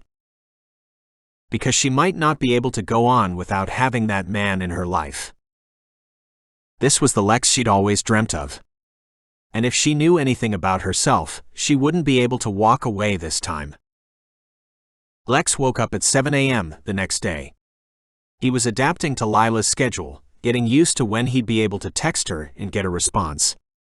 Starting the day with her felt right somehow, especially when she insisted on staying absent after their mind-blowing fuck on the trail the other day. Lex splashed water on his face in the bathroom, squinting at his reflection. Women had pregnancy glows, Lex had a Lila glow. He grinned at himself. Life had been great before Lila showed up again. But now that she was within arm's reach, fuck, he forgot how good shit could be with her in the picture. He whistled as he went downstairs, headed for the pull-up bar. Today marked the second full day without seeing her. Waiting out the work shifts was killer, but if that was the price, he'd pay it gladly. He sent her a quick good morning message before he got to work, slamming out the pull-ups. His back prickled with sweat before he got a response. He stared at his phone as he finished his set, counseling himself not to break his focus. Worse than a damn teenager.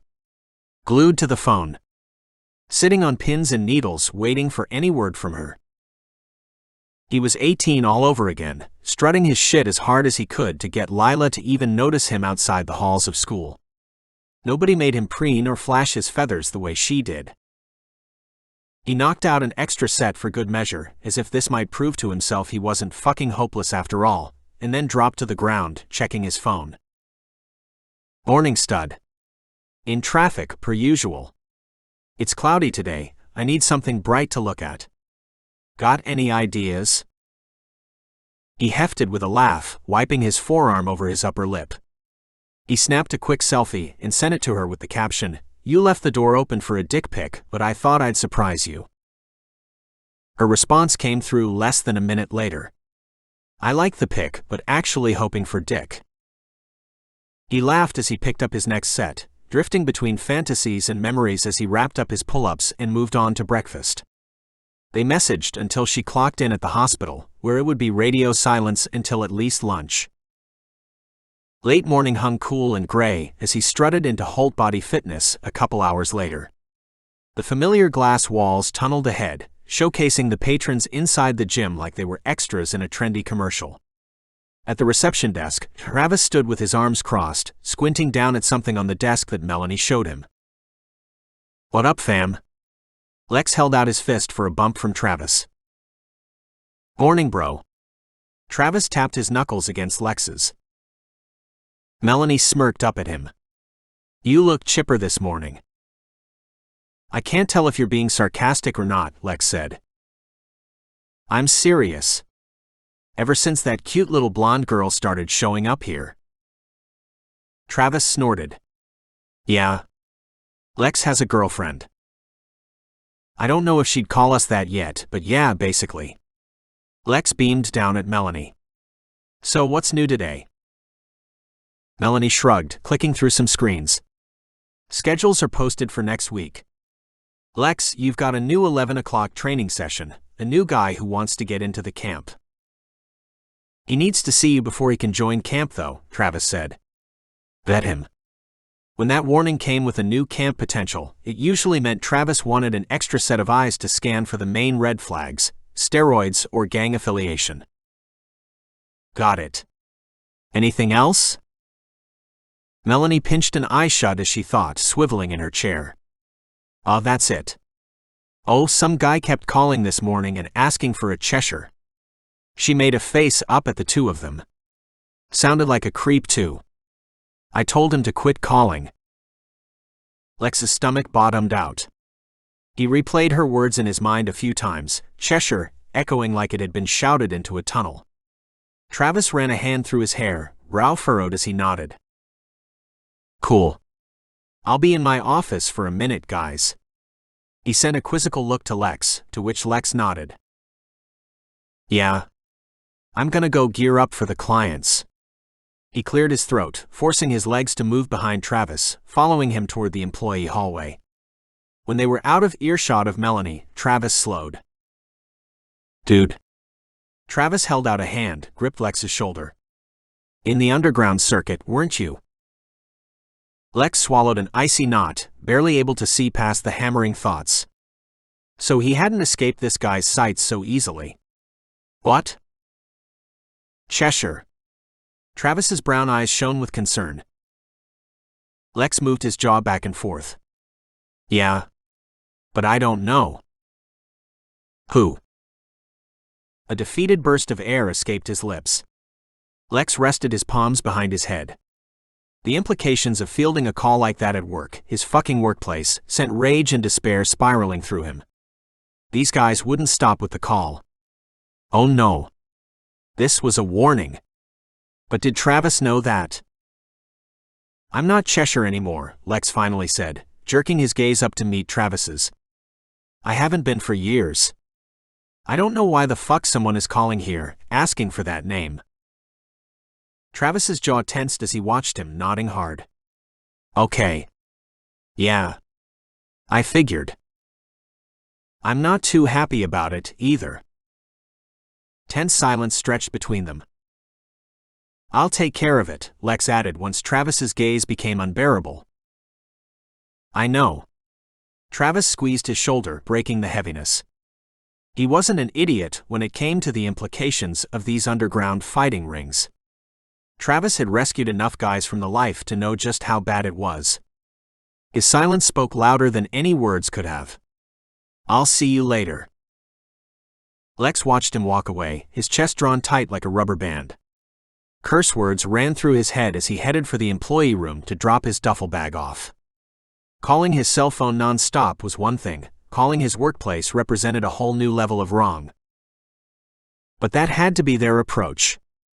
Make it impossible to ignore.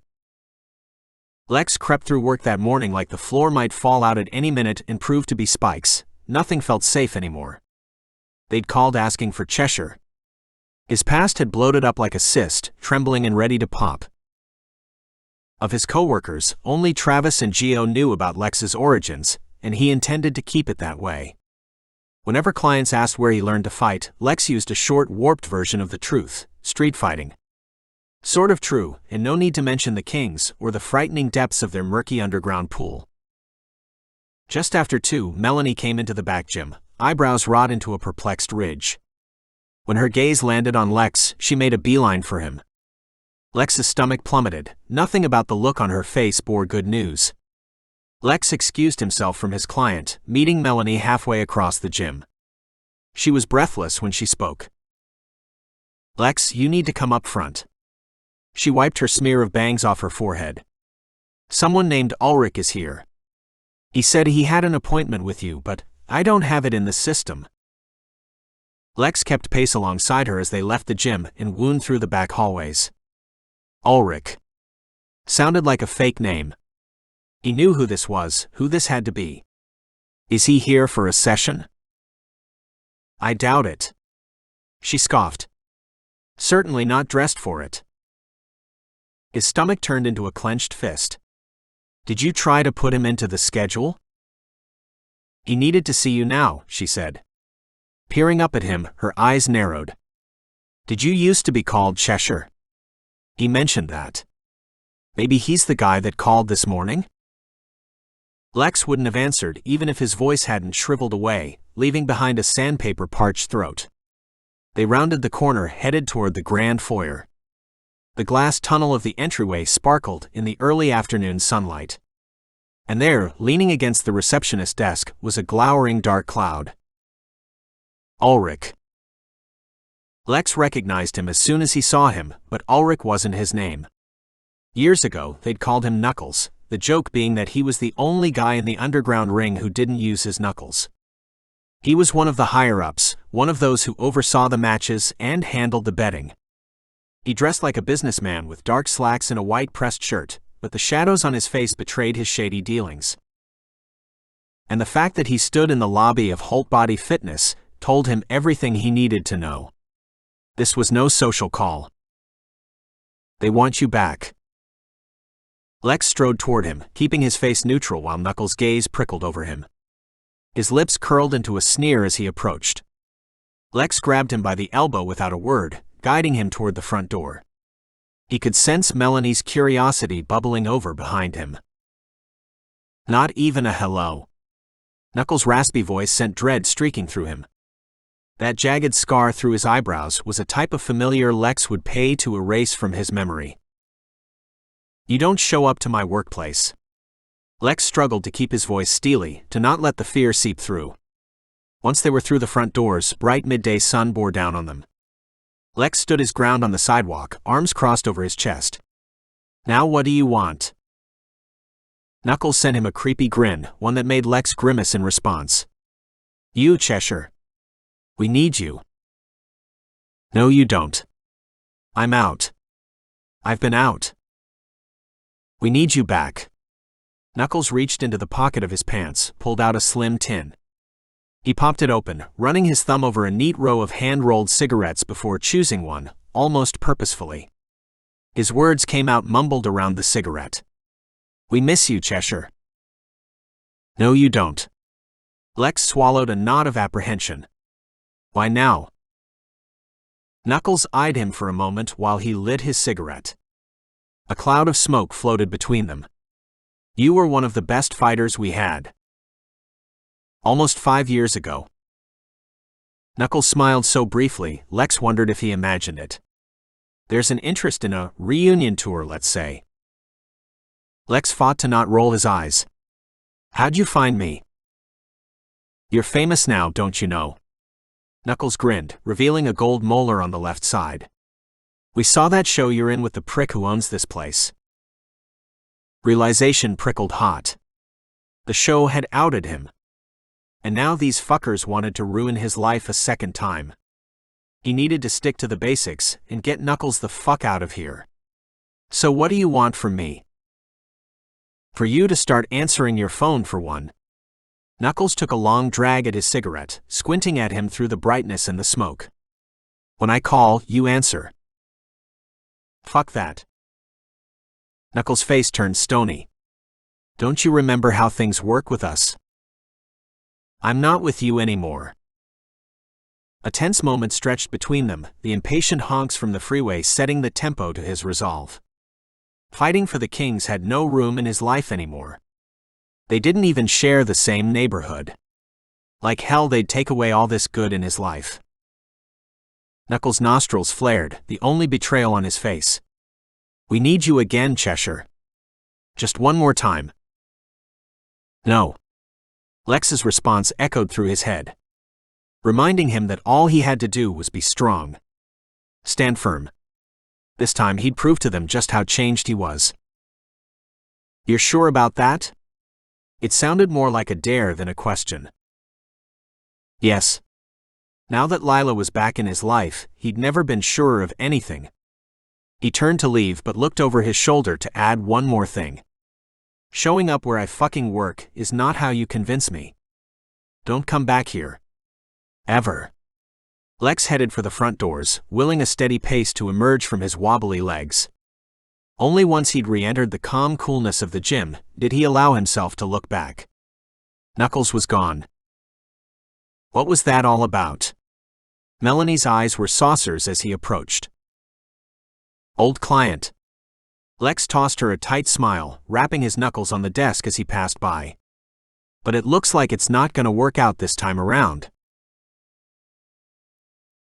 Chapter 18. Lila got out of work 2 hours early that night because she'd already picked up too much overtime. At just 5 p.m., with the sun still bright on her face and the evening sprawling unchecked in front of her, it felt like she had the world at her fingertips. She had Lex's number pulled up on her phone before she could even make the decision. But she stilled before she hit the big green call button. Running straight into his arms during her first iota of free time meant something. She was already seeing him enough as it was. But it still wasn't enough. She squeezed her eyes shut and then made the decision. Lex wins. He picked up on the third ring. "What are you doing?" A sultry chuckle escaped him. "You get right to the point." "I'm heading home. Why?" Excitement punched her in the stomach. "No reason." She turned her car on, dialing back the volume on the radio. "Wait, why are you calling me so early? Are you on break?" "Yep." She held the phone between her ear and shoulder as she navigated out of the parking lot.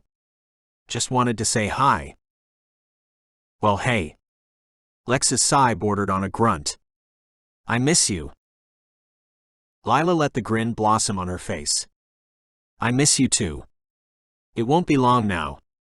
Lex thought they'd be seeing each other in 2 days. But no way would Lila let this little window of opportunity slide by. Her parents didn't need to know she'd gotten off work 2 hours early, which meant Mama was free to make a house call. "Hey, I gotta go." Her blinker clicked as she stalled in the turn lane to exit the parking lot. "I'll talk to you later." The 20-minute drive to Lex's house left her on pins and needles. Imagining the look of surprise on his face, the way he might scoop her up into his arms. She could already smell his scent, a mixture of cedar and manliness and maybe sweat, if he hadn't showered at the gym. Those thick biceps tightening around her. The engulfing kisses, the tidal wave warmth of his embrace. Her skin pricked with goose pimples during the whole drive. Once she parked at his building, she giggled all the way up to the front doors. Inside, she took a moment to orient herself, to remember the steps from the one time she'd visited. Elevator on the left. Floor 3. Last door in the hallway. She slipped into the gleaming elevator, another man entering right as the doors attempted to slide shut. Their gazes locked for a painful split second. The hardened edges of his face seared through her, the scar in his eyebrow feeling like a warning. Her mouth turned down as he filled the space next to her, leering down at her, his black suit and tie somehow greasy even though he was by all measures nicely dressed.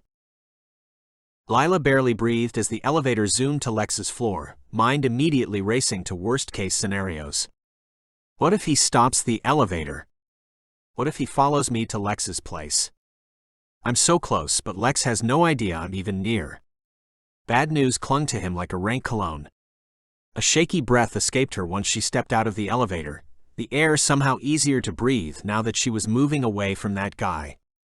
Her shoulder blades prickled as she walked to Lex's apartment. Maybe the creep was still watching her, though she didn't dare turn around to check. She rapped her knuckles 3 times against Lex's door. Muted steps sounded, and then a moment later his door flew open. "What the hell are you doing here?" The words shot out of his mouth, accompanied by an amazed grin. He pulled her into his arms, wrapping her in a tight hug that wiped her mind of the uneasiness in the elevator. His moist lips found the nook of her neck, pressed a warm path over her jawline. "I thought I'd surprise you," she murmured as his kisses trailed over her chin, skipping up to her lips. "I got off early." His lips curled up into a boyish smile. "And now it's time to get off." She snorted, pressing a palm to his rock-hard chest. "Clever." Lex pulled her into the apartment, his gaze sweeping toward the hallway as he pushed the door shut. He stiffened against her just before the door clicked shut. His face paled as though he'd witnessed a murder. "What is it?" Lex blinked, dragging his gaze back down to her. He looked lost for a moment, then the pallor disappeared. "Some weirdo in the hallway." "Oh my God. I saw him in the elevator. I thought he was gonna mug me. Do you know him?" Lex watched her for a few moments, his grip tightening around her. "You rode up with him?" She nodded. "He stared at me the whole time. I hope that's not your neighbor." He shook his head, his chocolate eyes turning to steel. "Not my neighbor. I'd call the owner if he was." Lila burrowed into his arms. "Keep me safe, Lex." His throaty chuckle made her heart swell. "Babe, I'll keep you safe until the day I die." "You promise?" The rough pad of his thumb scraped across her cheek. "I was born to protect you, doll." The solemnity in his voice sent tears to her eyes. She cinched her arms around his solid waist, clasping her wrists behind him. "You've always said that." "Because it's true." "Even when I was gone?" "Even then." He pressed his lips to her forehead, his breath hot against her skin. "Even when I hated you. For that small window of time." She laughed, but it sounded hollow to her. "But you couldn't hate me forever, right? Look where I am. In your apartment." "About to get that good lovin'," he cracked, grabbing handfuls of her ass. She giggled as he swept her up into his arms. She locked her legs around him, the smile falling off her face as she got lost in the depths of his gaze. This man held a key to a part of her that existed beyond the dreary responsibilities of daily life, beyond the goals and worries and fantasies of who she should be versus who she was. Lex awakened something primal in her. Sent heat and bliss zipping through her just from looking at the guy. Brought to life a side of her that nobody else could. And she'd been testing the waters for 5 years, desperate to find any other man who could light her up like he did. Of course, he was the only one. "I don't have much time," she whispered as he carried her toward the stairs leading to his loft. He stopped in his tracks. "You mean you aren't spending the night with me?" The disappointment in his eyes was equal parts heartbreaking and reassuring. "Sorry, Lex. I have an appointment soon. I can't miss it." "The appointment is your son." The words barreled through her like shouting into a megaphone in a tiny room. She stuffed the thought down deep down inside. This was not the time. She had 2 hours to enjoy Lex, to get lost in the whirlwind of him. To reside in that moment when time stopped and happiness filled every nook and cranny inside her. Lex huffed. "What if I made it worth missing?" She pressed her forehead against his. "I can't. But we have right now together." He snagged her lips in a kiss that wiped her mind clear. "I'm gonna take you upstairs," his voice came out low, throaty, "and peel all your clothes off and fuck you until you scream so loud my landlord calls." She tossed her head back with laughter, a realization sinking in a moment later. "But what if I want you to bend me over this couch?" She nodded toward the sectional, her heart slamming against her ribs. He can't see you naked yet, he can't see the scar.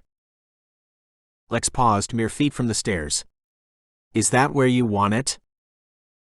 She nodded, putting on her best sexy pout. Give it to me how I want it. His eyes flashed, and he carried her over to the couch, grunting as he laid her out on the leather surface. His gaze scorched over her once she was splayed out and looking up at him. You can't be into this, she said, gesturing at her taupe scrubs. I know this is the opposite of sexy. Babe, I'm into anything you do, any way you do it. Lex tore off his shirt, revealing the rippling planes of his shoulders and upper arms. Lila tugged off her scrubs top, followed by the plain tank top beneath. His gaze fell to her breasts, encased in a black satin bra. Running a finger under the strap, she dragged her tongue over her bottom lip. Gimme that dirty mouth. He cocked a grin, grabbing her chin between his thumb and forefinger. He ran a rough thumb over her bottom lip as he shoved his workout shorts down over the bulge in his briefs. His cock strained under the black fabric, sending a jolt of anticipation through her. Only if you fuck me how I like it. She lifted a brow, sucking on the tip of his thumb. Any way he'd fuck her was the way she liked it, but she had to make sure he'd play by her rules today.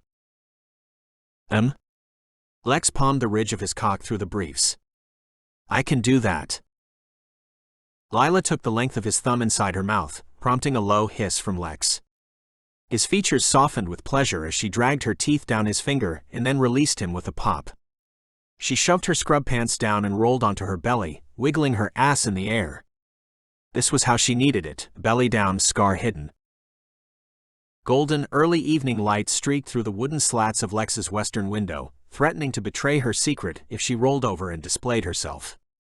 Though she craved it, that's not how he could find out. If he saw it and asked, what could she even say? Uterine repair surgery? A weird access point to her gallbladder. Nothing made sense, other than cesarean. Her thoughts sizzled away like water on a frying pan as Lex rolled down her panties, removing them with a sacred slowness. The heat of his hands penetrated her, felt like a grounding rod as much as it launched her into space. Moist lips painted a trail over her hip, across the prickling skin of her ass cheeks. She drew a ragged breath, gathering a soft throw pillow beneath her as warmth gathered low. You just want to get straight to the point. Lex's voice came out a low growl, almost as if she was being scolded.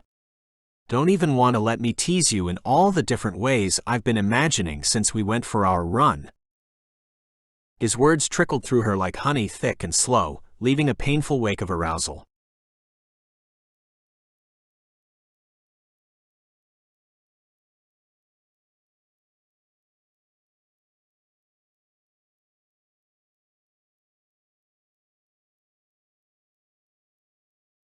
She sank to her elbows once the onslaught receded and she remembered to breathe. As she drew deep gulps of air, silent tears trickled down her face. She brushed them away, not wanting Lex to see. Because where had they come from? A weak laugh made it past her lips as Lex hummed and hugged her from behind. That was fucking nuts. His voice was gravelly, reverent. She slid belly down onto the couch, sighing as he wrapped himself around her. The weight of his muscly thigh felt like a security blanket. One she didn't want to give up so fast. I don't think I remember how to talk, she said after a long pause, blinking through the drying tears. She sniffed hard, shaking her head. You fucked the English right out of me. He gave a belly laugh, one that made her smile. Every time he laughed like that, it felt like an accomplishment. Always had, even back in high school. And in that moment, it hit her. You have to tell him. Her voice dried up again, leaving a crippling uncertainty in its wake. This isn't the time. Don't ruin this moment with a confession. The confession. She shifted beneath him, stifling morbid curiosity about how that conversation might unfold. But angels battle devils on each shoulder. It wasn't fair that she got to bask in the purity of this insane connection they'd always had. Except now, she harbored a secret so enormous it would change Lex's life forever. She blinked away more tears. This couldn't go on for much longer. The truth would come sniveling out sooner or later. Lila. Lex shifted onto the couch beside her, draping an arm over her waist. Lex? He searched out her gaze, the dark chocolate of his eyes molten yet tender. Always swarming with emotion. Threatening to suck her in like an undertow. When will you be with me? The question slid out tentative and soft, as though he hadn't fully made the decision to ask it. Her throat tightened, and she squeezed her eyes shut, trying to hide the moisture threatening to betray her emotions. God. I thought you were going to ask me what post-coitus snack I wanted. She cracked a grin, hoping to jar herself into a more light-hearted mood. To convince the tears to dry up once and for all. But Lex's lips only flickered toward a grin. His gaze didn't waver. Answer me. I don't know. She blurted it out fast, studying the black stitch seam of the cushion below his cheek. She did know. She'd be with him once she could pull her head out of her ass and tell him the truth. But she didn't have the words now. She hadn't prepared, somehow thinking it was still a distant eventuality. Like an idiot, not realizing the time to tell him had been years ago. Lex deflated, his jaw flexing as he searched her face. What else are you looking for? She swallowed past the tightness in her throat. It's not you. Your parents. He narrowed his eyes, as if he'd deduced the real reason. You don't want to tell them? No. It's not them. She drew a shaky breath. Though they didn't help matters at all. I just need more time. I thought that was fine with you. He gnawed at the inside of his cheek, his gaze distracted. I don't want to just fuck you, you know. She dragged her fingers over the caramel contour of his bicep. I know. But isn't that also a pretty great thing for now? She sent him a hopeful grin, eager to break the heavy spell. Behind her forehead, one thought pulsed like a marquee. You have a son. I never told you. You're a father. But when he smiled at her, the confession dissipated like a genie returning to his lamp. They were fine. This could go on for just a little bit longer. And she'd find exactly the right words to turn his entire life upside down. Chapter 19. Lex waved as Lila pulled out of the parking space, her sexy grin streaked with the evening light as she drove away. He watched until she turned out of the lot, and then he headed back inside, tension prickling across his shoulder blades. They'd had the hottest surprise visit in the history of time, followed by an impromptu snack session of saltines and hummus to sat that post-orgasm hunger. Lila didn't budge an inch when he pressed her to stay. Lex wanted to accompany her personally to her appointment, but figured that wouldn't go over so well. Especially since she'd just take it as being clingy, even though the truth was much different than that. Lex scanned the perimeter one last time before heading back into the apartment building. The lobby was empty, but it felt too quiet now that Lila was gone. Anxiety blossomed, reality crushing around him as he pushed into the stairwell, taking the steps two at a time. When Lila had shown up 2 hours ago, Knuckles had been standing at the end of the hallway, leering at the two of them like some sort of escaped circus clown. A warning shot. The Kings were good at that sort of shit, and Lex had been stupid to forget. Time blurred the edges on the fear and the tactics. But here they were again, crystal clear and jagged sharp. Knuckles had seen Lila. He'd fucking rode up the elevator with her. All bets were off. Lex's stomach twisted as he pushed through the door at his floor. Bad news loomed, but it was the amorphous kind, like a thunderstorm hanging just a few miles away. He hurried down the hallway, his footsteps urgent on the Berber carpet as he headed back to his place. When he rounded the last corner, his pace ground to a halt. Chest tighter than a rubber band. Knuckles leaned against the wall in front of his door. Smile 10 shades of sardonic. Knowing. Waiting. Lex's breath tumbled out of him. He approached slowly, like coming up on a tense dog. What are you doing here, man? Knuckles' steely gaze didn't falter. Does showing up at your apartment convince you? Hearing his words thrust back at him kicked the rage up to a boil. Why are you here? You know why. I want you to tell me yes. Lex's stomach took a nosedive. I can't tell you yes. Knuckles feigned confusion. And why not? It's so easy to say yes. It feels good to say yes. Not anymore. He tightened his fists, hardly daring to blink in the unwavering gaze of his former gang lord. Knuckles rolled his neck in a slow circle. Lex could practically see the gears whirring behind his skull. Well, how about I make this simple for you? We need you back. And more than that, somebody high up only wants you. We've seen you on television. He wants the celebrity. Lex swallowed a knot. That's how you found me? A question disguised as a statement. But it was a repercussion Lex hadn't even considered before signing on to the show. Correct. Knuckles crossed his arms over his chest, seeming to swell in size before him. He was a brute of a man, 6 foot something but a thick wall, practically a bulldozer. Once for shits and giggles, they'd pushed Lex into the ring with him for a fight. All the gang members had shown up for that one, hooting and hollering as the two of them jumped around under the glare of a swinging light bulb. He'd gone easy on him, let the old guy win. But putting his fist into his shoulder had felt about the same as a brick wall. I'm not into fighting for money anymore. What part of your job now isn't for money, Cheshire? Dirty money, he clarified. And that's the end of it. Lex attempted to walk past Knuckles, but his arm shot out like a sword, blocking his path. Lex stilled before he touched him, his eyes on the cuff of his sleeve. A 4-leaf clover cufflink, dull and dingy, stared back at him. You don't know how much money we want to give you. It doesn't matter to me.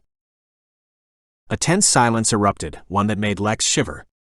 He looked up at Knuckles and found something bordering perplexity there.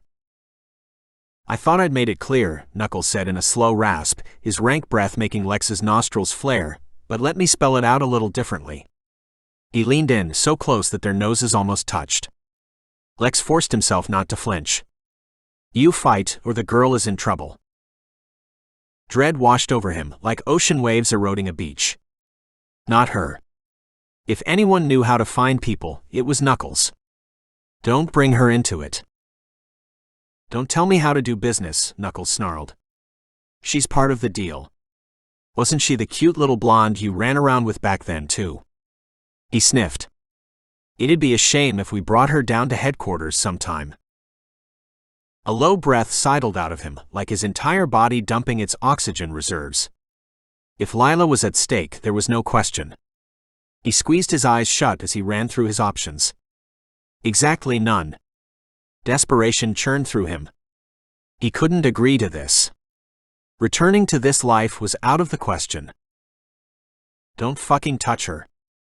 Lex kept his voice low to hide the quiver of rage. She has nothing to do with this. Then your decision is made. Lex brought a closed fist up to the space between his eyes. If I do this, it's just one fight, right? Yes. Lex didn't trust the glint in his eye. I can do one. Nothing else. Knuckles grinned wide, showcasing a gap where a back molar used to be. Sounds like a deal to me. But stay the fuck away from her. Forget her face. Just leave her the fuck alone. He swallowed hard. Please. Knuckles raised his palms like conceding. Hey. Forgotten, as long as you stick to your end of the deal. Lex shouldered past him, towering over the door lock as he fished out his key. Fine. Just send me when and where. Knuckles' steps thudded down the hallway, a relaxed gait, the walk of a smug manipulator who'd cornered him into the worst deal of his life. Always a pleasure, Cheshire. Lex scooted inside his apartment and deadbolted the door behind him.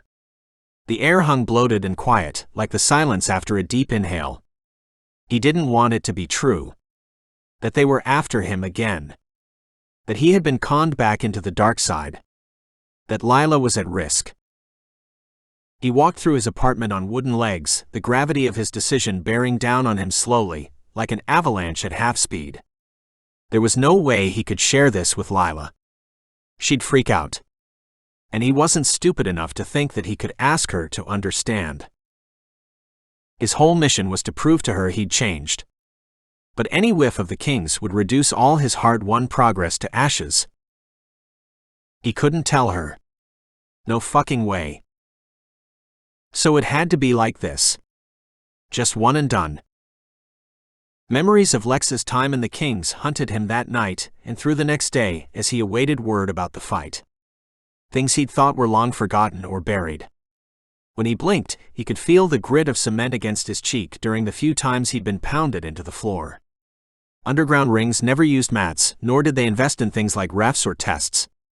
Most fights abided by the simple policy of fight until unconscious. Sometimes fight to the death. Lex had killed a few guys during his stint in the ring. One he'd watch blink out right there in the parking lot while the spectators screamed like a goddamn gladiatorial fight. Another he'd found out about secondhand. The guy made his way to the hospital somehow and passed the following day. Organ failure. Lex had pummeled his body into shutting down. And when guys died, Lex's earnings tripled. At the time, Lex had a whole arsenal of reasons why it didn't matter.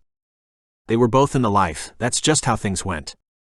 Lex could have been the one to die too. There was never any guarantee of making it out alive. And maybe that was part of the attraction to the tormented youth, with a death wish the Kings tended to reel in. Lex's early life was peppered with suicidal thoughts. Skirting the edge of death while also fighting valiantly to escape its claws, there hadn't been a greater high than that. Not even coke came close. It was maniacal. Cutthroat. Supreme.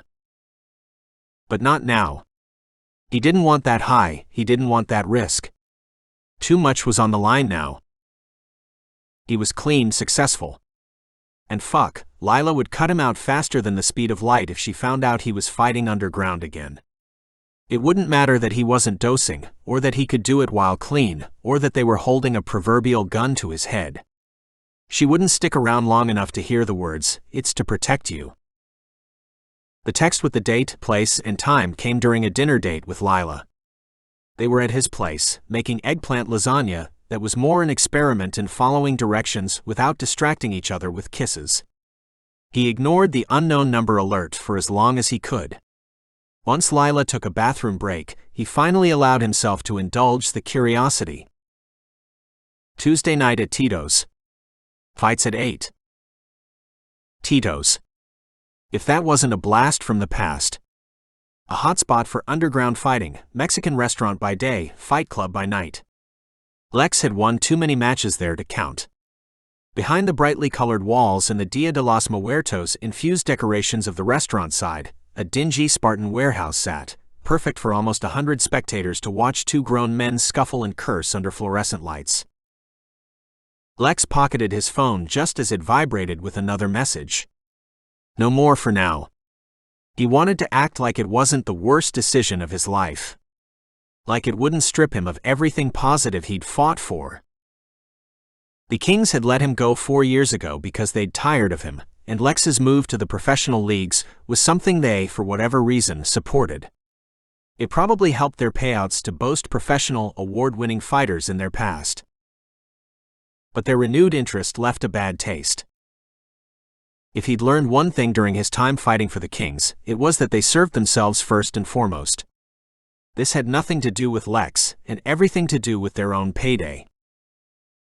Someone was betting high, and the Kings knew that Cheshire would get the job done. Because he had to. His life depended on it.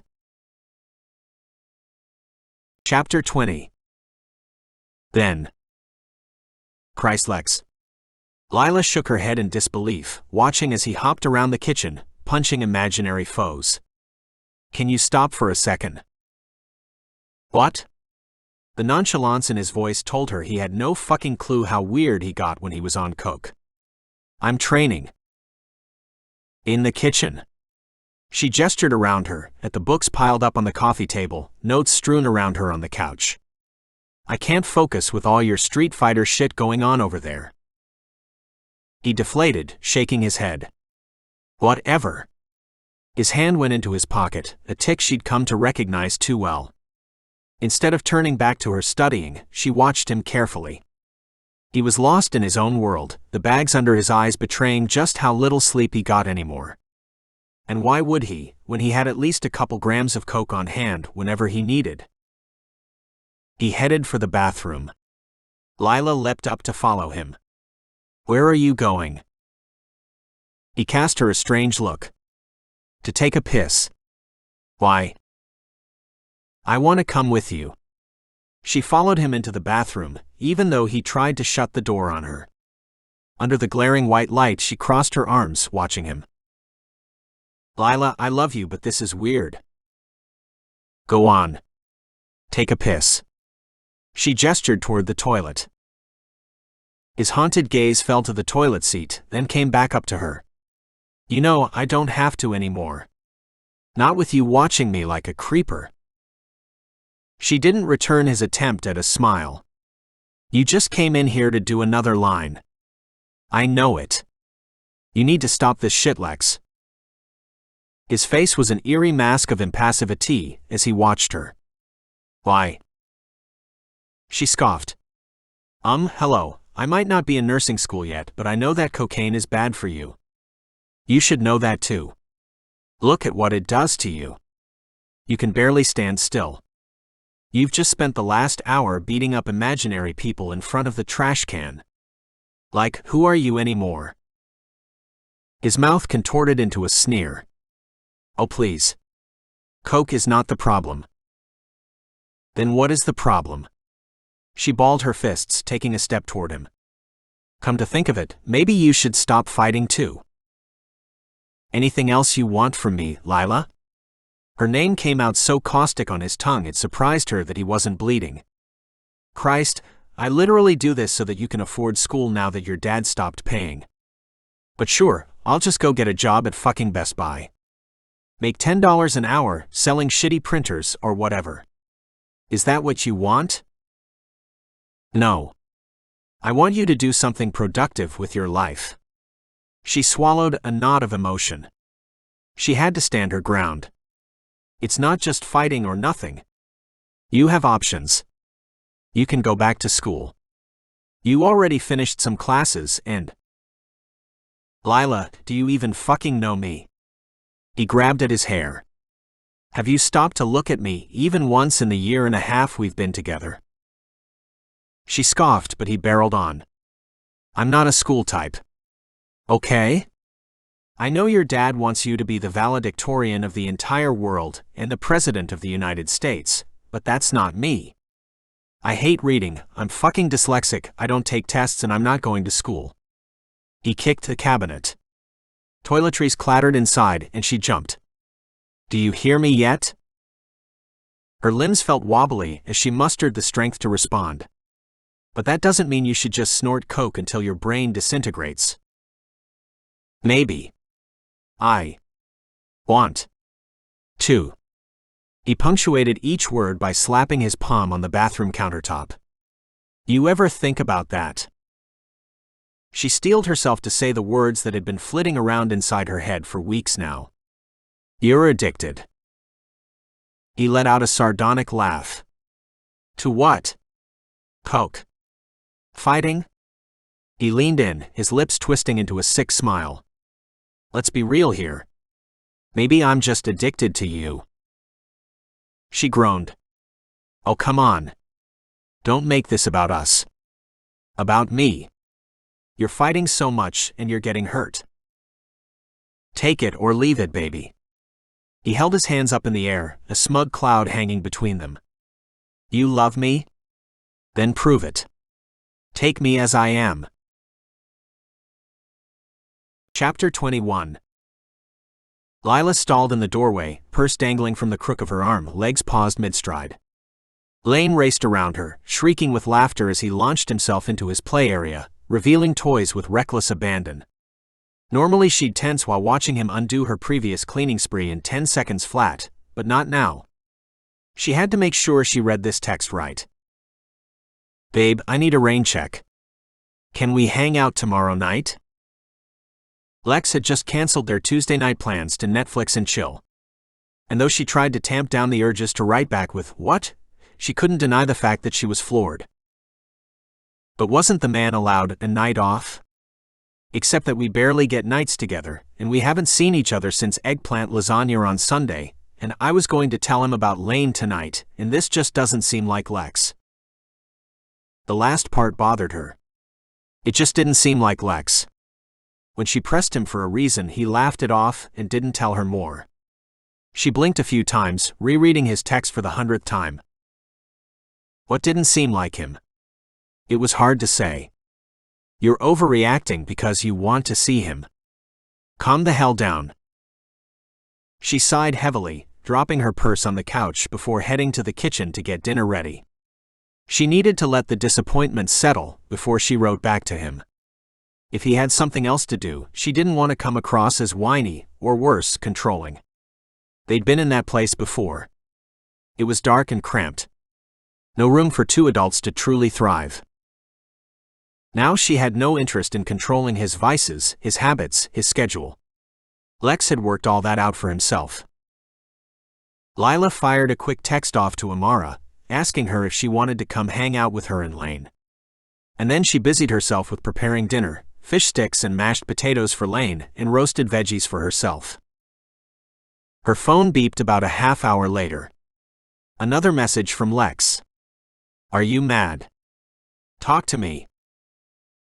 Lila wiped her brow, peering down at the text. She typed out a quick response. Not mad at all, babe. I just forgot to respond because I was making dinner. I'll miss you tonight. When will I see Mr. Sexy again? Her own message rang in her ears as she called Lane over to the small dinette. He jabbered happily while he took bird bites of his fish sticks, telling a story about some creature in the sea that she wasn't sure he'd made up or seen on television somewhere. She smiled as he danced around the table after eating, singing off-key about kangaroos. This was Lex's baby. He needed to know him. So when will it be? She'd emotionally prepared herself to ruin Netflix and chill night with the confession. The words were hovering on her lips. Desperate to escape. And now that he'd canceled it, suddenly tonight felt like the only perfect moment, and there might never be another one. Truth was, there'd never be a great moment to drop the Hiroshima truth bomb she had in her arsenal. Tucking Lane under her wing was getting harder and harder. Lex wouldn't accept her excuses to avoid her apartment without question forever. Say it. She just had to come out and say it. Panic wrapped around her throat like an anaconda. If she wanted to imagine the fond look in Lex's eye beholding their son, then she had to imagine what came before that, the anger. Him going ballistic. Possibly never speaking to her again. An entire childhood of Lex picking up Lane for part-time custodial visits and not even glancing her way. Because that's where they were now. Lila wanted him in it for the long haul. No doubt about it. The confession throbbed inside her, stealing her breath. If not tonight, then it had to be next time she saw him. No matter what. The resolve helped, but restless energy coursed through her, like gearing up to go to a concert, and then finding out she'd gotten the date wrong all along.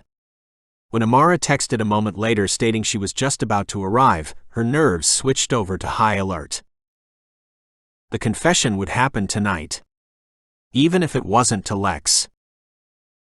Her mind swam with opening lines and justifications. Amara would at least serve as a test group. Like a pilot episode for a TV network, gauging the waters before launching a new sitcom. Except this was the worst premise for a show in the history of mankind. She might even be booed off stage. When the knock sounded on the front door, Lila jolted. Lane didn't even look up from his toys. Lila tugged open the door, sweeping her friend into a hug before they could even say, "Hey girl." "It's been forever," Amara said, revealing a bottle of wine from a paper sack she'd brought in. "I figured girls' night in could use this." She bent down to ruffle Lane's head, who popped to his feet to hug her knees and show her his dinosaur. "Sweet Dino," Amara said, settling into the couch. Lane cuddled up beside her, dancing his dinosaur's plastic-clawed feet over her thigh. "I have something to tell you," Lila blurted, heat creeping into her face. If this was hard, it would be a million times worse with Lex. This was necessary practice. "Oh. What's up?" Amara slowed her strokes through Lane's hair, looking up at Lila with a line forming between her brows. Lila opened her mouth to go on, but then cleared her throat. "Lane, run to your bedroom and find that new puzzle you got from Grandma and Grandpa. March needs to see it." Lane gasped and hopped to his feet, scrambling off to his bedroom. "You're gonna love it, it's so cool." While Lane rummaged in his bedroom, Lila leveled her friend with a look. "We've never talked about who Lane's father is." Amara's brown eyes were wide and confused. "Should we have? You said that he was a one-night stand." "He wasn't." Lila swallowed a sick wrench in her gut. "It's Lex." A stunned silence throbbed in the living room. It felt like neither of them blinked for a half hour. "Okay." Amara began. She opened her mouth to speak, then closed it again. "Lex doesn't know." Realization crept across Amara's face. Lane raced back into the room, hopping from foot to foot as he held out his new puzzle, desperate for a reaction. Amara blinked a few times, the heaviness in her gaze disappearing as she appraised Lane. "Wow, that's so cool, bud." Lila grabbed the paper bag from the table where Amara had left it and whisked it into the kitchen. They needed alcohol stat. Amara humored Lane over the new puzzle for a few minutes as Lila opened the bottle and poured 2 generous glasses. She handed Amara a glass and settled into the armchair near Amara. "So." Amara cleared her throat, taking a gulp of her wine. "Wasn't expecting you to open with that." "I had to tell you. I had to tell somebody." She fought to keep a wave of despair from drowning her. Thank God for good girlfriends who always brought wine. The two of them watched as Lane busied himself with an encroaching fleet of G.I. Joes and desert animals. "And why now?" "Because I'm going to tell him." Lila took another sip of wine. "I was going to tonight, except he canceled on me. It needed to come out." A burst of air passed Amara's lips. "Wow. I have so many questions." "I know. Just..." Lila nodded toward Lane. "You know." Amara nodded, tapping a slow rhythm against her glass. "How does he not know?" "I told him I was going to end it. That was right before we broke up. I changed my mind, but by that point, we were no longer speaking." Amara blinked rapidly. "And why didn't you tell him sometime after?" "I don't know." Lila rubbed at the space between her eyes. "Things didn't end well. I somehow thought I'd never see him again. Like somehow it wouldn't matter. I wrote him off as a lost cause. Forgetting that LA can sometimes be impossibly small." The friends watched Lane play for a few moments. He was lost in his own world, oblivious to the conversation happening around him. Pertaining directly to him. Amara shook her head, dragging her gaze to meet Lila's. "I can't believe it. Am I a horrible person?" "No. I don't think so. You had your reasons." She paused, a bud all but dangling on her lips. "You were going to add something," Lila prompted when Amara didn't go on. Amara deflated. "He's going to be upset. I don't think there's any way around that." "Right." Lila tucked her legs under her, taking another reassuring gulp of wine. There was no way around the anger. So she had to jump in head first. With any luck, Lex would be able to see past the hurt and betrayal and remember the love they shared. The love that had created this beautiful, sweet boy. The child that sometimes acted so similarly to Lex that it made her choke. But she worried the betrayal might be too great to forgive. Her second chance with Lex might be dead in the water. Lex sat with his forehead pressed to his steering wheel for what felt like an hour. The leather seam bit into his skin, the faint glow of Tito's parking lot lights illuminating the roll of tape in his lap. "You're doing it. You're here." He tugged off the start of the roll, rubbing it between his thumb and forefinger as he took a deep breath. Time to go in. Face down his demons. Figure out who the fuck was throwing money at the Kings to get him back in the circuit. Lex pushed out of the car, the cool night air caressing his cheek as he tugged his black hoodie low over his head. He strutted up to the restaurant, where regular-looking people occasionally entered, probably in search of endless chips and margaritas on the rocks. But instead of filing in the regular entrance, Lex headed for a dark doorway off to the right. A hallway wound around the side of the building, leading to a dimly lit steel door. He knocked twice, shoving his hands in the front of his hoodie as he waited.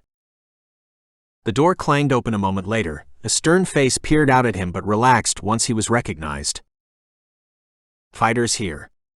The door guard stepped aside to let Lex in. The warehouse back end of Tito's became visible, sending a spiral wave of nostalgia crashing through him. But it wasn't the good sort of nostalgia. His nostrils burned with the sudden knee-jerk recall of a hard line of coke, the drip in the back of his throat that would invariably arrive as a result. His thighs tensed, remembering the way he used to stab the syringe into the side of his leg, desperate to get the bulk-enhancing juices inside him. Fluorescent lights glared above him as he hung off to the side, taking it all in. The cement floor gleamed as if it had been coated with something, but Lex knew it wouldn't hurt any less when a skull connected with it. Probably 50 men had gathered already, most in small pockets of conversation. Wads of cash flashed through the air, heated conversation bounced back and forth between a group of guys off to the left. He only caught snippets. The odds. The UFC career. Favored to win. Back in the day, this sort of predatory attention had made Lex swell with pride, or something like it. The way people talked about him as if he wasn't there, the money tossed in his direction like he was a fucking display piece in a store, those things hadn't grated on him nearly as much as right now, this instant. He clenched his jaw as Knuckles approached, a shit-eating grin on his face. "Fight's on in 5, he rasped, clapping a hand onto his shoulder. "Come with me." Knuckles led him across the swept cement. The people gathering had left a natural space toward the center of the warehouse, where he and his opponent would fight. Taping hands was about the only precaution allowed. "Who am I fighting?" Lex scanned the room, trying to pinpoint anyone he recognized. Lots of men in shiny suits and well-combed hair. Secret millionaires, sometimes billionaires. Plenty of guys with a bad habit for gambling too.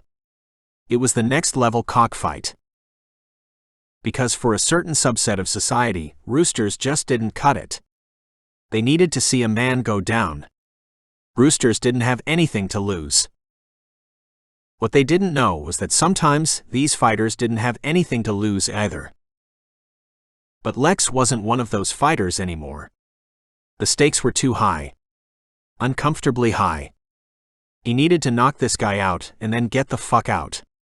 Knuckles pointed to a scrappy-looking kid across the room. His muscles were tightly drawn and sinewy, as if he was made entirely of twisted rope. The kid watched Lex with a dark gaze, eyebrows drawn tight. "He's royalty," Knuckles said, which meant the kid was family to someone very high up. "He's been training for years, doing the circuit here and there. But kid's convinced he can make the leap to big time." Knuckles' snide laugh told Lex all he needed to know. "Could have just seen him in the gym," Lex mumbled, unrolling a length of tape and wrapping it around his thumb. "We trained for going pro, you know. Well, royalty needs him to prove his chops. And because of that, we have a bona fide wild card fight ahead of us." Lex expelled a burst of air, giving Knuckles a look that said, "Come on. I know better than to believe that." "Yeah, but the bets are rolling faster than you can imagine, Cheshire." Knuckles sent a seedy grin out toward the clusters of men waiting for the fight. "Everyone's putting their money on royalty getting a free pass. Imagine what the poor fucker thought when we told him we had a real UFC champ for him tonight." Lex's stomach pitched down to the floor. He tugged his sweatshirt off, revealing a loose racerback. "So you want me to put him in his place?" "You work your magic," Knuckles said. And Cheshire. His tongue darted out, wetting his bottom lip. Don't kill this one. A courtesy that wouldn't be extended to Lex if he faltered or failed. Knuckles set off before Lex could respond. Across the room, the kid rolled his head in a slow circle, eyes lethal slits. Lex pushed his track pants down to reveal standard-issue black mesh shorts, then tugged his racerback off. Lex plopped onto a steel folding chair nearby to tape his other hand as the kid hopped from foot to foot across the room. Couldn't be older than 21, but Lex knew better than to wager anything on how old a fighter was. Hell, Lex had burst out of high school ready to kill the first person who looked at him wrong. The spectators gathered in a loose circle, as though sensing the fight was about to start. Knuckles hovered nearby, nodding as a guy said something into his ear. Knuckles flicked his fingers toward him, ushering Lex and the other kid closer. At the center of the gathered group, Knuckles appraised each of them with a grin. Here we are, men. He clapped a meaty hand onto their shoulders. His voice projected easily out over the gathered audience. You know the rules. There are no rules. Fight until you can't. Lex nodded, drawing deep breaths as he focused on his opponent. The dark sweep of hair over tortured eyes. Light scars on his cheek, his forehead, like a roadmap to his fighting career. And beneath the steely veneer of a fighter hardened in the underground, where death was more likely than not, flashed uncertainty. Knuckles swept his hand up. Fight. Lex's stomach bottomed out as his vision shrank to encompass only the octagon formed by the gathered crowd. Bodies shifted around them, shouts and whistles fading to the background as the two fighters faced off. The kid bounced from one foot to the other, fists held up in a boxer stance. Lex stood still, blinking slowly, watching as confusion made a slow trek across the kid's face. This was the game. A cat with his prey. Lex's mind shrank to a watchful silence. Primed. After enough time, the kid got bold, comfortable. He bounced close, like testing the waters. Lex didn't move. The audience roared around them. Some of the men watching demanded that Lex move, get his ass in gear, fucking blink for God's sake. But Lex held steady. The kid swiped at him, launching a fist toward Lex's shoulder. Lex took the blow, barely stumbling to the side. The kid's eyes went round, his surprise echoed in the reactions of the spectators around them. Lex stood tall, staring his opponent down. The kid launched at him again, this time aiming for the head. In regulated fights, a dirty blow. Not allowed. Lex snapped, blocking the kid's arm with his own and bringing it down hard to his side. Gasps sounded as Lex whipped the kid around, bringing them both down onto the ground.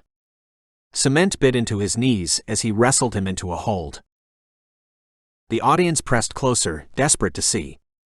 But all Lex could see was Lila, the wispy idea of them as a couple, fading from view the longer he stayed here. Anger surged through him. Who were the kings to take that from him? The kid launched punches through Lex's attempt to pin him down. His fist grazed Lex's ear, his throat. One landed on the side of his head, and his ear immediately began ringing. Anger roiled through him. This wasn't what he wanted to fucking do with his life. Dancing when his master said dance. Like some sort of fucking monkey in the circus. Lex grunted as the kid slipped out of his hold, wriggling out and landing a steady stream of blows to his head. The crowd oot. Lex roared, pinning him again, the rough ground tearing at his knees. Blood smeared in a trail behind them as they grappled. The kid fought like a trained boxer, which meant his ground game was weak. Lex needed to keep him here. His opponent's knuckles connected with Lex's cheekbone, hard enough to send him reeling backwards. Another swell of shouts from the audience. Lex blinked a few times, trying to reorient himself. The kid hopped to his feet, bouncing a safe distance away. Like he needed the break already. Like he knew Lex's plan of attack was to keep him where he was weakest. Lex stayed on the ground for a few moments, elbows propped against knees. He sent a wry smile to the kid, who once again looked increasingly unnerved. From behind him, angry viewers shouted their opinions. Take him out. It's what we're here to see. Are you kidding me? You're just gonna let him sit there and stare at you? Fucking rip his head off. Lex ground his jaw as he watched the kid. And then he hopped to his feet, taking a predatory path around the clearing. The kid hopped away, but it wasn't far enough. Lex swung his leg out, kicking the kid off balance, sending him right back to the ground. From there it was easy. Lex had capitalized on both fear and skill to back the kid into an ideal space, one where he went rigid with self-doubt and more reactionary than predatory. Lex punched him as if on autopilot, the lights and glare of attention receding to a distant murmur. If they wanted a show, they'd get their fucking show. Lex's knuckles ached under the wraps as the stream of punches became methodical. The longer he punched, the louder the shouting. After a while, the kid stopped punching back. Blood spatters framed the kid like some sort of gory art installation. Lex hopped to his feet, well before the limit of no return. He knew what a lifeless body felt like, what happened to the limbs when the zest went out of a man. The kid would be fine. Cheers churned in the air. Please for more, finish him off, kill the fucking kid. Lex ignored everything and headed for Knuckles, who looked happier than maybe Lex had ever seen him. Now that's the Cheshire I remember, Knuckles said, offering his hand. Lex almost didn't take it, until he remembered the familiar song and dance. When he took his hand in his, folded bills brushed against his palm. How much? You're a humorless son of a bitch, you know that. Knuckles' grin fell. I'm covered in that kid's blood, and it's time for me to go. How much? 2G. When the bills were in Lex's palm, he tried to pull away, but Knuckles stopped him. And if you need any of the extracurriculars you used to love, I've got that for you too. Cocaine was the only extracurricular he could be referring to. Dread seeped through him. He wanted to be light years away from this world. I'm good. Lex yanked his hand back and turned, heading for his clothes. Not even a thank you. Knuckles' disbelief rose above the din of the warehouse. Without turning around, Lex lifted his hand in the air and flashed a thumbs up. It wasn't in the job description to be pleasant. He'd had one job, and he'd done it. Time to put this unwelcome chapter far behind him. So far that it became nothing more than a bad dream. One that he hoped Lila would never find out about. Chapter 22. It wasn't even a full day before he got the call from another unknown number. He tended to the cut on his cheekbone while he swiped to answer the phone. Thank God he'd had the day off today. Travis would have been the first to grill him about the black eye. What? Knuckles gave a throaty chuckle. Well, guess what? You outdid yourself. Lex's stomach pitched downward. And? They want to see you again. Double the payout. Lex pinched his eyes shut, pressing his thumb between his eyebrows. Here it was, exactly why it was so damn hard to get out. If their unending stream of requests didn't do a guy in, then the money did it. How else could he rake in more than $5,000 in the span of a few days? I said one fight, Lex said through gritted teeth. Oh, come on, Cheshire.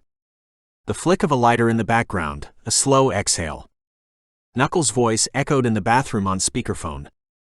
I forgot what it was like with you around. With a bona fide fighter, you know? You could punch the tits off Medusa. Lex pressed his palms against the white countertop, staring at the bruised side of his face. The guys that have been in the circuit recently, they're weak sauce. Nothing like you. I told you I can't. An eerie silence emerged from the other end of the phone. Finally, a slow exhale. And I told you there'd be consequences if you didn't. Dude, I've got a job. Lex tried to keep the emotion from pinching his voice. I can't be showing up to work all battered and bruised like this. You fight for a living. You can't blame it on someone else? We don't give each other shiners like this in the gym, Lex spat, rummaging through a bathroom drawer. He'd had concealer in here, once upon a time. For the accidental black eyes during training camp. Knuckles grunted. Bunch of pansies over there. When Lex started to protest, Knuckles added, except for you, Cheshire. So you in? Lex ground his jaw as he worked over all the possible outcomes of saying no and meaning it. Before he could respond, Knuckles chimed in. There's the easy way, Cheshire, or there's the hard way. Lex kicked at the cabinet of his bathroom vanity. The door popped open and swung outward. What? The easy way is, you say yes.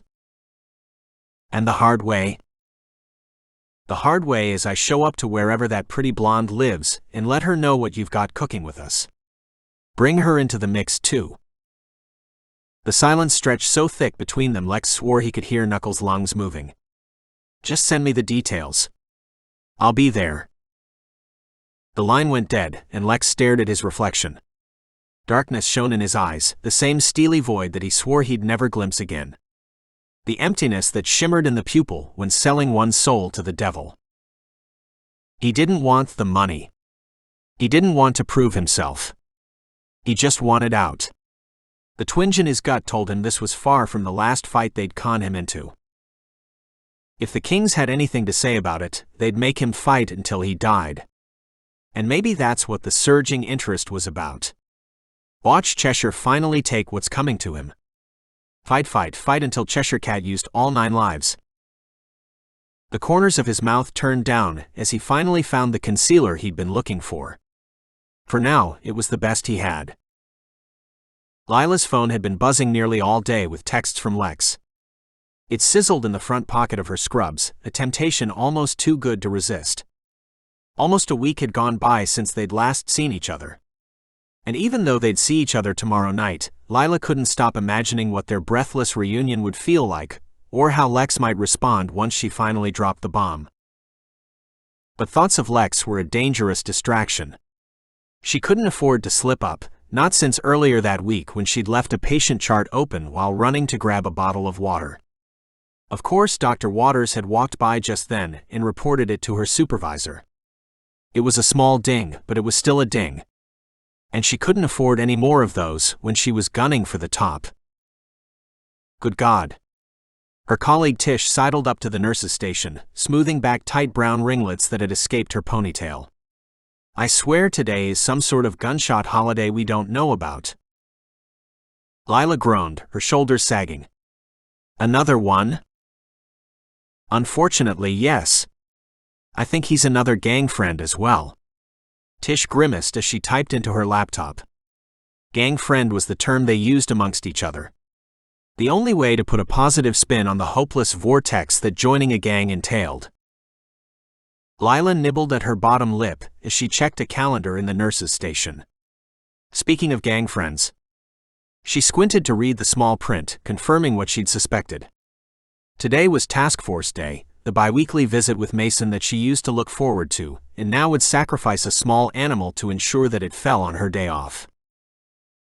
Mason's already here, Tish said, closing her laptop. I saw him over near admin. I guess it's only fitting if this is the gunshot holiday. Tish sashayed away to her next arrival, leaving Lila in an awkward bubble. The last time Mason had come around for his rounds at the hospital, he'd just discovered Lex at Lila's apartment. Calling him icy would have been an understatement. He'd have fit in better in the Arctic Circle. Despite the iciness, it didn't stop his random texts from coming through. Usually after midnight. Probably drunk texts, since they were usually one-liners about missing her or needing a kiss.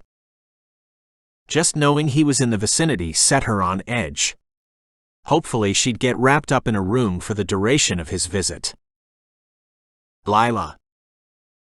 Fuck. She froze in her spot, knowing already that it was him. She drew a slow breath before pasting a smile that probably looked more like a grimace on her face. Mason strolled around the curved counter of the nurse's station, his blue eyes like a whip on her. Hey Mason. She tried to sound lighthearted. Like he hadn't reduced her to a piece of pussy in her own living room. His officer's uniform was neatly pressed, his badge gleaming under the bright lights of the hospital. At one time, his holster and the loaded gun at his hip had been a turn-on. She'd thought she needed that type of safety. An assurance against the unsteadiness of the real world. But the gun didn't mean shit after all. Lots of intakes today, he said, rapping his knuckles against the countertop. Lots of interventions to be had. Yep. His work trying to convince gang members, especially the young ones, to give up the life was admirable. The way he looked at her right now was not. He wet his bottom lip, his gaze sweeping up and down her body. Listen. Her eyes fluttered shut. She knew what followed a cajoling tone like that. What? We should talk. About what? She sniffed, shutting her laptop. The signal that she was important and had to move on. There's something you should know about that. Mason's jaw flexed. That guy. He could only be referring to Lex. What on earth could you possibly know about him? She cocked a hip, pursing her lips. And why do you care? I actually care about you, Lila, he said in a low voice. One that bordered on hurt. Even if you don't believe it. I don't know why that's so hard for you to understand. She blinked hard. I thought I was just a lay for you. Not even a good one at that. Oh please. You're gonna throw that in my face? Not sure what else I'm supposed to do with it. She clamped her mouth shut as a nurse rushed by. Mason watched her disappear down the hallway before turning back to Lila. I was upset, he said. It doesn't matter. You don't talk to people like that. What did you want to say to me? Mason's jaw worked from side to side. Dark blonde stubble just barely hinted on his jawline at 5 p.m. He was dashingly handsome, but he'd just never come close to lighting her up. No matter how badly she wanted to believe it. No matter how precious the story of the nurse and the officer might be. I did some researching on that Olivo guy, Mason finally said, tracing his thumb over an invisible pattern on the counter. Found out some stuff you might want to know. Lila's stomach jerked to her feet. Yeah? And why would you be gracious enough to pass this on to me? Mason's eyes narrowed as he watched a nurse accompany a limping man down the hallway. You might change your mind once you know what I know. Her nostrils flared as she fought to keep a steely facade. Go on. This guy is bad news. Mason sighed like the weight of his words had been too heavy to bear. He's got a history. One that you want to stay far, far away from. Lila tried not to laugh in his face. What makes you think I don't know about it? If you know about it, then you're not who I think you are. Mason straightened. There's no way you'd willingly be with someone who's linked with the Kings. Lila gnawed at the inside of her cheek. Coldness whooshed through her, nearly pushing her off balance. He's been arrested more times than I can count for possession. All sorts of shit too. Weed, coke, you name it. Shit, just from getting picked up for street fighting alone, the guy could have funded the city of LA in fines he paid. Lila sniffed, rifling through a stack of envelopes nearby. She had no idea what they were. Didn't matter. Anything to look disinterested. His track record with the Kings is long too.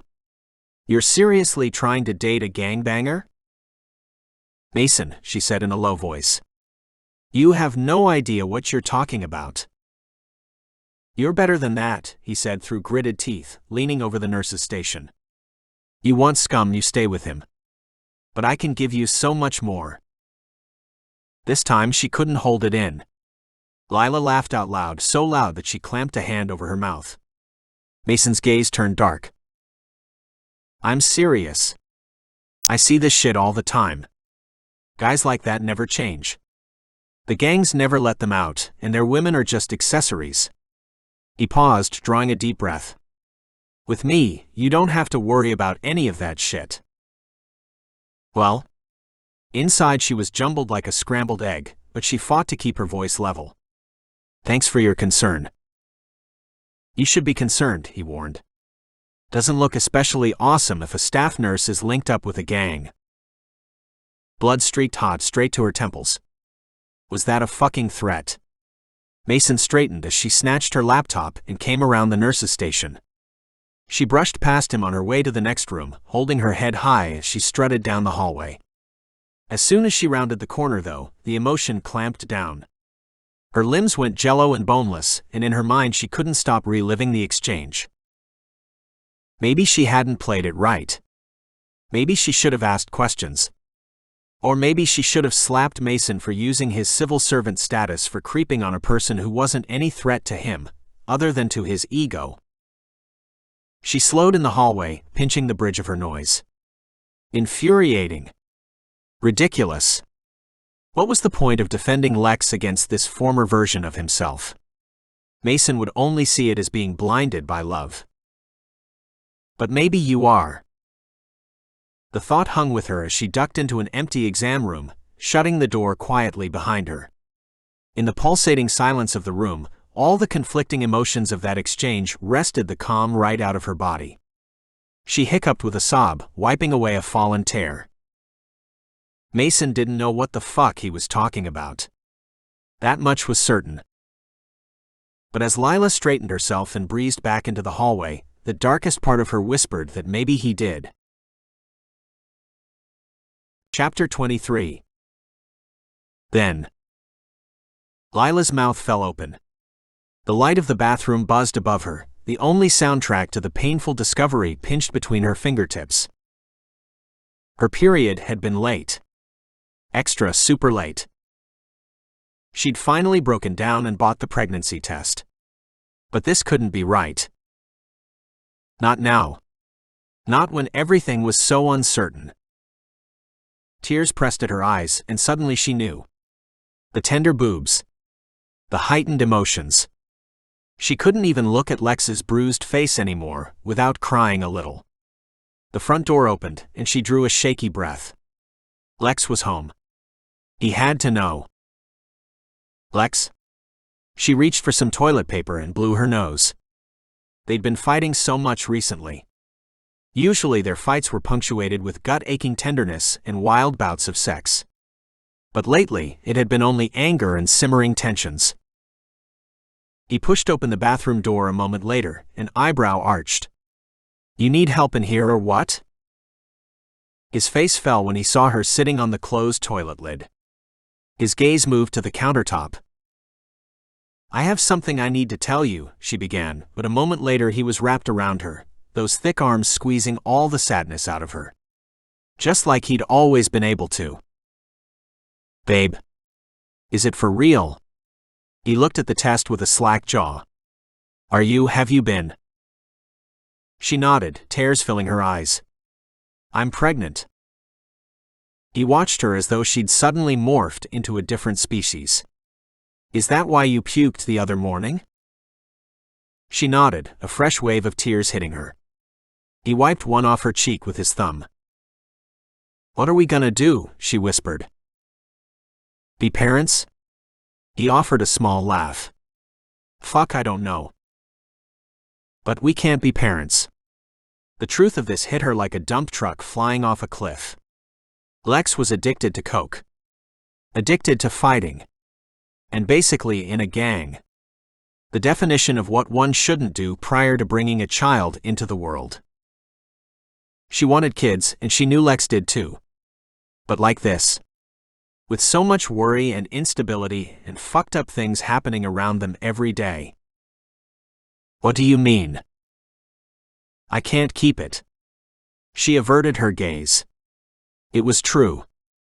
Even if it hurt. Now is not the time for kids. For either of us. I still have over a year of school left. And you. She trailed off, a bitter laugh escaping her. You can't even pretend like you're ready for kids. A dark look crossed his face, but he didn't fight her on it. Instead, he enveloped her hand between his, bringing her knuckles to his lips. But we can do it. A silent sob racked her body. She shook her head. Lex pressed more kisses to her knuckles. But you know better than me.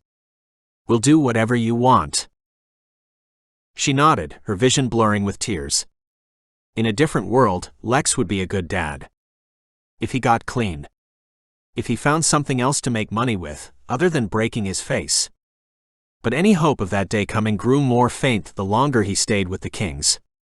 They were bleeding him dry. And Lex either didn't care, didn't see it, or some dangerous combination of the two. "I'll find a clinic," she said. "We can go together." Lex's carob eyes were full of uncertainty, but he nodded anyway, bringing the back of her hand to his lips.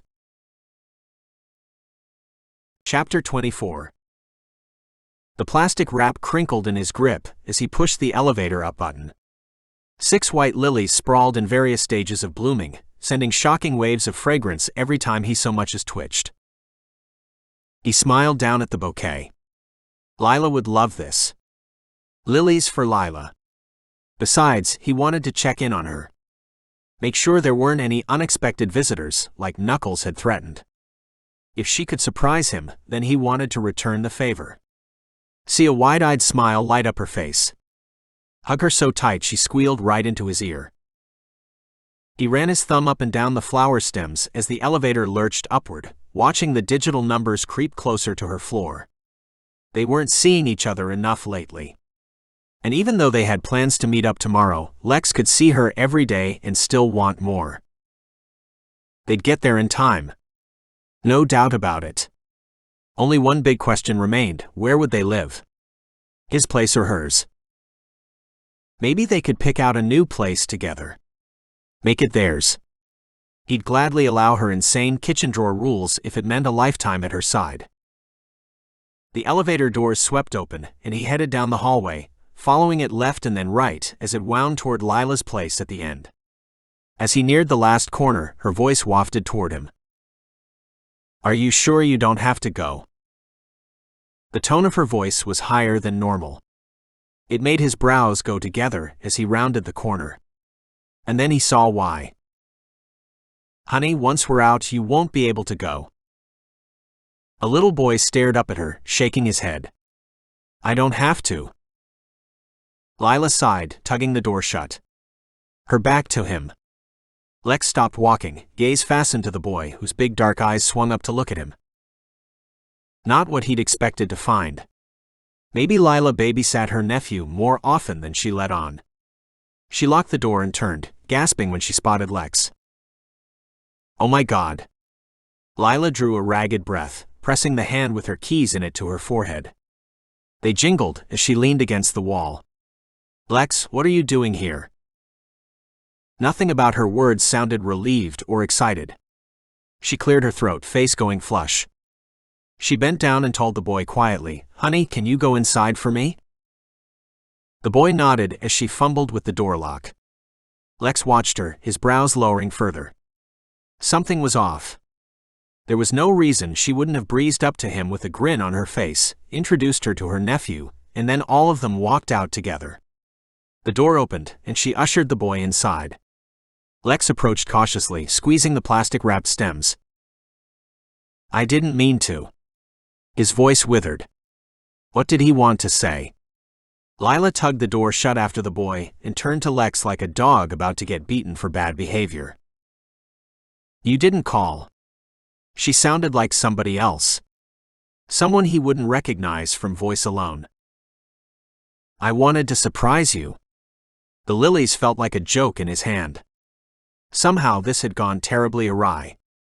"Like you did the other day. I thought it would be nice." She nodded, nibbling on her lip as she studied the taupe carpet of the hallway. She still hadn't looked at him once. "Is that your nephew?" he asked, fear making a dense nut in his belly. He already knew the answer. She'd been lying to him. "Ah." She scuffed her foot against the ground, throat moving as she swallowed. "No." Lex blinked a few times, turning the bouquet of flowers over in his hands. "So." Lila didn't say anything, and the silence bloated between them. "You have a son." He'd said it factually, but meant it more as a question. Maybe it wasn't true that she'd been lying to him. Maybe there was some other explanation that made perfect sense. Lila still wouldn't look at him. She gnawed at her lip for a moment before responding. "I do. That's my son." Lex stared at her, the world going wobbly at the edges.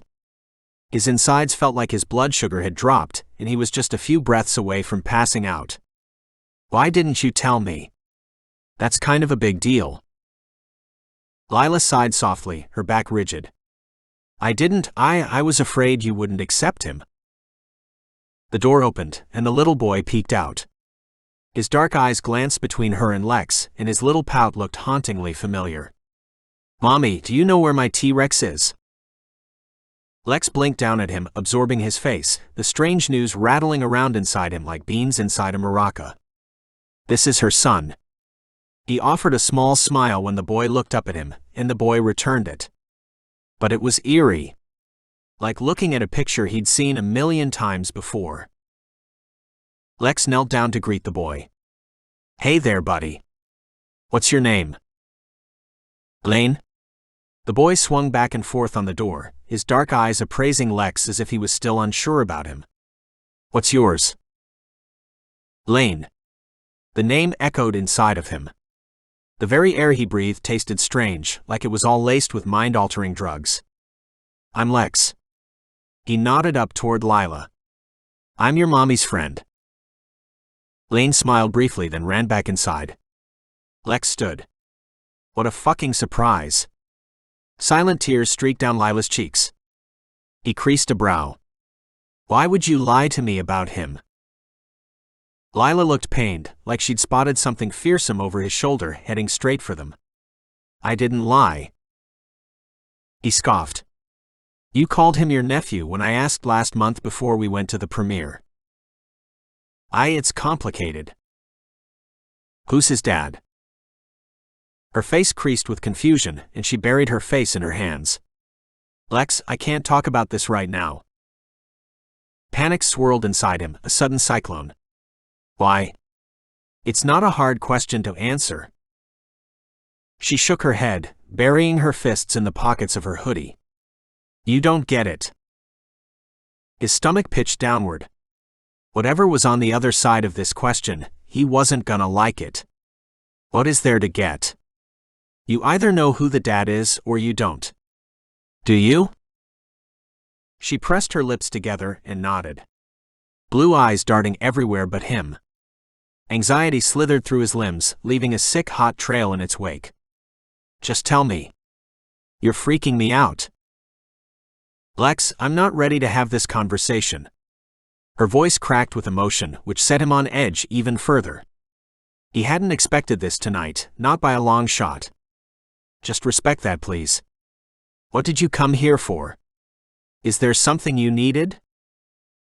I didn't know there was a conversation to be had. He caught her arm when she started pacing. Lila. What the fuck is going on? Were you raped or something? She shook her head, and a tear escaped her eye. No. Nothing like that. Then what? Jesus, will you just tell me? He's yours. Lila drew a shaky breath after the words and leaned against the wall, gasping for air like she'd been punched in the gut. He squinted at her, wondering if he'd heard her right. That couldn't be true. There was no way that was true. Lila had gotten the abortion right before they broke up. He stared at her, unable to find a word, not a single word that could make the leap past his lips. Say something, she pleaded. Chest heaving, he asked, Are you fucking serious? She nodded, glancing up at him for the briefest of moments. Why the fuck are you just telling me now? She shushed him. I don't want Lane to hear you. Well, you wanted me to say something. He dragged a hand through his hair, staring at the door. His son was in there? He'd had a son for almost 5 years, and only now was finding out? Lila. A long silence dragged past. What the fuck? Why haven't you told me? She started to pace again, and he brought a hand to the wall, stopping her in place. Her gaze met his, and there was fear there. I didn't know how to say it, she said, voice coming out strained. I didn't know when to tell you. How is this even possible? He swallowed hard. I thought he lowered his voice. I thought you got the abortion. She shook her head, tears welling her eyes. I didn't. I never got it. I couldn't go through with it. He stared at her, emotion welling inside him, anger mingling with wonder. There was too much happening inside him to even process, to even know where to begin. Lex? Stop. He paced the hallway, wringing his hands behind his head. He started a slow count, trying to level the anger inside him. This was low. The lowest of the low. They'd been seeing each other for this long, and he only found out about his son by accident. This was fucked up. And wrong. I was going to tell you, she said, wiping away more tears. I meant to last week, but you canceled. And then tomorrow. I was going to tell you tomorrow, but... Bullshit. He balled his fists, drawing a deep breath. What about the last 5 years? Huh. You never once even looked for me. It was just pure fucking luck you showed up at my gym. She covered her mouth with a hand, eyes brimming with tears. Don't say that. And now after all this time, I find out by accident? The thoughts flowed easier now. Things were clicking into place. That's some sick shit, Lila. I don't care how you spin it. She shook her head. That's not true. You don't understand how hard it's been. Yeah, because you sure as shit wouldn't have let me know. He scoffed, fist trembling. He was desperate to punch something, anything, but it would wait. It had to. This is the most fucked up thing that's ever happened to me. He swallowed a tight knot of emotion, struggling to control his voice. And from you. She wilted and shook her head. Lex, I want to talk to you about this. I want to explain everything and make you understand. No, I understand everything. Trust me. He leaned in, jaw flinching, while she hitched with a sob. You've been lying to me for 5 fucking years. He turned and paced the hall again, rolling his neck in a slow circle. Keep cool, keep cool. Every time he thought he caught a glimpse of an emotion to settle on, pain or anger or shock, it slipped away and morphed into something else, like the blobs inside a lava lamp. He needed to get out of here. He needed to just sit on it and wait until the reverb of the explosion passed, and he could make an ounce of fucking sense from the rubble. I need to go. She sniffed, wiping at her eyes. Lex, it wasn't supposed to happen like this. I swear. I was going to tell you. Does he know? His voice cracked, and he pointed to the apartment door. What does he think happened to his dad? She shook her head, eyes watering. He doesn't know. I told him his daddy went away, and he'd be gone for a very long time. Jesus, Lila. He tugged a hand through his hair, squeezing his eyes shut. He had to get out of there, but he couldn't leave her either. His whole purpose tonight had been to make sure she stayed safe. To keep an eye on her. To keep her safe in his arms. And now he had a son to think about too. His belly flopped and he slammed his palm against the wall, letting his hand drag down. He pressed his palms to the wall and stared at the ground, counting his breaths. Lex, I'm sorry, she said, her voice cracking. I can't say this enough. I wanted to sit you down and talk to you about it. Down the hall a door creaked open, and a neighbor stuck his head out, grisly jowl contorted into a scowl. What's the bangin'? Lila sent him a tight smile. Everything's okay. Sorry. Once the door closed and silence roared between them, Lex found his voice. How old is he? She paused. 4. What's his favorite color? Yellow. The corners of his mouth twitched into a brief smile. What are his favorite things? He loves soccer and dinosaurs. And coloring. She sniffed. And fighting. The front door opened again, and Lane poked his head out. Lex swung to look at him, gobbling him up now that he knew he was his. Mommy, I have to go potty. Lila smiled down at him, wiping tears away from her face. Honey, you know how to go potty. Her voice came out bright and forced. You do it all the time like a big boy. Lane pouted, looking between her and Lex. He swallowed hard, wanting to hug the kid, pull him into his arms, feel his little heart beating against his chest. He cleared his throat, shoving his hands into his pockets. But I need you to help, he said, his little voice sounding pitiful. Lex stared at him in wonder. This kid was the most gorgeous creature he'd ever laid eyes on. Something about him had felt so familiar. Now it made total sense. I'll come help you, baby, Lila said, urging him inside. You go get started, and I'll be there in just a minute.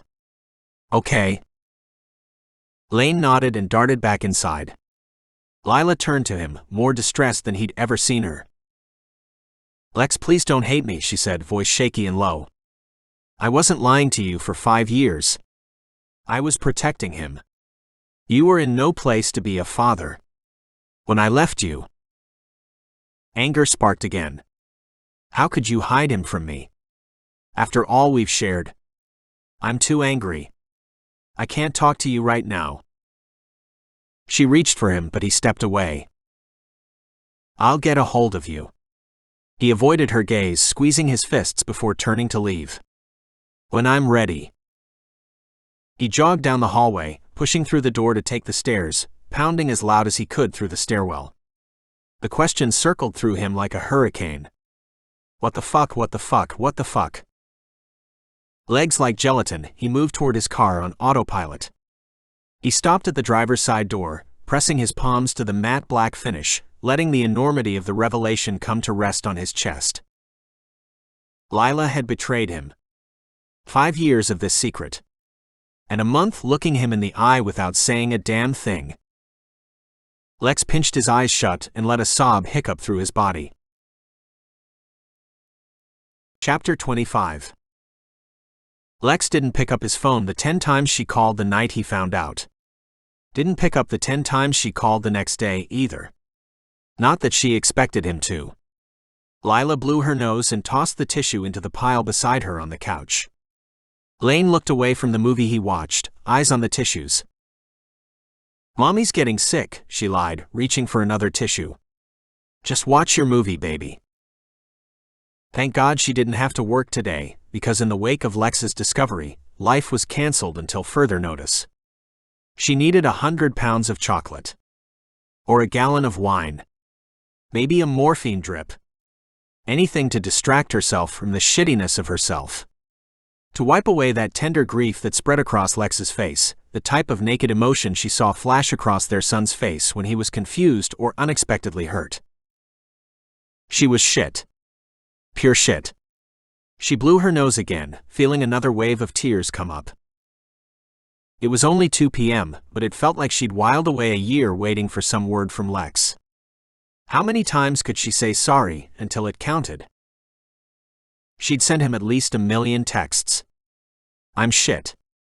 I'm so sorry. I don't even have words to describe how awful I am. I don't deserve you. Mommy, can we go to the park? She blinked at her son, trying to pull herself out of the pity wormhole she'd been traveling through. Going outside seemed a monumental effort. Maybe later, honey. But I want to go now. She turned to look out the window. Bright sunlight. Gently moving palm trees. A beautiful day by all accounts. The thought made her skin crawl. Let's have our snack first, she said, fully intending to distract him with something else. The thought made her feel even worse. What sort of mom was she? Goading her son into staying indoors, just because she was an emotional vampire who couldn't stand the thought of leaving her dark, unfeeling cavern. Lane bopped around the living room and kitchen while Lila moved glacially to get off the couch.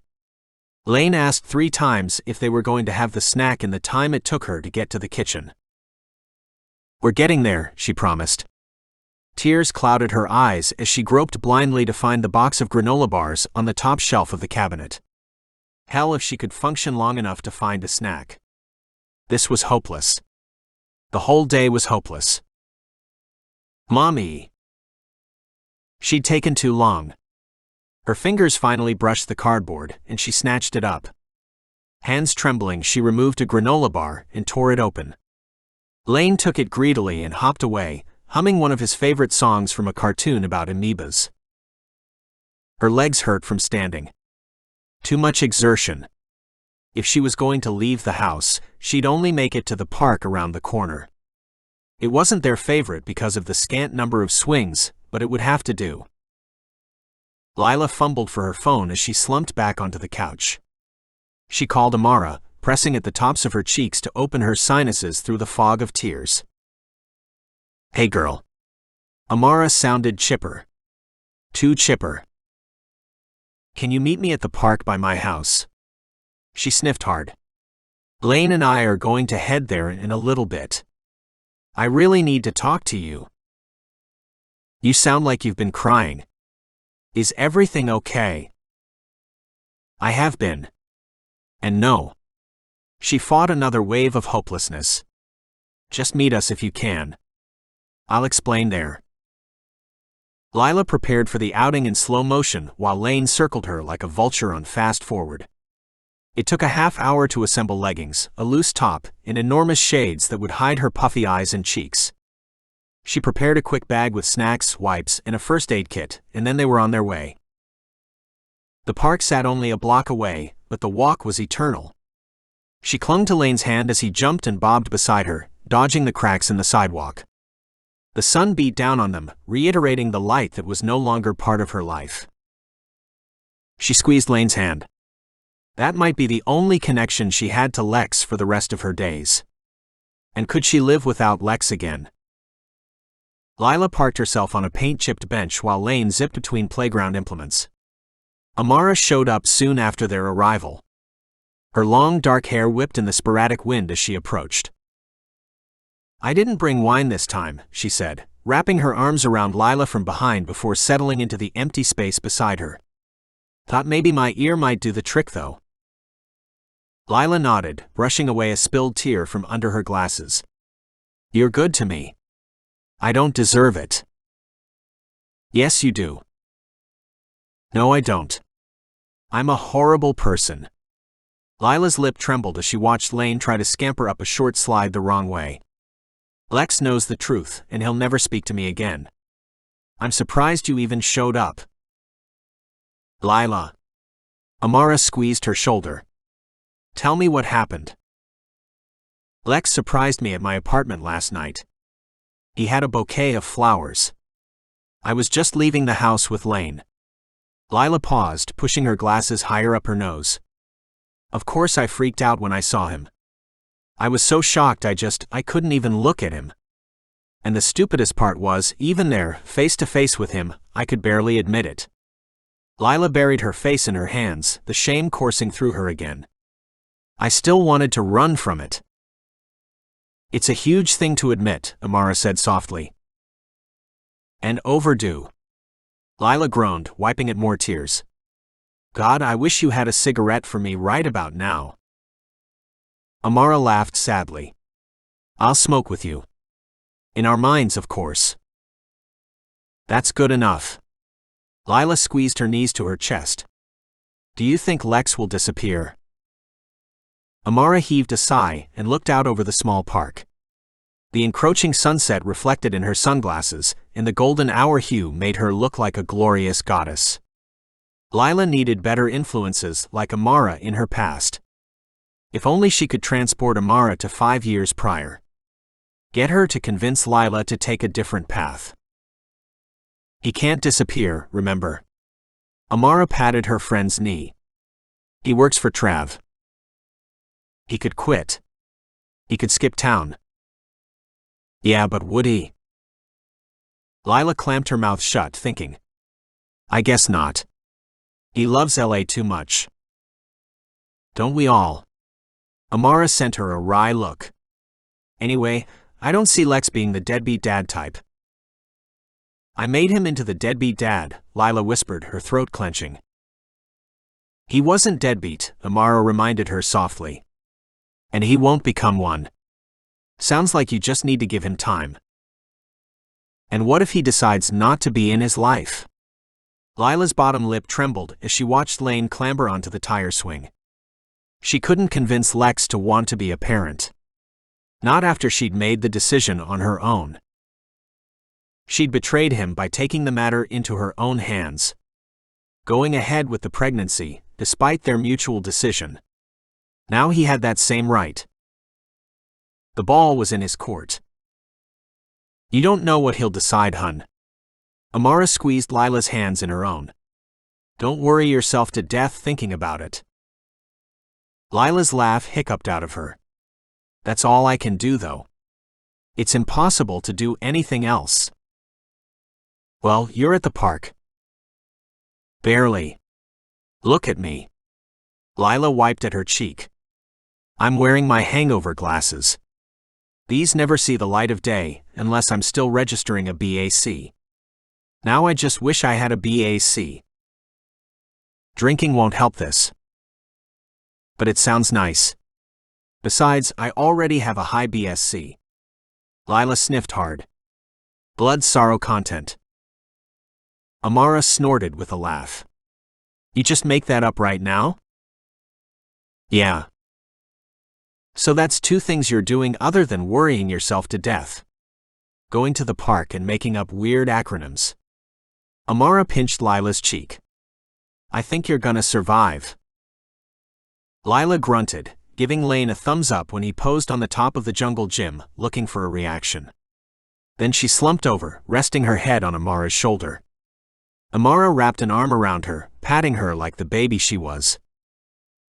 Whatever he decides, you're gonna be fine. I don't know anymore. Lila wiped at a tear that escaped the jail yard perimeter of her oversized glasses. Now that Lex is back, I don't think I can live without him. You did it once before. But that was when he was in a dark place. He's grown and matured. He's the best version of himself. But you have to know you'll survive without him. Amara leaned in, whispering the words forcefully into her ear. You will survive. Lila nodded, swallowing a thick knot. It was true. She'd survived this long without him.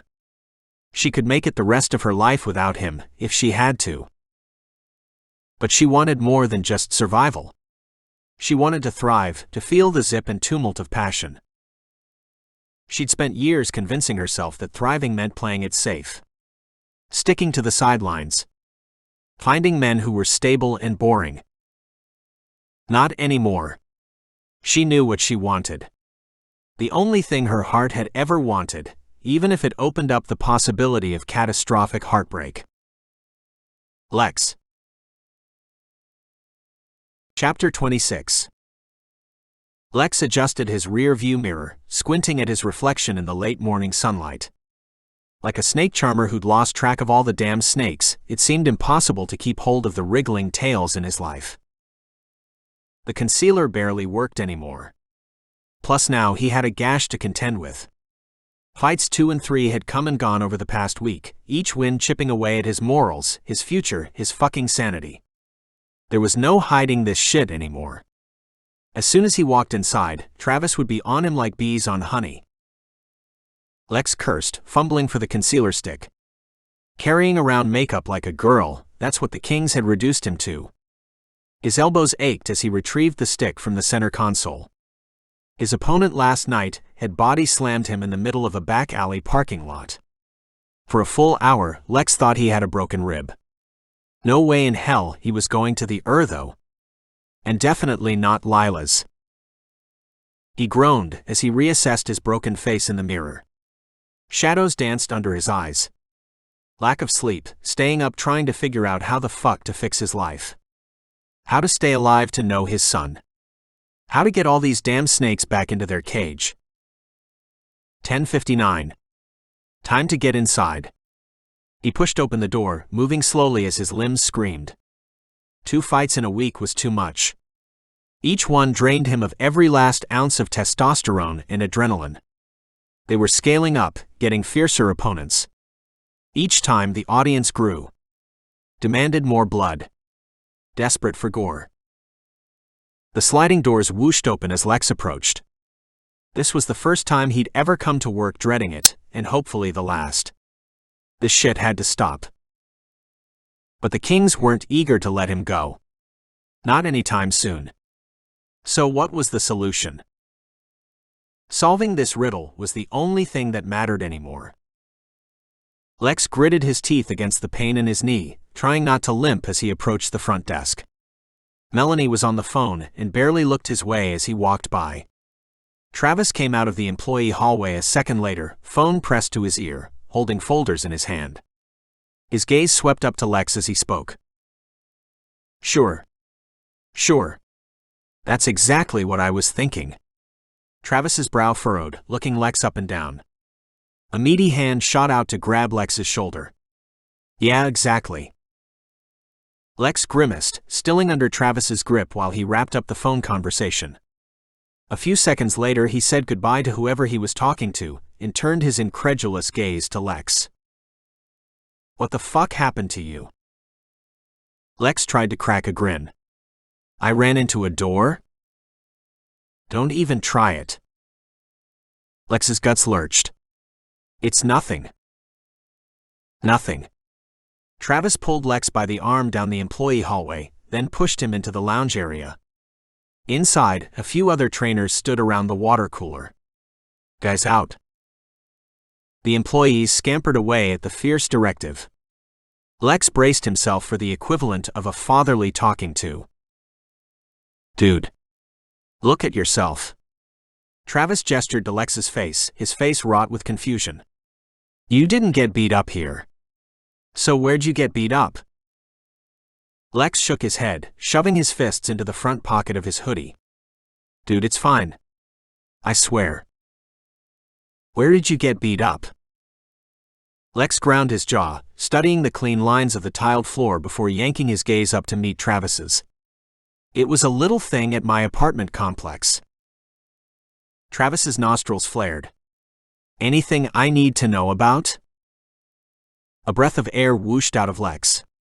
The blow-up with Lila last week pressed at the edges of his composure. But he hadn't decided how to talk about it yet. Still hadn't figured out how to move forward with the idea of having a son while the kings had him in a vice grip, drowning in their uncertain waters. He must have stayed quiet too long because Travis finally said, Listen. Amara mentioned something to me. I wasn't sure I should say anything, but... Lex steeled himself. It could only be one thing. She met up with Lila last week, and I found out because, well, we live together. Uncertainty streaked Travis's face as he scrubbed at his jaw. I'm not trying to get in your business. I'm not gonna breathe a word of it. But dude, you can talk to me. Don't let this implode inside you. It's not imploding, Lex said carefully. No, it was absolutely exploding. All around him, the shards of the life he'd fought for. Raining jagged bits and cutting him everywhere on the way down. I'm just trying to figure some shit out. Travis nodded, looking softer at the edges. Lex picked at a scab on his knuckle. I don't want to see you go off the deep end. Come punch it out here. Lex sniffed. I know. He squeezed Travis's shoulder. Thanks for looking out. Travis nodded, clapping him on the back, just hard enough to make Lex wince. He'd come down hard on the asphalt last night, right where he touched him. If anyone asks, just tell them I broke your face, Travis said with a grin. He pushed out of the lounge, leaving Lex in a sickening silence. He deflated, pressing his palms to the wall as he tried to settle his twisting, writhing mind. In the background, every second of every day since finding out Lila had kept their son a secret from him, he asked the question, what now? What the fuck was he supposed to do now to get out of the kings and back to safety? Every day, he ignored the urge to show up at Lila's house and start making up for lost time. He couldn't, not when the kings had him by the balls. He couldn't expose that boy to this shameful stain he wore like a birthmark. He refused to taint that boy. No way in hell he'd expose him to danger just because he wanted to look at his sweet face. So that was the deal. No contact until he figured this shit out. No matter how long it took. He just couldn't risk his little boy's life. He couldn't risk his Lila's life. There had to be a way forward, he just needed to figure out what it was. It was the only thing he could think about. The only thing he breathed. Everything else would fall into place once he got out. The shit with Lila. Making up for lost time. Trying to become a dad. All of that would happen. He just needed to get out. Lex kept up a happy face for his workday, but once he was in his car and heading back home, the weight of his facade fell away like an avalanche. He was left broken and cold, heading to his empty apartment. Every cell of his body wished for the warmth of the little family he'd had for so long without knowing. Even fractured and hurting, that little family was far better than anything he'd had growing up. His phone blinked and vibrated in the center console, but he didn't bother checking it. He'd fallen out of habit of keeping up with his texts. It was too hard to read what Lila sent. And the threat of Knuckles sending him a new date and location doused any excitement he had for the future. Just focus on the now. On getting out of this. It was a teeth-clenching challenge, one that sucked every last ounce of reserve and willpower from him. Focusing on now meant tamping down a hurricane of emotion. For now, he'd just have to imagine the catharsis of roaring into the open air until his throat bled. And in his head, he could act out both versions of reality where he responded to Lila. In one version, the message said, "I love you. Everything's gonna be okay." The other version, "Fuck you." His chest hurt when he thought about it for too long. Angry didn't even cover it. But it didn't come close to how much he still fucking loved her. An infuriating cocktail of emotion. He'd broken down into tears too many times to count in the shower that week. How could he love and hate the same woman so much his organs threatened to split open? He came back to the same exhausting question over and over again, so many times it made him weak. How could she? How could she lie to him? How could she keep it from him? How could she even look him in the eye? How could she fucking dare? Time wasn't helping. The longer the clock dragged him away from the moment he discovered his son, the more chaotic his world became. Lex thought of Lila as he downshifted into the parking lot, could almost feel her next to him, sensed that sexy smile on her face as her gaze dragged up and down his body. He swallowed hard. Maybe he'd get back to that someday. Maybe he wouldn't. He couldn't tell up from down anymore. Inside his apartment, he scrolled through the mass of texts waiting for him. Lila still wrote daily, and part of him was glad for it. He deleted the first 20 or so messages without even reading them. Now at least he could stomach the words. He paused near the couch, unable to move as a picture of his son lit up the screen. The dark tresses cresting his forehead, squinty brown eyes the color of caramel. The boy was a spitting image of Lex at that age. His throat bobbed and he swiped it closed. He could get lost in that world too easily. Seemed better to avoid it if he might not be able to stick around. His phone vibrated again, and this time something told him to check it. Knuckles. The fight was this Saturday, 11 p.m. A new location, one Lex had never been to before but heard plenty about. It was like the grandstand of underground matches. Huge capacity. Hidden from view. Heaviness clung to him, an unbearable companion. He moved through the kitchen as if underwater, everything dull and distant. Dinner went by in a churn of anxiety. Lost in thoughts so thick he couldn't even see across the room. When a knock sounded on his door, he just stared at it. It could only be Knuckles. Nobody else would have the balls to drop by without texting or calling first. Gang life was the only realm that didn't respect society's weird new rules. He headed for the door, pressing palms to cool metal as he checked the peephole. His chest seized. Lila was on the other side. She didn't look good. Through the warped perspective of the peephole, her face was bent in anguish. His hand hovered over the doorknob. He didn't have to answer it. In fact, he better not. He didn't look good either. Lex, open up. Her voice was muffled by the door, but it sounded like she'd been crying. He pressed his forehead against the door. What do you want? I just want to talk to you. Open up. I don't want to talk. His throat bobbed. You should leave. Bullshit. The door thudded. She must have kicked it. Open up, Lex. He curled his fingers to his palms, resistance kicking up inside him like a dust storm. It was too soon. This conversation couldn't happen now. Like hell, she'd force herself on him before he was ready to. You think I can just get over everything in a week? She was fucking nuts if she thought showing up at his door like this would help. He'd just dig his heels in. He had to. There was no way he'd tell her what was cooking under the surface. The real cause of his battered face. Lex, come on. She sounded desperate. Please. You need to go away, Lila. He winced after he said it. Those words never felt good coming out, even now. He could count on one hand the number of times he'd even thought those words in his entire life. Why? Don't want me to see what you're getting into. She laughed incredulously. Amara told me what you look like now. What are you getting into, Lex? Her voice came out edged with fire. The tone rubbed him the wrong way. Set all his simmering resentment and anger aflame. It's none of your concern, he said through gritted teeth. God help him escape this one without flying off the handle. Anxiety licked through him, making his muscles taut. Like a cat ready to pounce.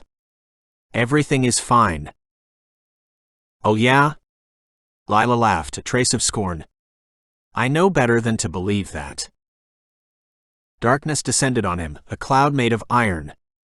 It pushed him down an alley he didn't want to go down, one leading straight to the past. He remembered that tone, the way she used to talk to him. Those words edged with disbelief. The hint of ridicule. Lex grabbed the doorknob before he could think better of it, and whipped the door open. Lila jolted, her gaze watery and wide as she took him in. Don't say shit you can't back up, he growled, stepping through the threshold. I said I don't want to talk. Lila. Jesus, Lex.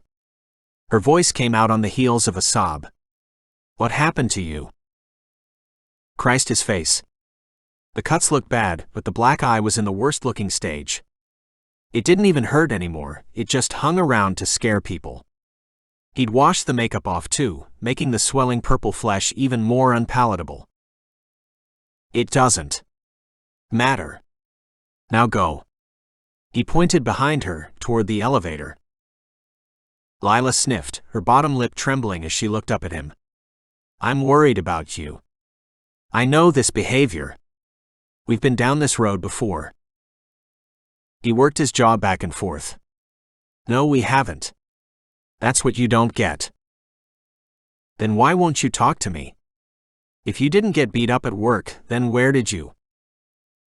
Where's the boy? Lila blinked rapidly. What? Where's my son? Lila frowned. He's in the car. Why? Lex shook his head, turning to go back inside. She needed to get the fuck out of there. And with Lane outside. If Knuckles showed up and found out there was a kid involved, Lex would lose his mind. He couldn't expose them to any more risk. That was the least he could do. Get out of here. Lex steeled himself as he reached for the door, sending her a scowl. And I fucking mean it. Lila covered her mouth with her hands, openly sobbing. What happened to you? Why are you being so cruel? Go. He shouted it and slammed the door shut, stomach lurching like he was about to puke. He couldn't look at her anymore, couldn't stand around while the two of them came anywhere near him. This was beyond the betrayal, this was for their safety. She couldn't know now, and maybe never would. That was the least he could do. Guarantee his son an untroubled future. But the only way to ensure that was by Lila keeping him far away from Lex. Heat washed over him, knees threatening to give out as he headed for the staircase. He stumbled over the bottom step, sparking a bellowing rage that leapt from his core. He kicked at the step, his foot colliding with the wood. He kicked it again for good measure and then punched at the wall. The drywall splintered under the force, an inglorious hole marring the creamy white finish. He stormed up the stairs, feeling only infinitesimally relieved. There was still so much inside begging to be let out. So many emotions that needed to see the light of day, via fist or snapping of bones. But this was the rage he needed to hang on to. He couldn't let it all go leaking out, wasting precious droplets on the drywall. This rage would carry him through another fight. This rage would make sure Cheshire remained the victor. He paced the loft, keeping a few feet away from the wooden railing separating the loft edge from the open air. He didn't trust himself not to snap a banister and chuck it across the apartment. His landlord would have a field day. Goodbye security deposit. But maybe he should. He was on that path already. Goodbye life as he knew it too. The Kings thought they had him at an impasse. And if he was sane, he'd think so too. But the crazy side of him whispered he had a way out. With every second that passed not knowing the boy he'd created with Lila, the choice became clearer. Not only did he have to get out from under the thumb of the Kings, he had to make sure they never called again. Orchestrating a graceful exit was hoping for a miracle, and he'd already used that get out of Kings free pass 4 years back. They'd fight him until the money dried up. And who knew when that would happen? Could be weeks. Months. If he even survived that long. He pressed his palms to the back of his head, shoulders aching at the slight stretch. He had until Saturday to heal up. But it was better if he didn't. Showing up to the game weak might make his fall from grace believable. Might mean that he could pull off the sinuous idea that had weaved itself through him like thread. Because the only option he had left was simple: throw the fight. Offer himself up at the very end, fake one missed punch, insert the slightest slip-up that would make it look like he'd lost fair and square. What came after set his teeth on edge. Hoping for the real miracle. That his opponent would have mercy on him. That he wouldn't leave the parking lot in a body bag. Lex swallowed back a wave of fear, gripping the railing like his life depended on it. How could he get to know that boy now, if all he'd end up doing was letting him down? Hey, I'm your dad. Except now Dad is dead. He wouldn't do that to the sweet-faced boy. Let Lila make up any story she wanted, it had served them both well enough for this long. Sadness racked his body, and he fell to his knees, pressing his forehead against the beveled rail. Fuck this. Fuck all of this. This wasn't fair, and if he'd ever done anything to deserve this, he hoped this was the repentance the snarky gods were looking for. Through the haze of uncertainty, one thing became clear. He wanted to be this boy's father. He wanted to heal these wounds with Lila. It didn't matter how long those things took, because they were the only things worth fighting for. Except in this case, he'd have to lose in order to win them. He just needed to survive the aftermath. Lex scrambled to his feet, running to his bedside table. He pulled out a scratch pad and pen and got to work writing a note. If everything went south, if he really did leave the parking lot in a body bag, then Lila needed to know a few things. Chapter 27. Then. Lila sat on the edge of the couch, knee bouncing wildly. This whole week had been fucked. First, her driver's side window had stopped working. That should have been the warning signal of the shit show to come. Then there had been all the complications with changing her major. Dropping law was apparently harder than she'd thought. She practically needed a lawyer to get out of it. What stupid irony. And then her dad. Lila had made the mistake of telling her mom she was pregnant, and somehow, surprise, surprise, her dad had found out. He wouldn't stop complaining about her decision. Her body, her choice didn't even fucking register with him. And when it wasn't the pregnancy, it was the new major. Everything from job forecasts to breakdowns of future 401k options had been thrown at her. Like she fucking cared if she retired a millionaire. She just wanted to help people. Even though she couldn't help her own boyfriend. Her head dropped to her hands. She stared at the dingy brown carpet of the living room. He should have been home hours ago. His whole plan today had been to go pay the rent, grab groceries, come home and study. It was almost 10 p.m., and he was now one day closer to failing out of school.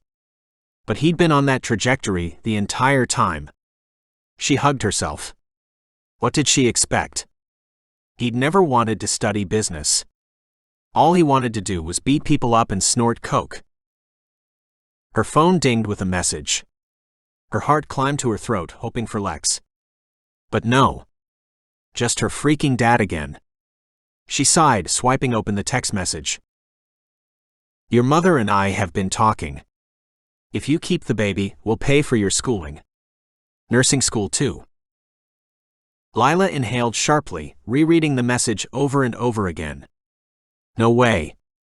She hadn't expected this in a million years. The agreement had been they'd pay half her schooling, she'd pay the other half. But once she announced she was switching to nursing, her father had backed out of the deal. Her mom must have gotten to him. She set the phone aside. That was a big decision to make. Too big for right now. And besides, having a baby just to get through school seemed a little fucked up. Besides, she had an appointment at the clinic for next Wednesday. Lex was supposed to go with her, but of course he'd probably forgotten already. Part of her wanted him to be there, but she didn't know if she could take this any longer. Lila stood and paced the kitchen. Thank God they'd had enough food for her to scrape together shitty pasta. She gnawed on her bottom lip, checking the clock again. Frustration had been building inside her for so long, it had fermented into something different altogether. Disappointment mingled with fear. Anger had hardened off into resentment, like molten lava exposed to cold air. Lex had broken too many damn promises.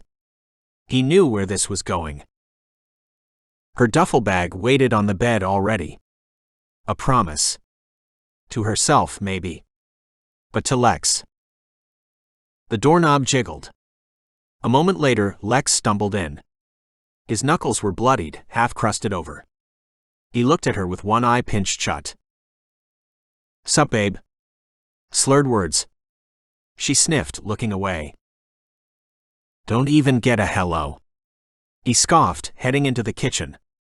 He pulled open the fridge, staring inside dully. Man, we don't have any food. You told me you were going to the grocery store. Anger bubbled up, so apparently there was still some left, and her palms itched with the urge to pack her bag. This shit was so old. She'd thought the pregnancy might kick him into high gear. Knock some sense into him. Even though they'd decided not to go through with it, the very fact of being pregnant held a gravity that apparently was lost on Lex. He hadn't curbed any of his habits, not even for a second. Well, I didn't. He slammed the fridge shut. Yeah, you don't do a lot of things. She fought to keep her voice level. Like go to classes. Or run simple errands. Or basically any fucking thing you tell me you're going to do. Lex eyed her from the kitchen. When he spoke, his voice held a deadly clarity that sent a chill through her. What are you trying to say? I already said it. You don't fucking do anything you say you're gonna do. All you do is fight and get high, and fight some more, and occasionally get drunk. She gestured toward him. Look at you. I had a night with the boys, he began, but she shook her head, slicing her hands through the air. It's always a night with the boys, or something that pissed you off, or whatever bullshit excuse you come up with. Staring at him, she clenched her fists, as if it might bolster the decision she'd put off making for too long. I've fucking had it, Lex. I'm not sticking around for this shit anymore. She stomped off to the bedroom, the empty duffel bag more of a relief than she'd counted on. She headed for the dresser, realizing that by not packing she'd still been holding onto a shred of hope. But this was done. The Lex she'd fallen in love with wasn't living with her. This was someone else. Lex's footsteps followed her quickly. What are you doing? I'm leaving. She scooped up all of her things from the top drawer and dumped them into the bag. Lex stood at the side of the bed, watching as she scooped out the second drawer. No, you're not. Yes, I am. She slammed the second drawer shut, then started on the third. When she turned back around, Lex was unpacking her duffel bag.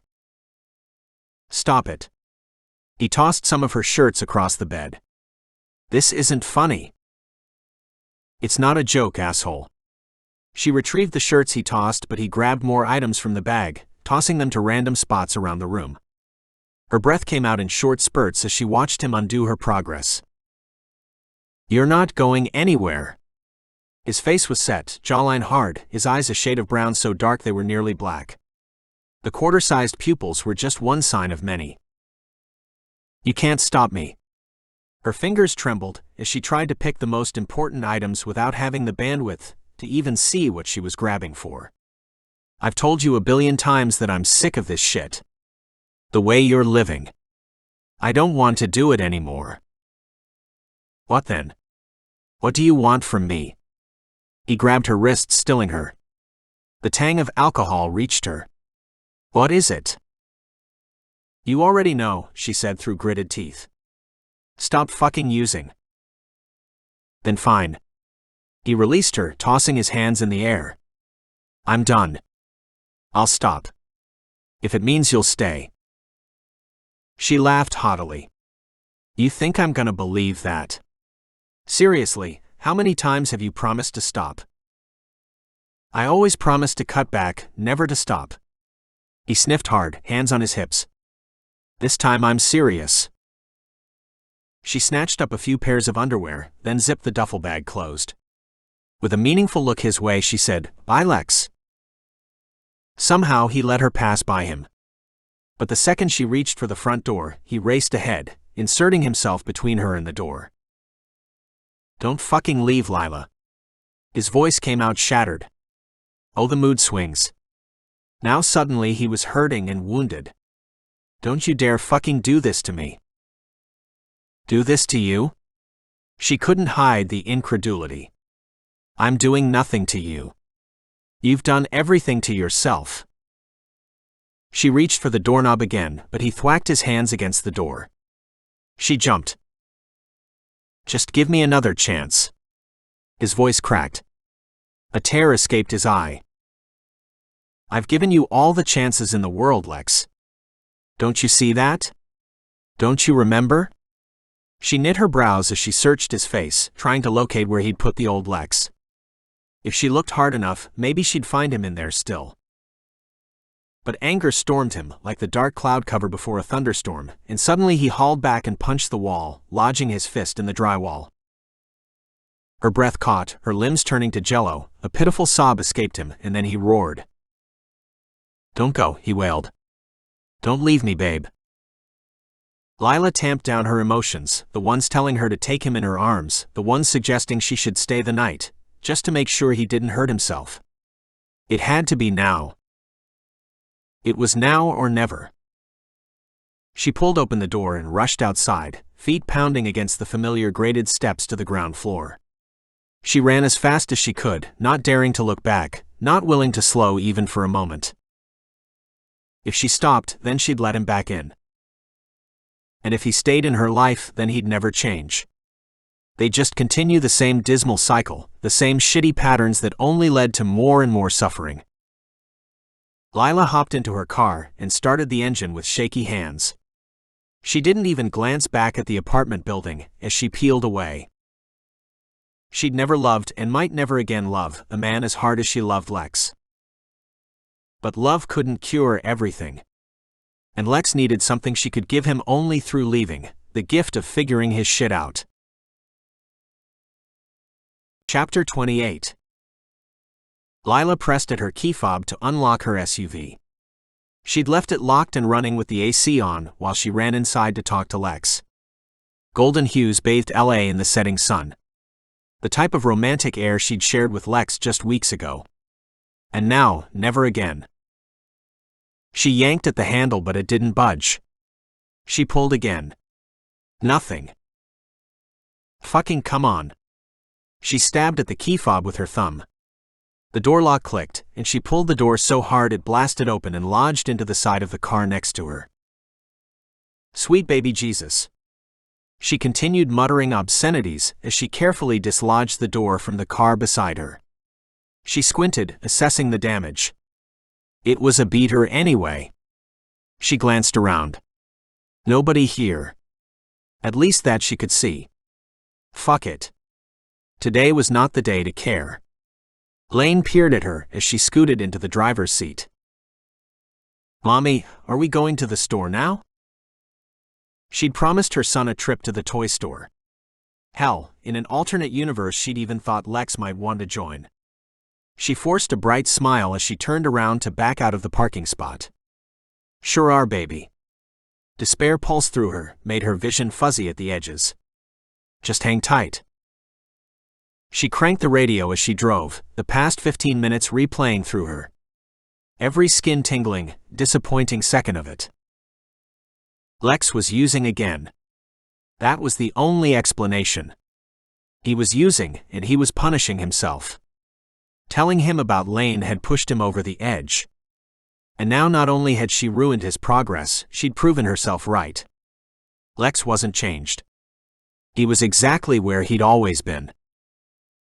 Lila squeezed the steering wheel so tightly her knuckles turned white. She didn't know who to blame anymore. It all swirled together in a heinous cyclone of disappointment. She'd let Lex down. Now he'd let her down again. It was hard to remember who had even started the cycle, who held the final trump card in this stupid game they played together.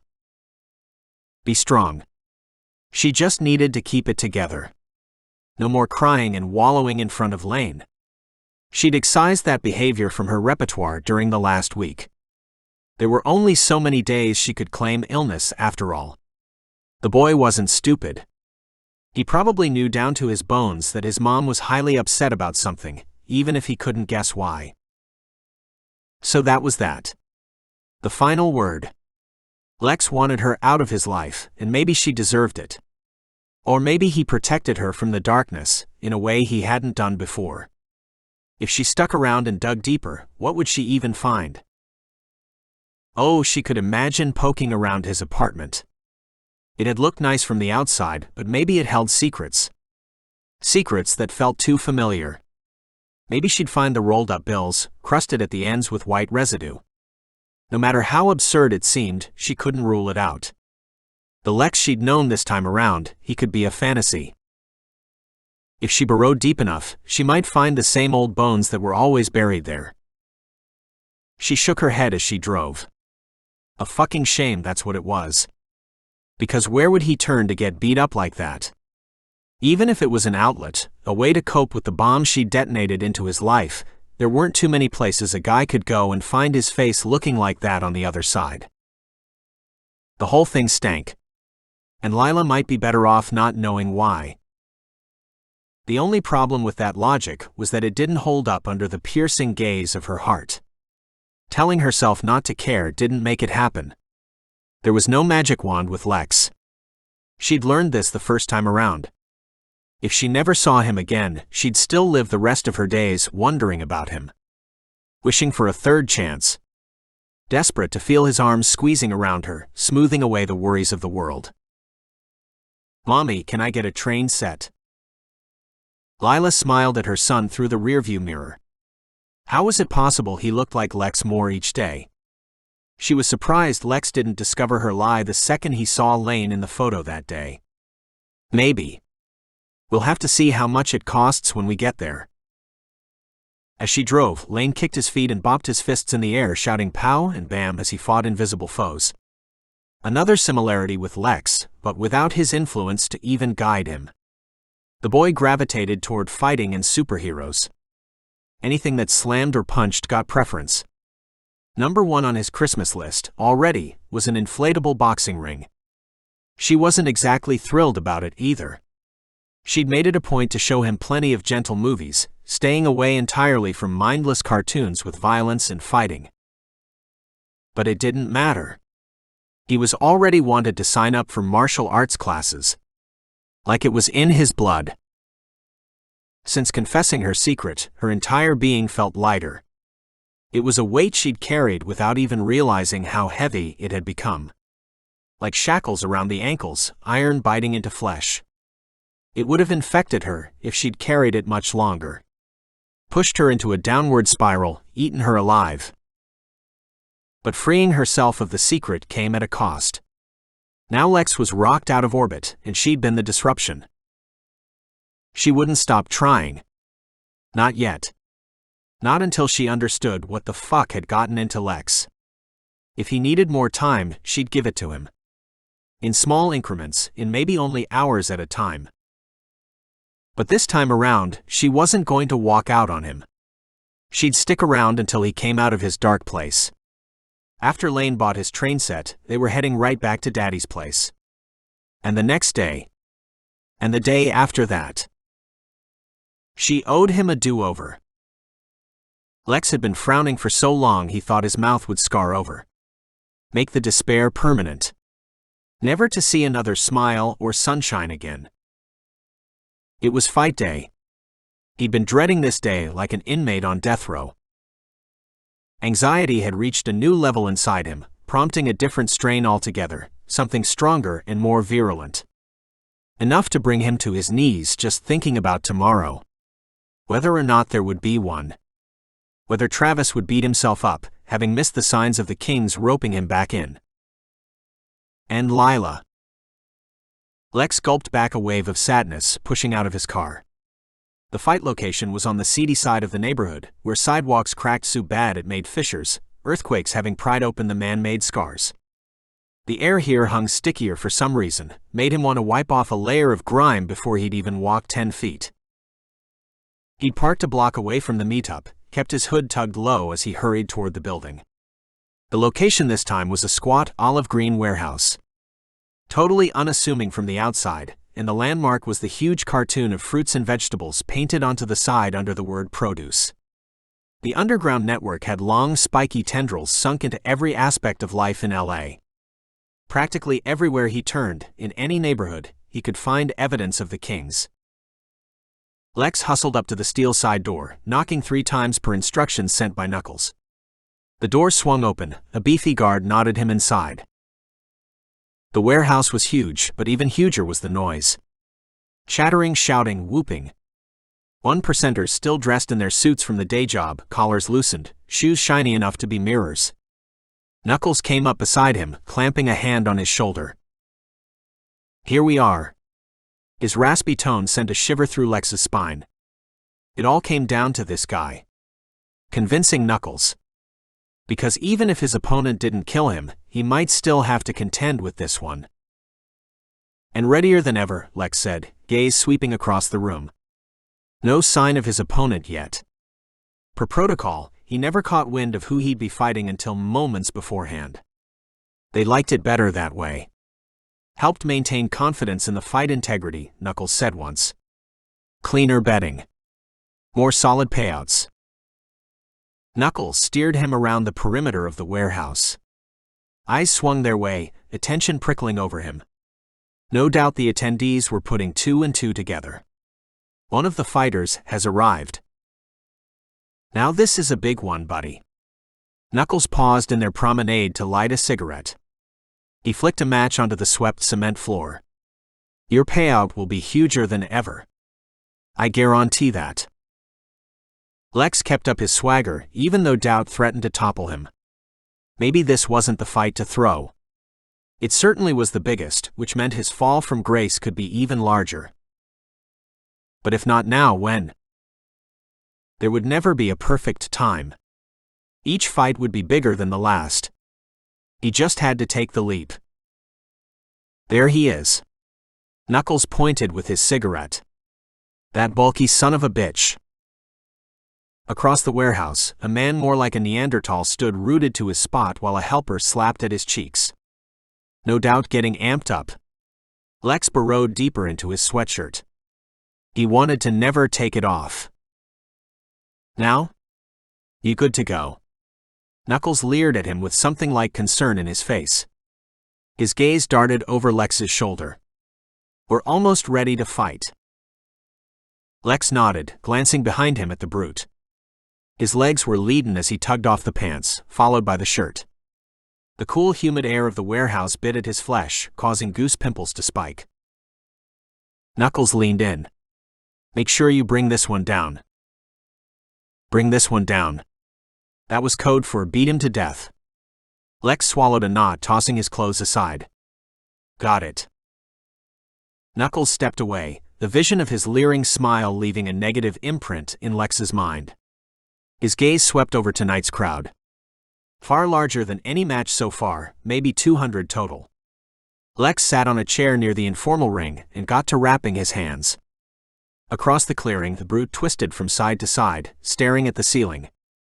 Maybe he'd gotten the same directive as Lex. Maybe he was making his peace with his god, prepping to fight until only one of them was left breathing. This was fucked up. Lex scowled as he wrapped another layer over his knuckles. Totally fucked up. He growled as he tore off a strip with his teeth, his heart scaling the walls of his chest. This couldn't be the last night that he breathed air, or drove a car, or got irritated when his neighbor played his ridiculous Korean pop too loud. Every part of him rejected that possibility. But if he didn't put it all on the line, there was no way he could get out. Going through the fire was the only way to the ashes. And he needed to burn this whole thing down. Lex popped to his feet once his hands were wrapped and ready. The crowd naturally formed a tight, frothing ring around Lex and the brute. A few dollar bills fluttered in the air. Lex scowled at the guy who'd tossed them. Like throwing money at a stripper. Lex caught a bill midair, ripping it in half, sending a sardonic grin to the mousy-haired executive who'd thrown it. A few oohs and laughter. The guy frowned in return, lines making themselves known around his eyes. He looked young but overworked. This was probably the only outlet he had in life. You'd think street scum like him might need the money, the guy said, loud enough for Lex to hear. His fingers twitched, and he swiveled on his heel, snatching the guy by the collar of his pressed white shirt. Excuse me? The crowd buffeted in response, the first row ballooning backwards to get away from Lex. Jeers erupted, applause from the other side. Fear flashed in the guy's face, but he kept a snide expression despite his nervousness. Hey, back it off. Knuckles approached, tugging at Lex's shoulders. Fights this way, Cheshire. He's just a kitten, isn't he? Lex tightened his grip on the guy's collar, lifting him off the ground. You can meet me in this ring too, if you want.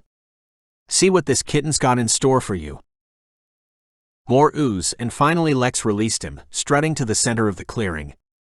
His opponent waited there, looking bored. Or maybe that was just how his puffy face always looked. His bulky frame was pinkish and slick-looking, like maybe he'd rolled in Vaseline beforehand. If that was the case, Lex was fucked. The guy could slip out of any hold Lex got him in. But Vaseline was a no-no, even for the underground circuit. There weren't many rules, but that sort of shit interfered with the betting. Knuckles came to the center, beaming out at the crowd. The warehouse roared with noise, turning into an echo chamber of voracious fans of violence. You know the rules, he boomed out over the noise. There are no rules. Now fight. Lex crouched slightly, his whole body tensing once Knuckles left the informal octagon. Who knew what this brute would come at him with? He easily had 40 pounds on Lex, a match that never would have been made in regular circuits. But that was part of the fun. See an MMA champ go down.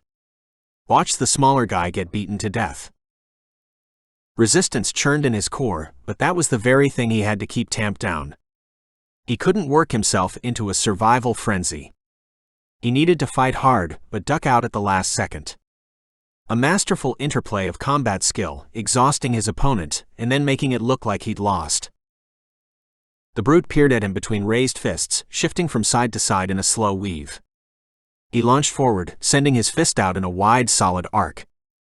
Lex dodged it easily. The crowd hissed. Lex lobbed a punch, and it connected with a shoulder made of steel. The brute grinned.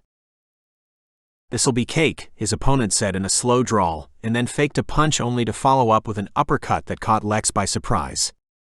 His jaw clattered under the force, and he flew backward, grazing the first row of spectators. Hands pushed at his back, urging him back into the ring. Lex rolled his neck in a slow circle, eyeing the brute as he stalked the perimeter. And then he launched. He unleashed a pummeling stream of punches, one that forced the brute backwards. He stumbled over his steps, covering his face, managing only a few rebuttal blows. Lex kept him under fire for as long as he could, the sounds of the crowd a distant din as he entered that meditative spot inside him. The brute twisted away, stumbling first but then regaining his balance. He lumbered at Lex, diving headfirst into him. The crowd shrieked as the two of them went down to the ground, cutting into the front row of viewers. Lex howled, skin shredding against cement, tiny pricks of pain mingling with the weight of this guy on top of him. He couldn't breathe. Above him, faces peered, bodies leaning desperate for scandal. Lex wrapped his legs around his opponent, trying to force him to roll over, to move even an ounce of his girth off his airway. But the brute couldn't be swayed. Lex grappled as hard and as long as he could, but the guy had the advantage due to sheer bulk. Lex almost managed to wriggle away, but the brute clamped down harder. Alarms rang in his head. This wasn't how he'd envisioned it. This wasn't how shit was supposed to go down. The crowd began to chant, but in the haze of concentration, Lex couldn't hear the words. Maybe it wasn't even English. His calves floundered against the brute's lower back, attempting a rapidly dwindling list of holds and escapes. The brute grunted. Fists flew into his ribs. Lex wriggled like a fish, panicky and quick. And then he found his window of opportunity. Lex hooked his ankle around the brute's, finally gaining the leverage, and pulled himself out from underneath his domination. The crowd roared, the energy spiking so high it nearly toppled him. Lex tumbled out video game style, a tuck and roll that would probably go viral in any other instance. Come back here. His opponent was panting as he got to his feet. A good sign. Lex shook off his arms, confirming a sick truth. The moisture on his opponent's body wasn't Vaseline but sweat. Rank shit too. Blood smeared the floor where they'd grappled. Lex raised his fists, and the pair sparred with quick, energetic jabs that prompted shouts and name-calling from the audience. Fatty. Slick. Cheshire. Exterminator. A vicious, fickle chorus. One punch into the gut sent Lex heaving backwards. And then the brute was barreling into him again. Back on the floor. More alarm bells because this time the Hulk got him in an even worse position. Lex lay on his stomach like a beached whale, limbs pinned. The anxiety sank bone deep until the punches started and the crowd churned around them. Anxiety molted into fear. The punches were coming so fast that Lex couldn't feel his left arm. Something had been battered out of place. Fucking get him. Cheshire's going down. Lex used his skin as a sense organ in situations like these, totally pinned, facing a hopeless oblivion of a TKO. Except in this match, the oblivion was realer than just a loss on the record. 1,000 different points on his body told him he was trapped. Panic stretched through him. The punches didn't stop. All the way. All the way. The chanting had begun. The kiss of death. He'd never been the victim of the chorus, and he knew how hard it was to pull back once hundreds of strangers had invested their faith in you. He didn't expect the brute to be any different. Nobody could withstand the allure of satisfying the hungry masses. The bulk shifted on top of him, and suddenly Lex could envision the exit plan. There was enough room to twist. He could ram an elbow into the center of his sternum, steal his breath enough to launch out of his grip. His ears rang. There was still a chance. He could get the fuck out of this. Lila's face clung to the recesses of his mind. However much he needed to escape the brute, he needed to escape the kings more. That was the only thing that mattered anymore. Lex stilled under the massive weight, letting the air go out of his chest. His bones groaned under the fearsome force of the punches, the body mass that seemed to grow heavier the longer he was incapacitated. Blows to the head came next. The crowd roared with feverish hunger. Soon the ringing in his ears overtook the crowd. He couldn't discern the chanting from the shouting anymore. He sent up a prayer, willing it over, willing himself out of here somehow, willing the whole damn thing to become a dream he could wake up from. The final blow to the head. His forehead cracked against the cement. A sonic boom between his ears. And then everything went black. Chapter 29. Hey buddy. The rasp wasn't comforting. Buddy sounded like satire. Dread curled through him. Lex tried to open his eyes, but he couldn't. The world remained black. Someone pushed at him, rolled him over onto his side. He collapsed onto his back. Joint screamed. His heart felt weak. This wasn't good. You think you can do it like that? Knuckles' sour breath was close enough to make him gag. Lex could open one eye enough to see through a slit. The scowl on Knuckles' face was the shit of nightmares. He said you played dead, he rasped. That's not how we do it around here. All around them, the warehouse echoed with confusing noise. Who knew how long he'd been out? Shouting still, but it seemed far away. The crowd dispersing. Maybe a siren. You lost us money, Cheshire. Knuckles glanced away, over his shoulder. To someone else he shouted, I'm fucking coming. Hold on. You know better than to do us like that, Knuckles said to Lex again, leaning closer. The cops are on their way. They'll take care of you. Carry you out of here proper like. Lex's throat tightened as he tried to speak. A faint gasp was all he could muster. Yeah. That's what I thought. Good riddance. The sound of metal swiping against flesh, and then pain. Pain shrieked through his abdomen. Knuckles grunted as he buried the blade in Lex's side. Lex coughed, trying to roll away, but his body had gone useless. Limp. Knuckles ground the knife deeper, twisting the thing until Lex's vision went white. Overcoming every conflicting signal inside his body, Lex launched an arm toward Knuckles' neck. The last-ditch effort. Knuckles smiled against the weak grasp, yanking his knife out. We don't work with losers. He wiped his blade off on Lex's shorts and stood, leering down at him. And then he turned, strutting away like walking into the goddamn sunset. Adrenaline coursed through him, rousing him.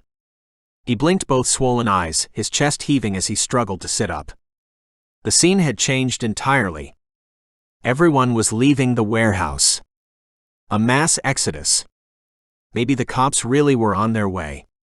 Blood smeared the ground nearby, evidence of their fight. And to his right his own blood pooled, making a grotesque pond. His breathing rates skyrocketed. Holy shit, holy shit.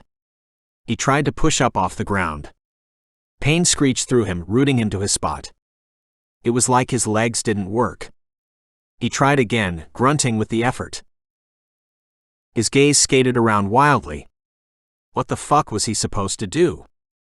This adrenaline would wear off soon, and then he'd be confronting a very bleak situation.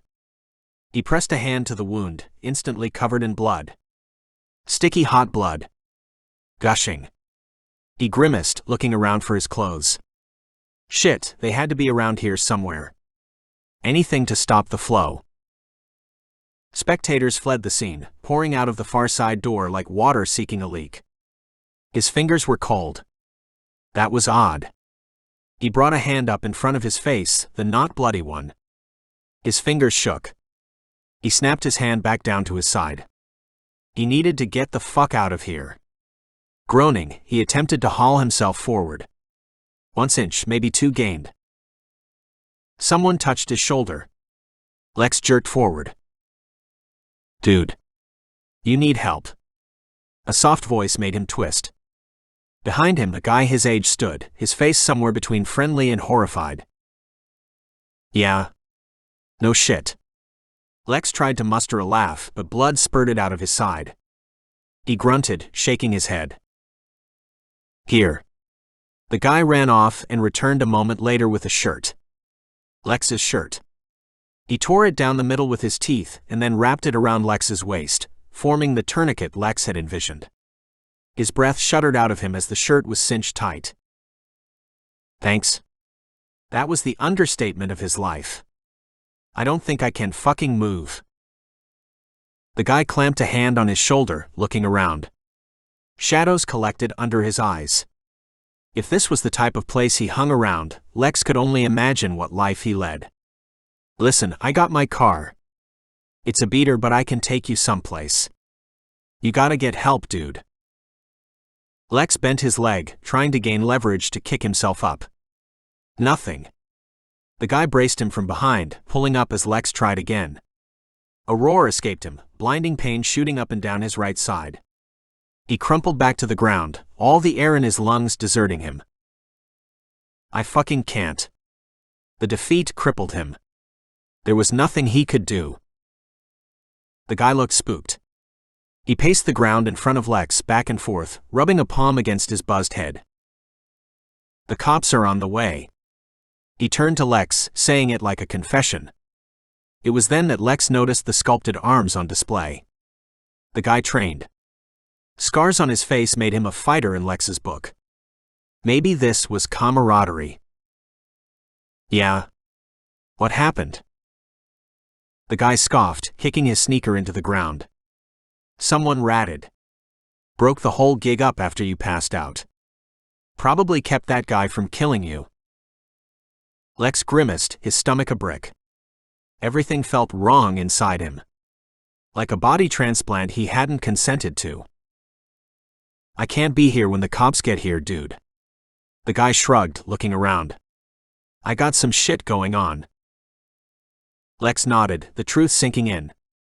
He'd be left here alone. Maybe to die after all. Just like the Kings had wanted. Listen, what's your name? Lex? He winced. Lex what? Olivo. Lexington Olivo. Who are you? Cobra. Cobra bent down, clapping a hand on Lex's shoulder. What hospital you planning on heading to? Lex inhaled sharply as pain pulsed through him. St. Vincent. Cobra sniffed, looking around. I'm gonna run. I'll stick around to make sure they find you. You ain't going down tonight, dude. Cobra slapped the side of his arm and popped to his feet, jogging toward the door everyone had escaped through. And then the silence descended. The warehouse stretched wide and gritty around him, totally empty despite the illusion of produce plastered to the outside. He was the only wreckage left of the pop-up brawl. His heartbeat throbbed between his ears. The tourniquet was soaked, unnervingly red. He pressed it tight against the wound, wincing against the pain. Fuck, he hoped Cobra would come through for him. That surprise snake could end up being an angel. Lex struggled to come to his knees, trying enough times that blood started to drip out past the soaked t-shirt. He winced, settling back onto the ground. His whole side throbbed. Pain pressed through the adrenaline threshold. Not a good sign. He sat back, suddenly woozy. Clamminess invaded him, from his toes up to his ears. God, what he wouldn't do for something soft to fall back on. And a fucking ambulance squad. He blinked slowly, swinging his gaze out back to the door. Everything looked strange now, slower somehow. Like the speed on the video reel had been kicked down a few notches. Lights flashed outside, the shadows coasting through the door of the warehouse. That was the last thing he saw before he fell backwards. His skull made a sick thud against the ground. Everything went black. The void fuzzed away at the edges. He was being lifted. From the bowels of hell or off the cement floor, he didn't know. Male voices. Indecipherable. You got him? Beeping. The tang of blood in his mouth. More beeping. Start the fluids. Lex tried to sit up, groaned into the rigid response of his muscles. Nothing moved. He didn't even know if he had limbs. He was able to open one eye. This had to be an ambulance. The vehicle lurched over a pothole. Someone at his side stilled him, his hand over his chest. Just stay back. A stern voice. Meant for Lex. Lex peered around. Cables swinging. Shit attached to him. His eye drifted shut. The pain was too intense to even make sense of anything. His entire body was on fire. He thought he'd been stabbed, but maybe he'd been burnt too for good measure. That guy, the last one with him in the warehouse. Had he really helped him? Maybe he'd added a little more hurt onto the heap. Easy does it. Lex swallowed hard and tried to speak again. Where are we going? Oh shit. He speaks. The paramedic didn't sound particularly thrilled. St. Vincent's. Hope you've got insurance. The paramedic's words made lazy laps inside him for a while. It was the only thing he could latch onto. The ambulance jolted. His teeth hurt, and every cell of his body was uncomfortable. The bleeding won't stop. Even above the raucous noise of the pain, Lex could hear the worry in the paramedic's voice. There was a long pause. The pause bled onward, until Lex's body jolted as though he was falling, and he was no longer in the ambulance. Bright light filled the room. The hospital. There was screaming somewhere. This had to be the A face peered down at him. Can you see me? Lex groaned. How many fingers? A white-coated doctor held up 3 fingers. Lex stared at him. His throat had solidified. Or maybe that was just a tube in there. No words were getting out. The doctor turned away, and his voice went muffled as he addressed someone else. Dr. Rich. A woman's voice, a little grating. Lex pinched his eyes shut. She says she needs to see him. Not now. She can't be in here until she controls herself. The snapping of latex. If she's in here and has an outburst like that during surgery? Forget it. She says this is her husband. A long pause, uneven beeping from somewhere. And then a cool swipe across the back of his hand. The same woman's voice at his ear. You'll just feel a small little prick on your left hand. He grunted as a needle pierced his flesh, but it hardly registered among the grand symphony of conflicting pains swelling inside him. She can see him after the surgery. And that's final. Lex's world drifted back to black. Chapter 30. Lila jolted when the swinging doors thudded open behind her. She'd been startling like a cat all evening. Despite being well-rested and properly caffeinated, she couldn't focus on anything. Hadn't been able to, in fact, since Lex had opened the door on her last week in a rage. His face looking like a botched science experiment.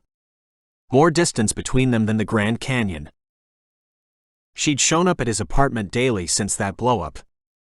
Sometimes he wasn't home. Other times, he just ignored her. But today, something extra gnawed at her. She tapped the mousepad of her work laptop, as if maybe it might stimulate concentration. Her patient's half-finished chart stared back at her, reminding her of how far from focused she truly was. It was for a vortex of reasons. The unit supervisor had been scuttling around the floor today, her eyes on Lila every time she passed by. Was this a quiet assessment? Part of the review that would get her the promotion. There had been no word for so long. And then there was Mason. He'd shown up halfway into her 12-hour overnight shift. He skulked through the halls, sending brooding looks her way whenever he was in the same room. But no matter where she looked, she saw Lex. He was burnt into the undersides of her eyelids. And probably would remain there for the rest of her life. Using or not, she was desperate to truly connect with him again. The knot of her heart wouldn't unravel until she got answers. Until she could explain. Until she could tell him the truth, that she was here, she could help him, she wouldn't leave his side. The doors clattered open behind her. She jumped for the 15th time that hour. Another patient, arriving from the ambulance entrance. She glanced over as the cart rolled in. The nurse attending the ambulance entrance zeroed in on her, keeping pace with the gurney, palm pressed to the patient's torso. This one's in critical condition, she barked. Late 20s male, stab wound, severe blood loss, pulse 48. We're taking him straight to the ICU. Lila followed the gurney without a second thought, her legs used to the reaction. As she hurried after the recent paramedic arrival, something whispered at her to look down. Her gaze fell to the patient. Dark hair mussed, blood caked across the forehead. Face beaten beyond recognition. The swirls of a dragon tattoo over the left shoulder snagged her attention. Her stomach hardened into a fist. She ran to keep up with the stretcher as they burst through the doors to the ICU. The man's torso was bandaged and bloody, his whole body a mess. Swelling prevented her from seeing his face clearly. But somehow she knew. Lex? Her voice came out cracked and fearful. Her colleague Jessa sent a sharp glance her way. Lila grabbed onto the edge of the stretcher, her mind taking a running leap for the stratosphere. This couldn't be him. There was no way this was him. The tattoo was a fluke. Do we have the patient's ID? Her knuckles turned white around the edge of the stretcher. Jessa shook her head. Paramedics didn't find one. Whoever called for the ambulance fled the scene. This guy was picked up at the site of a suspected underground gang fight. Lila's steps slowed as Jessa wheeled the stretcher into an open space behind a curtain. As Jessa prepped the cardiac monitor, Lila stared at the limp figure, making one last plea to the heavens. This couldn't be Lex. He wasn't fighting in the gangs anymore. He left that years ago. Her breaths were coming quicker now, tightening her throat. He was fine now. She'd seen him with her own eyes, seen just how fine he was. Her footsteps fell like cement blocks as she approached the bed. The past couple weeks were different. He couldn't have gone back to fighting because of Lane. He couldn't have. Jessa said something to her, but Lila didn't hear, couldn't make sense of the words. She had to know if this was Lex. And she knew how to identify him. She pulled back the white sheet they'd covered his torso with, revealing the full scope of the dragon tattoo climbing over his shoulder. Beneath the curling swirls of the talons, caked with blood and streaks of dirt, the proof was etched into his skin. Lilo spelled in Gothic lettering. Their celebrity nickname. The floor beneath her swooped and dipped. She reached out for something. Hands grabbed her. Jessa was in her face. Are you okay? She sounded a million miles away. Lila didn't know how to respond. Her voice had crumbled into dust and drifted away. She began. This. The commotion of the ICU intensified. Shrill beeps. Tense voices. The anxiety in the air bore down on her. Her legs went wooden, and she was moving without even knowing what she was doing. The doctor arrived. Jessa. Lila? We need to begin fluid infusion. Lila was one step ahead of him, already grabbing for the bags. Her focus was so laser sharp it could break skin. I think Lila's on it, Jessa said. Dr. Rich stumbled backward as Lila brushed past him. Oh there. She ground her teeth as she worked, unable to let up, slow down, or do anything other than concentrate. Lex's life depended on it. A few moments of tense silence passed. She could feel Jessa and Dr. Rich's attention sizzling on her. Lila, Jessa began. We need irrigation, Lila barked, heading for the cabinets. She rummaged through the shelves, swearing loudly when she couldn't find the supplies she was looking for. Doesn't anyone restock these fucking shelves? I appreciate your initiative, Dr. Rich began slowly, but you are not determining the treatment plan. Lila spun to look at the doctor. Well, hurry it up then. Look at him. He needs attention now. If you won't do anything, then I will. Jessa and the doctor shared a look. Lila, do you know this patient? Jessa asked softly. Lila turned away, tears brimming in her eyes. If she admitted that she did, they wouldn't let her stay here. And she needed to save him. There was no other option. She gathered her willpower, took another glance at Lex. His skin was ashen. Dr. Rich barked out orders to activate an immediate blood transfusion. Lila knew all the undertones of what was going on here. Lex could bleed out. He could fucking die. "We need to work faster," she said through gritted teeth.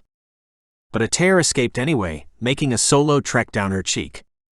She tried to wipe it away discreetly, but there was no hope. Jessa shook her head, realization softening her face. "Lila, you can't be in here." "What's wrong?" Dr. Rich sounded distracted, his voice harsh.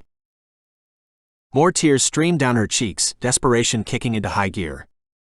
This wasn't right. Lex wasn't going to die in front of her. Not like this.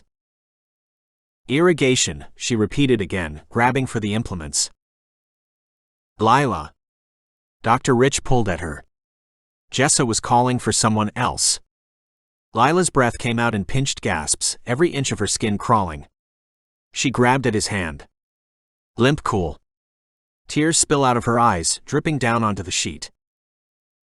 Dr. Rich was tugging at her shoulders now, ripping her from the beside. Jessa raced around, prepping fluids. To Dr. Rich she said, "We need to work faster.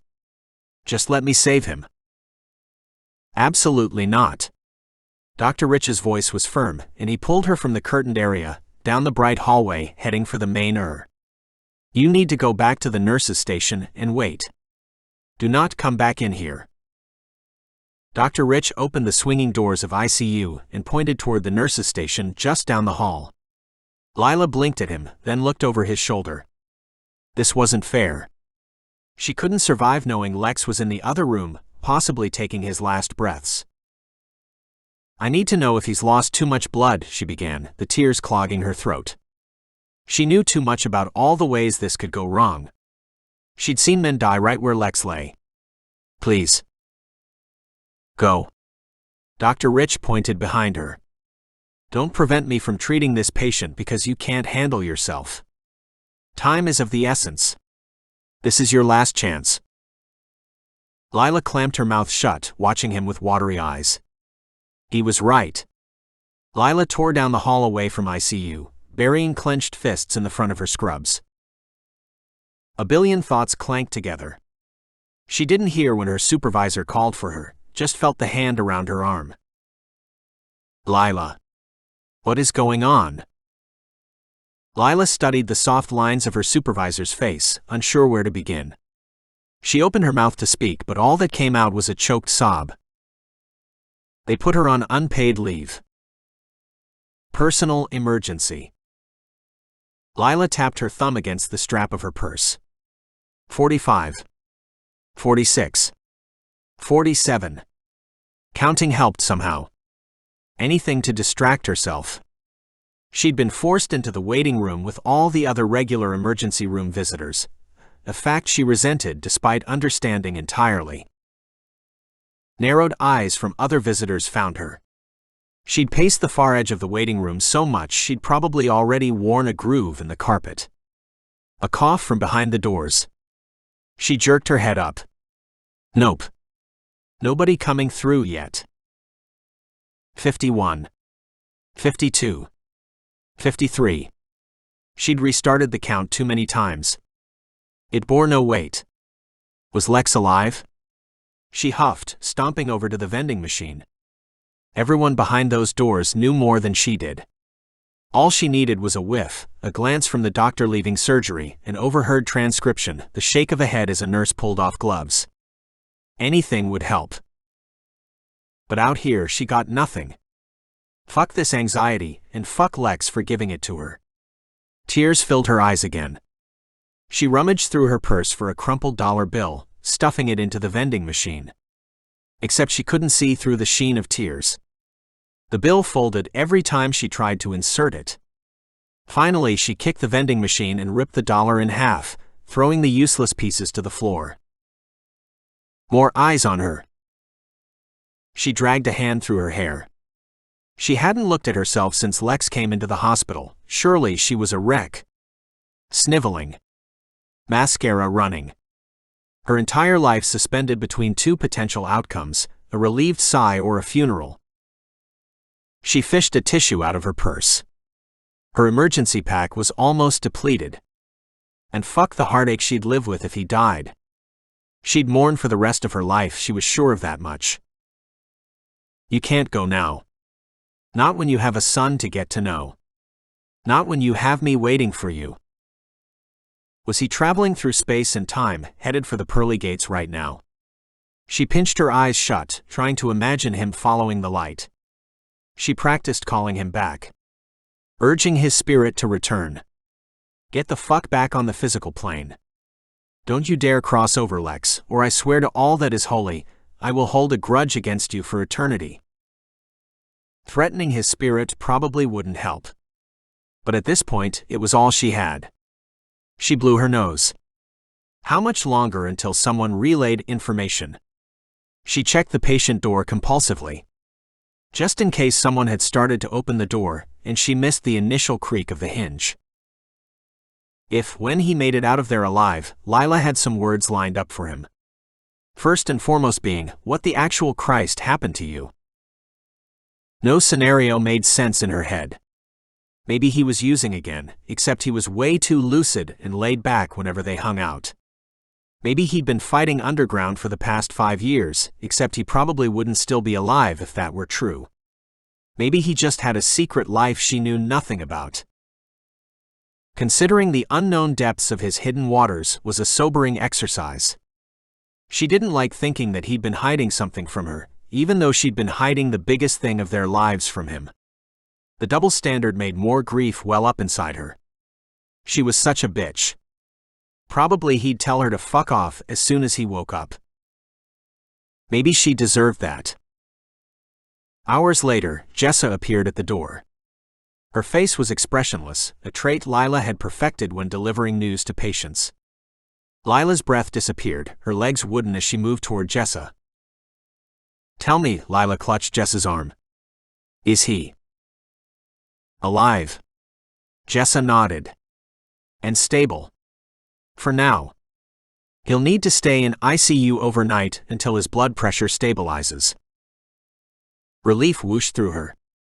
Jessa caught her by the arm, stabilizing her. The surgery was successful. Dr. Rich repaired a small laceration in his liver. Other than that, he's just been recouping lost blood. He got the transfusion. It was so hard to speak. Like her voice originated in another dimension. Yes. He'll probably be awake soon. Finally, a tiny smile curled the corner of Jessa's lips upwards. Would you like to go see him? Chapter 31. Lex's throat was sandpaper. His first few moments of consciousness felt like the big bang beneath his ribcage, an explosion of sensations and heat and pressure that he couldn't identify. He cracked open an eye, his eyelids stiff. Everything felt wrong, like a Mr. Potato Head assembled ass backwards. The taupe wall of a hospital room, a benign image of a tree swathed in evening light under inspirational words, live, laugh, love. He grunted, summoning all the force within his limbs to move. Even an inch. Someone sighed at his side. And there was Lila. Her heart-shaped face creased in concern above him. Her smooth, cool palm enveloped his hand. All he could do was stare at her. Lex? She sounded like she'd been crying. Maybe he'd been out of it for a long time. Maybe she'd been worrying. He tried to sit up. She pressed a hand to his chest to still him while she elevated the back of the bed. Once he was mostly up, she sniffed hard, pulling her chair in close. Can you talk? He drew a deep breath, his ribs feeling as though they were being pried apart like someone opening a clamshell. He stared at the taupe ceiling of the room. God. I hope it's okay that I'm here. Her normally singing, strong tone was timid. It almost didn't sound like her. I wasn't sure you'd want to see me. He swallowed hard, his throat lined with knives. He spotted a glass of water just beside Lila on the bedside table. And that's when it hit him, came crashing down around him as if he'd just jumped headfirst into the ocean. He'd made it out alive. And the first person to be at his side was his Lila. He pinched his eyes shut, emotion swelling inside him. It was still too early to count his blessings, but this sure as shit gave him hope. I'm glad it's you. His voice came out low and forced. She relaxed slightly, her hand finding his again. Do you need anything? He dragged his gaze to meet hers. It was a simple question, one that had an even simpler answer. You. And Lane. She drew a breath. Tears glistened in her eyes as she cracked a small smile. That's very nice to hear. But do you need anything right now? Water. She stood, seemingly relieved. Taupe Scrubs told him she might have never gone home from work. What time was it? He searched out the wall clock. Noon. A pale blue hospital gown covered his torso. He was afraid to look underneath. The memories of the blood had followed him into his dreams. He might not sleep for weeks without imagining drowning in a pool of his own blood. Lila returned and handed him a glass of water. She hugged herself, face creased with worry. Are you working right now? He took a loud slurp of water. No. She cleared her throat, fingering the edge of his thin pillow. I'm on leave, actually. He downed the entire glass of water. Then burped. What do you mean? I've stepped away from my position. There was that timid voice again. His chest tightened, and the machine hooked up to him started beeping. Lex. Your heart rate. She tutted, reaching across him to silence the alarm. I shouldn't do that. But I don't want them coming in here right now. I'm taking care of you. I'm taking care of you. Words that both placated and provoked. He wanted to be the one to take care of her. But if anybody had to take care of him, of course it would be her. On leave? Take a deep breath, she counseled, gripping his arm. Don't freak out. He did as he was told. When the number lowered, she went on. It was the right thing to do. For right now, with what's going on. The vagueness irritated him. What does that mean? She avoided his gaze. It's complicated. And I don't want to bother you with these details while you're recovering. She smoothed her hand over his forearm. But I do want to know how the hell you ended up here. His eyes drifted shut. Knuckles' words shivered through him again. We don't work with losers. The stabbing was his equivalent of being fired. The Kings probably hadn't expected him to make it out alive. But he had. By the grace of God, or because he'd cashed in 1 billion strokes of luck all at once, or because maybe his own story wasn't ready to be finished yet. Relief washed through him. He nodded his hand in the sheets. Lila shushed him, running a thumb over his cheek to wipe away tears he didn't realize had spilled. It's okay, babe. We don't have to talk about it. He shook his head. I can tell you now. I couldn't before. He drew a long breath. I didn't want you to worry. Or get involved. And once you told me about Lane, I didn't want him to know about me. Her mouth turned down at the corners. I didn't want him to lose his dad, you know? Lila's frown deepened. I don't get it. Lex deflated. The second I found out about him, I wanted to make up for lost time. He shifted on the bed, grimacing as his midsection began a dull throb. But I couldn't put myself in his life if I couldn't stay there. I didn't know if I'd make it out. Make it out of what? He closed his eyes, trying to corral his thoughts. The Kings. Lila was quiet for a long time. When he opened his eyes, she was shaking her head, gnawing on her lip. You told me you stopped doing all that, she said in a low, wavery voice. You seemed so good, Lex. I was. I am. He sighed, trying to sit up so he could sink into her, make her understand all the ways in which she wasn't wrong about him. Pain shot through his abdomen, and he collapsed backward. Don't move around. Your surgical site needs to heal. I had surgery. He reached for the gown, trying to find an opening. Tell me I'm getting a good scar. Lila's smirk was unamused at best. Dr. Rich had to sew up your liver. Time will tell how the outside of you heals. Internal scars are cool too. He winced, adjusting himself on the bed. His whole body felt leaden and aching. He couldn't remember what regular Lex felt like anymore. I earned this one. That's for sure. Lila ran a hand through her hair. It looked like she'd done that at least 1,000 times that day. Why would you ever go back with them? They found me. Saw me on Travis's show. He paused, looking at the cliché inspirational photo without really seeing it. Told me to come back to fight or else. I said no about 1 billion times. But then they threatened you. Lila rolled her lips inward and reached out for his hand again. Her small fingers laced between his. A grounding rod through the murky swamp of pain and understanding. I agreed to 1. But then 1 turned into 2, and more and more.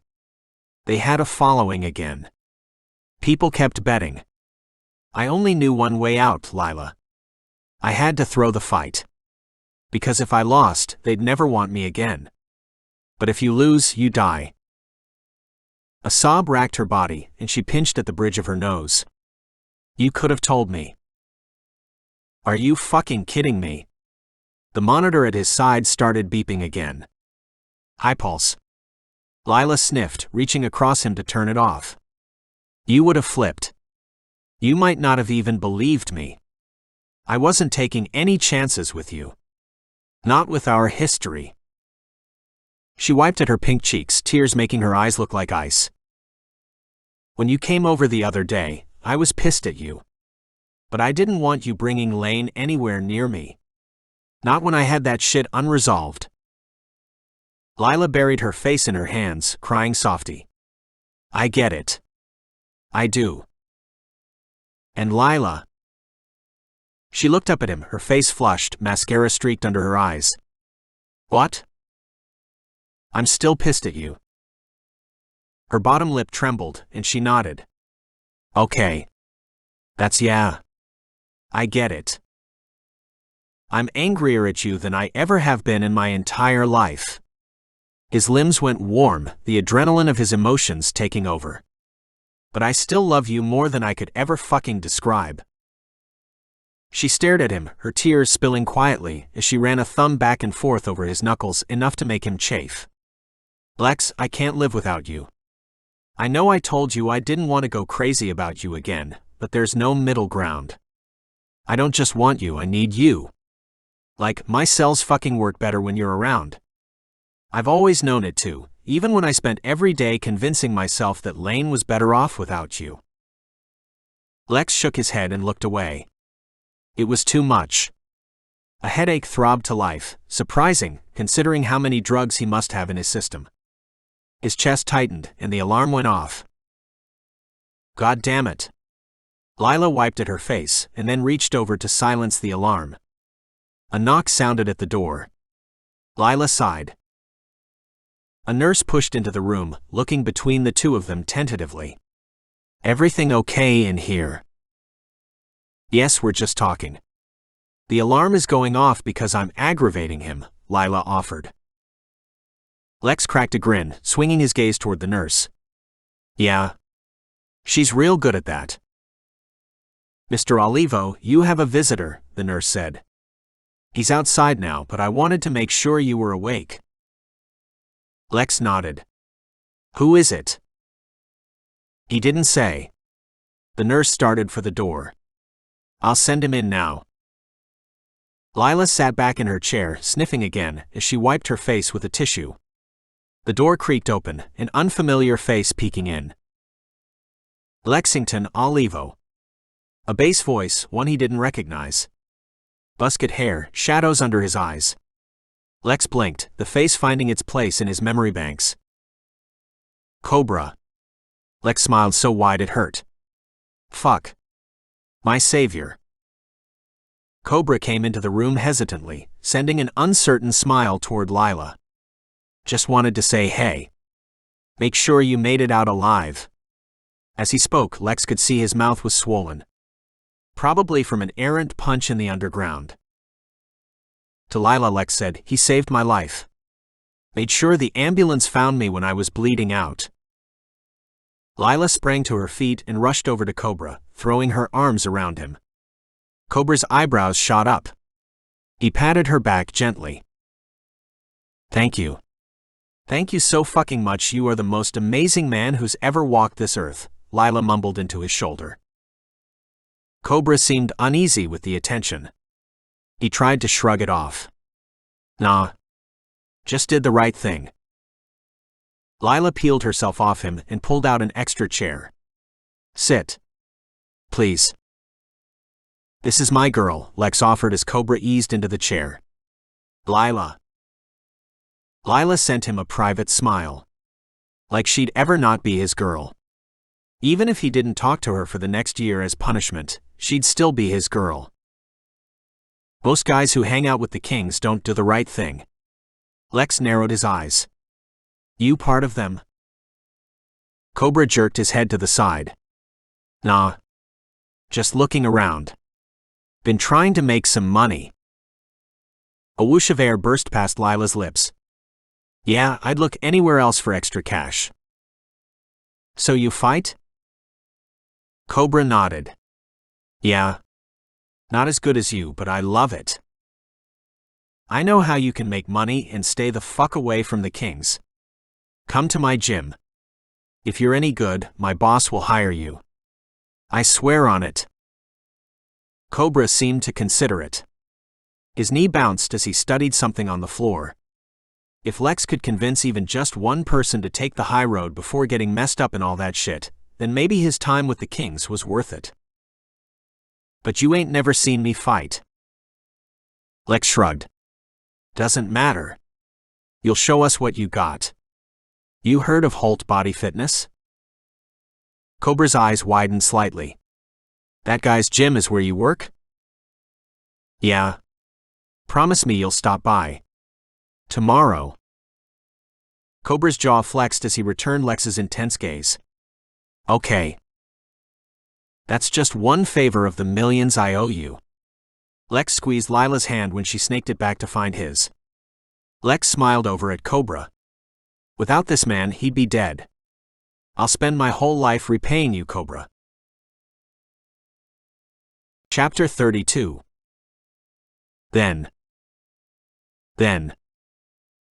Lex sucked on his teeth, shaking his hand. Fucking knuckles busted again. Now that the adrenaline of the fight had worn off, the bite of blood reached him. People dispersed on the gritty side street. Fight was over, no need to stick around. Except some blonde asshole didn't seem to want to leave. He'd been watching the whole fight with his arms crossed over his chest like he was grading the fight. Lex rolled his head in a slow circle. Maybe he'd hand over a report card, give him a C- for sportsmanship, since Lex had taunted the loser all the way out of the neighborhood. Hey. The blonde strutted his way. He looked clean-cut, made of neat lines and precision-trimmed hair. The tape on his brow gave him away, though. He fought too. You liked the fight, I take it. Lex sniffed, picking up the sweatshirt he'd left hanging on a guardrail. Yeah. The guy scuffed his toe in the dirt. What's your name? He hesitated. Cheshire had been his automatic response. He'd been fighting with the kings too long, forgetting who he really was. But who the fuck was he, anyway? Since Lila had left, he barely knew. Just wandering the city like a fucking punch-hungry demon. Even coke wasn't doing it for him anymore. The easy cash, either. Fuck, the whole thing sucked. Lex? You fight for money? Lex cocked a smirk. Of course. You new here. The dude's face darkened. All right. So you ever fought big time? Define big time. Lex slung his duffel bag over his shoulder. He'd fought every foe known to mankind. Including the hardest one to conquer, himself. I'm talking TV shit. Worldwide bets. Big-time leagues. The guy's eyes were hard but curious on him. You're good. You already know that. I want you to join my league. Lex scoffed, but interest flooded him anyway. There was no way offers like this just showed up on the street one day. That's not how Lex's life worked. If anything, this guy was a gang scout, and Lex's life was going to continue to be the same shithole it always had been, busted and bruised, single, wondering where the fuck Lila was these days. Your league, brah. Lex cast him a derisive look. It's cool if you don't want to. The guy straightened, shoved his hands in his pockets. But you'd be stupid to pass on an offer like this. Not sure what else you got going on, but... He made a display of looking around at the empty street. You probably don't want to give it up. Lex stopped walking, narrowing his eyes. Okay. You have my attention. Come to training. The guy revealed a business card, flicked it between his fingers. Or don't. Because if you don't want to, there are plenty of other halfway decent fighters who'd fucking kill for this opportunity. Okay, you made your point. Lex snatched the business card and looked it over. It was an MMA training camp, something he'd never heard of before. So I show up and what? You guys decide to pay my bills and make me a superstar. Maybe. If you're good enough. So we'll see you there tomorrow. Lex's brows shot up. Tomorrow? Fuck, you guys don't mess around. Good. See you there. He gave him a thumbs up and started to walk away but seemed to think better of it. Turning back to Lex, he offered his hand. Nice to meet you, Lex. Lex put his hand into his hesitantly, as if it might somehow turn out to be a trick after all. But maybe if he believed just this once, shit might go his way after all. Some sick part of him thought that if he got better, he might get Lila back someday. You too. Hey, what's your name? Travis. He jerked his head into a nod. See you tomorrow, Lex. Travis scuffed off into the drizzling night. Lex stared at the business card for a while after Travis left. Just to make sure it was still there, that this wasn't a dream. He turned the card over and then back again. Wouldn't hurt to try. Sure as fuck was better than nothing changing. Chapter 33. Lila glided through the apartment one last time, making sure nothing was out of place. She'd been prepping for this visit for days, extending her leave until after this important family matter was resolved. This was a day that would etch itself into Lane's memory. The day that he met his daddy. Her throat tightened as she checked the time. 3 o'clock. Almost time for the reveal. She sucked in a breath and fluffed the last pillow on the couch. Lane, honey. It's time to turn off the TV. Her son grumbled a little, but did as he was told. When silence bathed the living room, she sat down on the edge of the couch, urging him to join her. Lex had been released from the hospital that morning. She'd helped him get back to his apartment and settled in, and had left him with enough kisses to last the rest of the year. This was her objective: heal her man, heal her family. Once she'd claimed Lex's family, she'd kissed her promotion goodbye. No way in hell was a director of nursing allowed to be linked to a gang. And in claiming Lex as her family, she'd been able to claim the truth: she didn't fucking want the job. She never had. And now she could focus on what she did want. To be the nurse who truly loved her job. She'd talked it all over with her supervisor and would return the following week. No more overtime. No more stressful late shifts. Which meant she'd have much more time for her little family.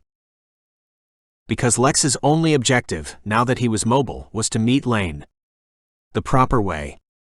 As his father. She'd known this was coming. Lex had mentioned it during recuperation in the hospital, giving her the time to prepare herself. What she'd say. What made the most sense before changing their son's life forever. It wasn't just Lane who she'd break the news to. She'd already called her father and dropped both of the bombs at the same time. Lane was gaining a daddy, and Lila had lost the promotion. He didn't need to know the details. Like how Lex had obliterated her upward trajectory at the hospital, the very thing her father had been pushing since day one as a nurse. He didn't need to know that the loss of that weight on her shoulders had been almost as freeing as finally telling Lex he had a son. "Mommy, why am I wearing this tie?" Lane fiddled with the bow tie for the 100th time that evening. He looked too dapper to handle in a plaid button-up and black bow tie, neat chinos topping his little boy dress shoes. She loved any excuse to dress him up like a gentleman. And the first time truly meeting his father seemed the perfect occasion. "That's a good question, baby." She cleared her throat, gathering him on her lap. At just after 3, now was the time to break the news. He nestled into place, his legs jutting out over her knees. "You're dressed up because today is a very special day." She paused, burying her nose in the back of his head, taking a deep breath of his pure shampoo. "Do you remember how I told you that you have a daddy, but he went away for a while?" Lane nodded, rubbing his fingers over the golden bracelets on her wrist. "Yeah. Well, I have some good news for you." She rubbed her chin over the top of his head. "Your daddy is back. And he wants to come meet you. Today. He's coming over soon to meet you." Lila held her breath as the news trickled through the air. Lane tilted his head back and turned to look up at her. "Yeah?" She nodded. He's so excited." Lane pinched his thumbs and forefingers together, examining the skin there. "Is he excited to meet me?" "Oh yes, baby. He said he's been waiting for this moment for so long." Her throat tightened again. No way was she making it through this day without an ugly cry. This very scenario had been something she'd craved on a cellular level, too afraid to even hope for it.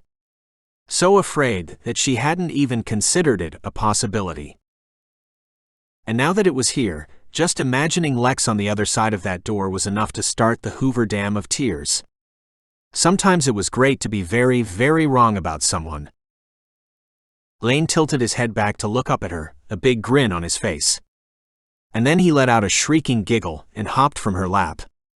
All she could do was laugh while he hopped around, striking silly poses, totally bubbling over with excitement. She'd never seen him so enthused about anything, not even the time she told him she'd gotten him a T-Rex costume for Halloween.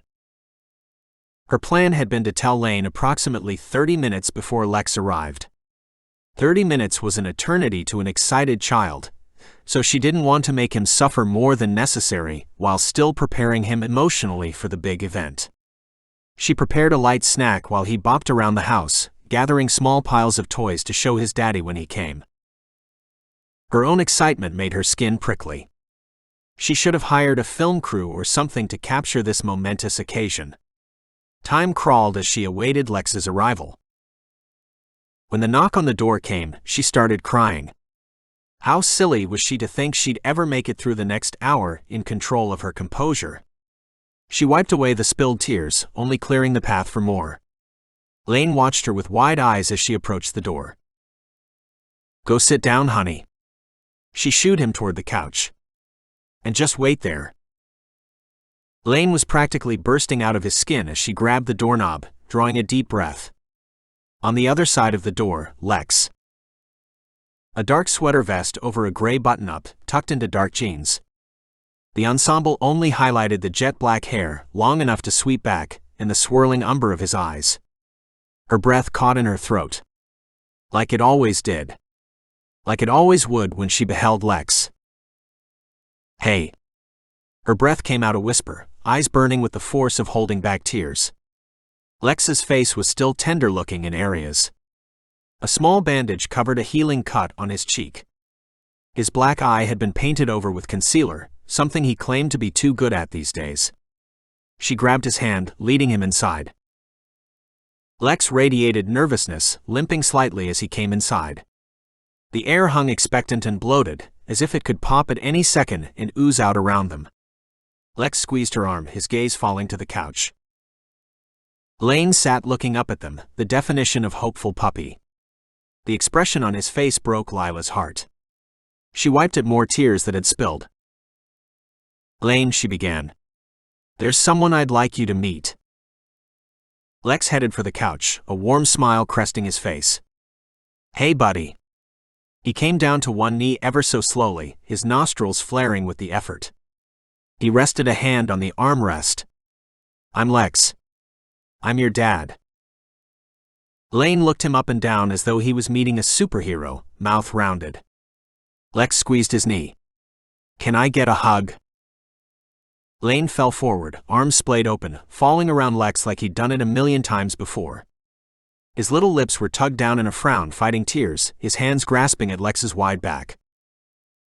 Lila rubbed at her temples, struggling to see past the tears but unable to prevent the shimmery veil. A hiccup escaped her as Lane broke down into a sob. Lex rocked him back and forth, rubbing his back. I'm sorry I was gone for so long. Lex's voice came out strained. But I'm not going anywhere now, buddy. You can stay now? Lane's eyebrows shot up. He pulled back to look Lex in the face, his whole body wriggling with happiness. Lila struggled to contain the tears, but the pressure built so much another hiccup escaped her. Lex looked back at her, the tenderness on his face cutting to her core. Of course, bud. I'm gonna see you every day now, you know that? Lane inhaled an excited breath. He shrieked and jumped up and down, looking over Lex's shoulder at her. Did you hear that, Mommy? He can see me every day. Lila was erect now, snot flowing alongside tears. She hurried into the kitchen to grab a tissue while Lane tugged Lex's hand, urging him toward the piles of toys he'd divvied up earlier. Lila curled onto the couch, fisting extra tissues as Lane chattered happily.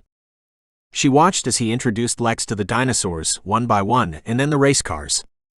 A few superhero figurines had different names than what one would think, like the Superman Lane had named Harry, and Lex took it all in stride, looking equal parts enthralled and disbelieving. When Lane scurried away to use the restroom, Lex sat on the couch next to her, wiping his eyes. This is going well, she said, more tears coming. She squeezed his knee, laughing. So much better than I ever thought possible. Lex leaned forward, pressing his lips to her forehead. Thank you. For what? She curled up into him. He leaned back onto the couch, draping his arm behind her. The scent of him was a balm that smoothed away the prickles of anxiety. I should be thanking you for still being able to look me in the eye. Thank you for tutoring me. He wrapped his arm around her tightly, bringing her close to him. His words came out hot against her temple. All those years ago. For believing in me. For taking a chance on an angry kid who didn't deserve you. His words made the tears return. She buried her face in her hands. Lex? Thank you for showing me so much love that I wanted to change the game. And then loving me enough to know to walk away. She drew a shaky breath, clutching his hand so tight in hers that her fingernails dug into his palm. Because all of that led to here. He sniffed hard, shifting beside her. Lane came out from the hallway, his face uncertain as he spotted the two of them on the couch. It led me back to you. To my son. Lila sighed heavily, like whooshing the rest of the tears out of her. She gestured for Lane to join them. Come here, baby. Come sit with us. Willing her voice to remain strong, she added, come sit with Mommy and Daddy. A grin spread across his face, and he raced toward them, leaping onto their laps with a total disregard for their soft bodies beneath. She coughed as he rolled around on top of them. If he hit a sensitive area on his father, Lex didn't show it. Lane looked up at the two of them, his dark eyes gleaming with happiness. Lila grinned down at him, memorizing his perfect little heart-shaped face, the wisps of dark hair over his forehead, the tang of cedar in Lex's cologne. The moment was perfect. Just as it was. Lex leaned over, pressing his lips to her forehead, which caused a peal of giggles from Lane. Lila smiled wider. Scratch that. From here on out, perfect would only get better. Epilogue. Man, you can't get enough of this place, can you? Eddie's friendly ribbing echoed through the front hall of Holt Body Fitness as Lex pulled open the door. He couldn't fight the grin that sprouted in response. He was here damn near every day, that was true. But how could he not? It kept him, and so many others, on track. Even though Lex wasn't fully cleared to resume workouts or even light conditioning 5 months after the incident with the Kings, he'd been lending a hand in the gym, working with clients, checking out people's form. He felt if not fully healed, at least 90%. And the itchy, anxious side of him was pushing him to get back into peak condition. Lane tugged on Lex's hand, his wide eyes waiting for Lex. "Is that Freddy, Daddy?" "That's Eddie," Lex said warmly, tousling Lane's dark head of hair. "I'm giving him an invite too," Lane reaffirmed as they approached Eddie. They were here on a very specific mission: invite the gym crew to Lane's 6th birthday party. "That's right. We definitely want him there." Lila sent Lex a private smile as they headed toward the reception desk where Eddie leaned, grinning at them all. To Eddie, Lex said, "I might not be able to get enough of it, and it looks like you can't either." "Guilty as charged," Eddie said, lifting his hand to high-five Lex once he was near. Then he bent down, hands propped on his knees, to address Lane. "And what's up, little buddy? You here for the bench pressing? Or maybe you're training to be a spotter? All I ask is we let him hit double digits before any bench pressing happens, okay?" Lila said wryly. Eddie wrapped her in a friendly side hug. "Hey, moms know best, right?" "Moms and girlfriends," Lila responded with a pointed look at Lex. Eddie cackled. "Ooh, I know what that look means. What are you in trouble for, Lex?" Lex laughed at Lila's prodding look, her green eyes sparkling but admonishing at the same time. They'd been discussing heavily, sometimes bordering on arguing, about what Lex's return to the ring might actually look like. Truth was, his road to recovery had been longer than expected. Not like he had any previous, liver-stabbing experience to draw on. But now that he was almost on the other side of the slow but victorious recuperation, he wanted to prove himself. To who, he wasn't sure. But something needed to be proven after a setback like what he'd experienced. And Lila, of course, wanted him to forget about proving himself altogether. "It's the same thing we'll always disagree on," Lex said, amping up his smile as Lila arched her brow. "How much I fight." "Dude, even I can tell you, you shouldn't be fighting now," Eddie said, waving Lex's words away. "You gotta let that body heal." "See." Lila looked supremely pleased. "Eddie agrees with me." "That's just because Amara told him to side with you," Lex said, slinging his arm over Lila's shoulders. She cozied up to him, fitting perfectly in that spot that had only ever been reserved for her. Would never be reserved for anyone else. Not as long as he was alive. Besides, it's been 5 months since it happened. "It's not like I'm trying to get any sponsorships or fight Conor McGregor," Lex went on. "I just want to get back into fighting shape. Travis will help me." "What will I do?" Travis's deep voice broke into the conversation then, the sheen of sweat on his smiling face. "There he is," Eddie said, clapping him on the shoulder. "I was thinking you forgot about our private session." "Of course not. I was just working with some of the new guys in there," Travis said as he tossed smiles toward Lex, Lila, and Lane. He jerked his chin toward Lane. "Like this little guy. You're here for the kickboxing class, right?" Lane sent his parents a nervous look, then thrust his paper invite toward Travis. "This is for you." Travis's eyes went wide as he inspected the folded invite. "Wow, really?" Lex nudged Lane, motioning toward Eddie. Lane fished out another invite and passed it to Eddie. "I want you to come too." Eddie's grin was ear to ear as he tore into the paper. "Now that's a good kid right there." Both Travis and Eddie reviewed their invitations. "It's gonna be really fun," Lane offered. "And we'll have cake and ice cream and a piñata, and a few other things my dad said he can't tell us about yet." Lex squeezed Lane's shoulder as Travis and Eddie nodded emphatically. "A race car party. You gotta be kidding me," Eddie said. "That's my favorite. I can't wait." You know we'll be there, Travis said, folding up the invitation. Lane beamed up at his parents, the type of smile that made Lex's heart swell on the daily. But it was the look on Lila's face that really did it for Lex. He knew that look all too well. Because it was what trembled through his body too. That disbelief that life could really feel like this, look like this. That it wasn't all a dream. That his happily ever after had finally found its way to him, even after so much pain and struggle and confusion. So we'll see you all next Sunday then, Lex said. Sounds like a date, Travis said, raising his hand for a high five. I've gotta go escort Eddie to his daily ass-whooping. With a grimace and a glance toward Lane, he corrected, excuse me, butt-whooping. He started off but then pointed at Lex. Wait. Was there something else you wanted to talk about? You said I'd help you with something.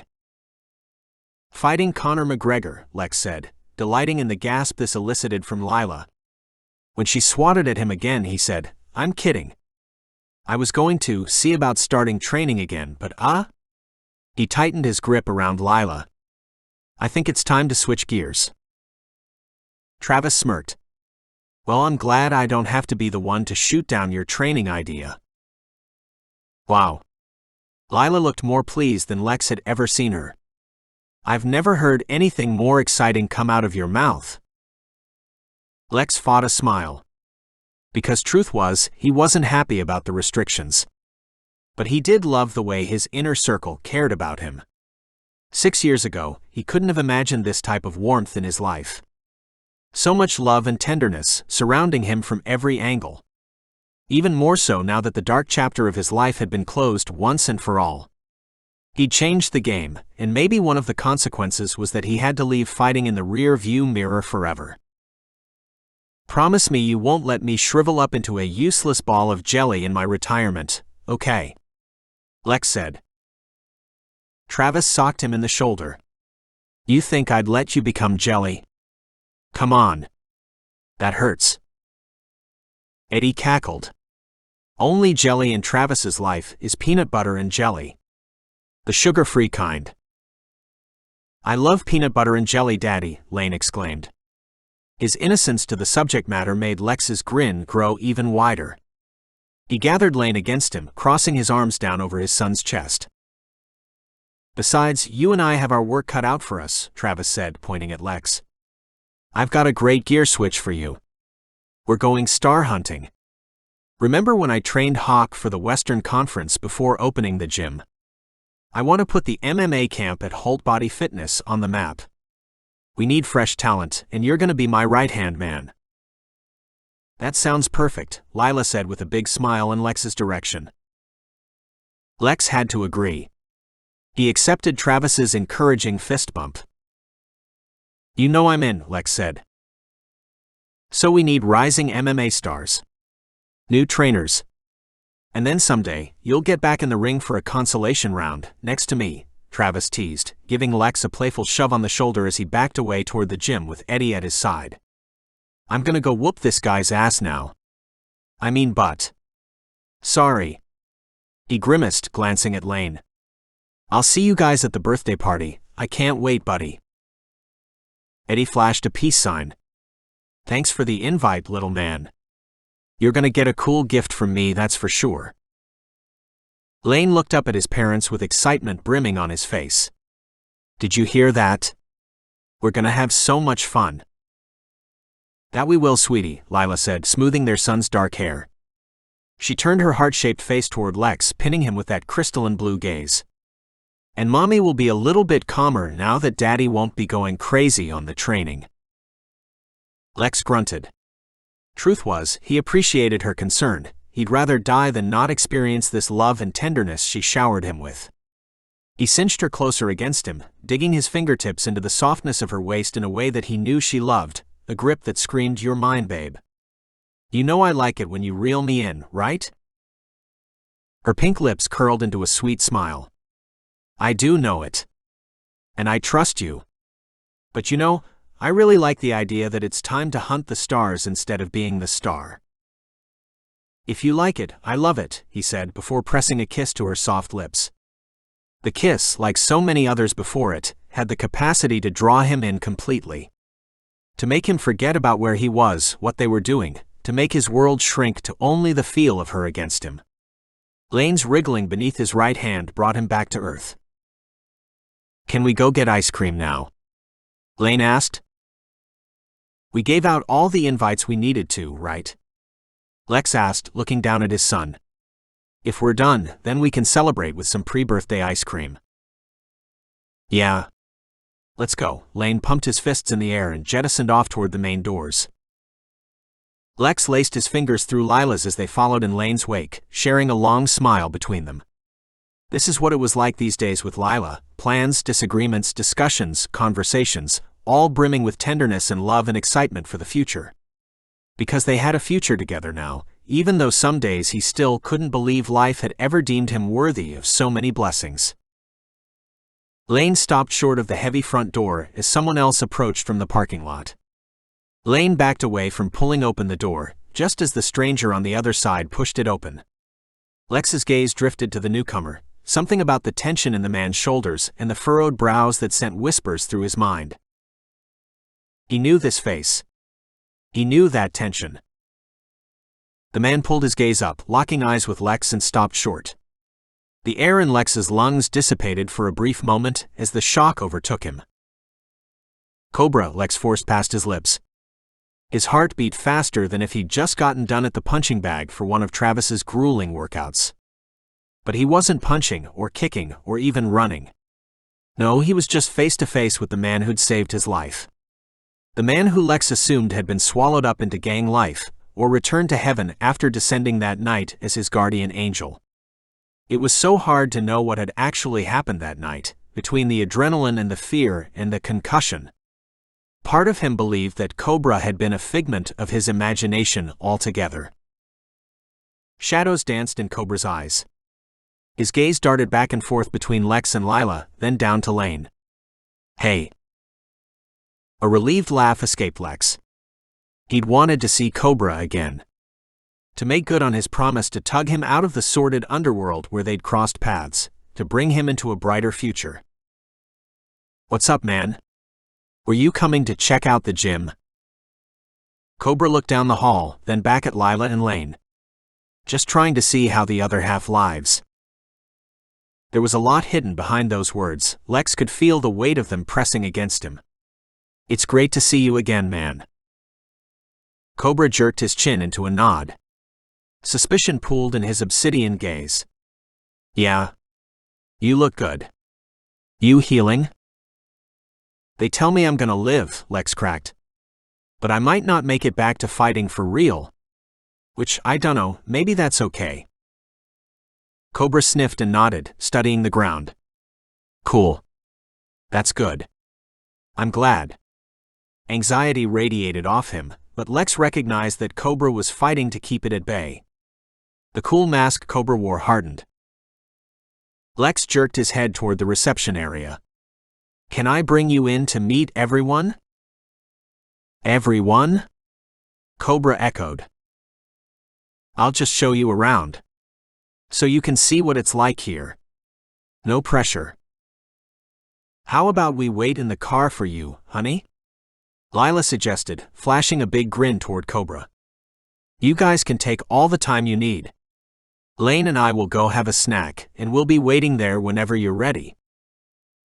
"Thanks, babe." Lex pressed a kiss to Lila's forehead, then tousled Lane's hair.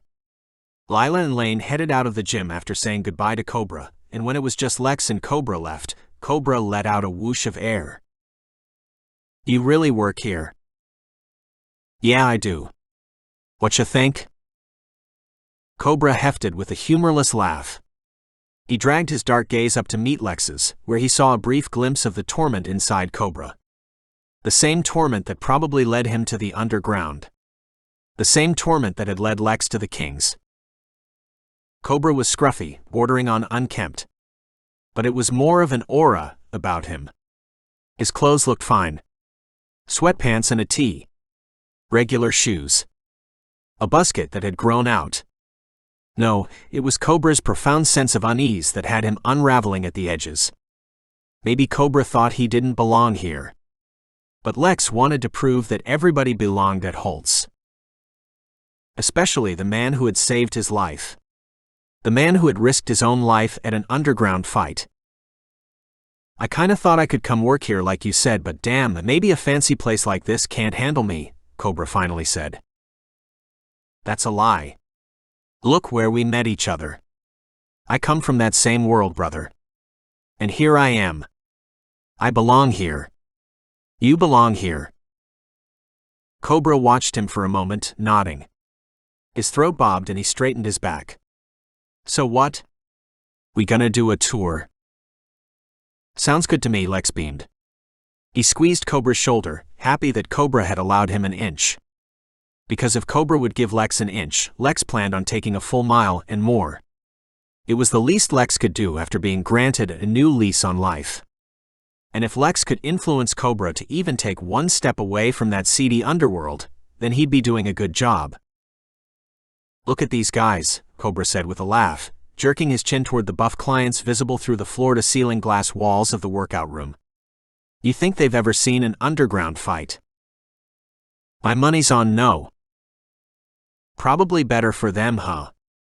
Cobra's smile fell a little as his gaze bounced along the gleaming walls of the entrance foyer.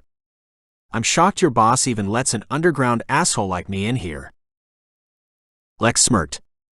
You forget where met, don't you? Yeah, but you clean up nice, Cobra said. He might regret giving me a chance. You don't know Travis. Not yet, at least. You want drug histories? We've got 'em. You want reformed addicts? Also got that. You want total douchebags who've had a change of heart? Also here. And that's just talking about myself. Cobra cracked a grin. Fact is, Travis has me on payroll, maybe not despite my history, but because of it. I know you came here for a reason, Cobra. You know you did too. His cool mask faltered, letting the doubts shine through for a brief second before Cobra hardened again. Yeah, I'm looking for something different. You know. Oh, I fucking know. Holt Body Fitness would offer something different. That was more than certain. Cobra didn't even know how different it could get. They paused in front of the open doors that led to the back gym, where Travis and Eddie were at the punching bags. The sound of his friends' laughter and timed punches echoed through the big room. For Lex, it was a familiar cadence, one that both calmed and inspired. Let's go meet Travis, Lex said. See about making you a part of the Holt family. You in? Cobra's throat bobbed again, and he pulled his head up to meet Lex's eye. His black stubbled jaw steeled and finally, after an agonizing pause, he nodded. I'm in. The end. Author note. I wrote this book while pregnant with my first son. The pregnancy hormones made this story a little bit harder than any other I've written. I tried to remain true to the messiness of a decision like Lila's. This was one of the most relieving HEAs I've ever written. Thank you to Landra, Kat, and Elizabeth for the feedback that helped shape this story. I wouldn't be able to do this writing thing without you all. Special thanks to my husband, who not only tolerates but supports my late nights and constant urges to go get some writing done. I couldn't do this writing thing without you either, and my Principe. Keep reading the Breaking series. Chapter 1. It'll be like an internship, they said. Genevieve tugged at the vinyl scrap of cloth barely covering her breasts. It'll be fun and exciting, they said. She frowned into the mirror. This strapless bikini top had been made for ladies with a B cup, and her double Ds barely fit. But that was the point, after all. Her frown deepened, gaze skating over all the exposed sweeps of her creamy skin. Skin that rarely saw daylight, much less a professionally staged photo shoot for her new place of employment, Holt Body Fitness. Everything about today made her skin crawl. It was one situation of many that she'd been bred to avoid.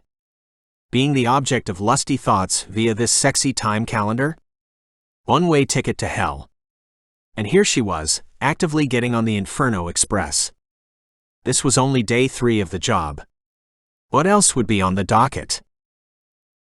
Genevieve took a calming breath. This is fine. This is what you signed up for after all. This is what you came to Los Angeles to experience. Life itself. She just hadn't thought she would be experiencing it so vividly.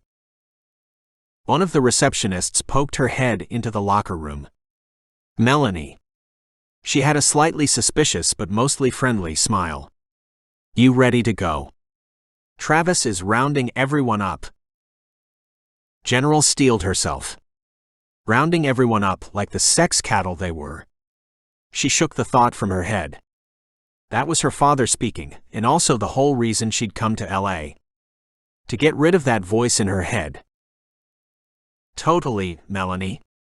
General forced out, releasing her iron grip from the edge of the sink. She sounded like the second-rate friend hired for a crappy 90s movie.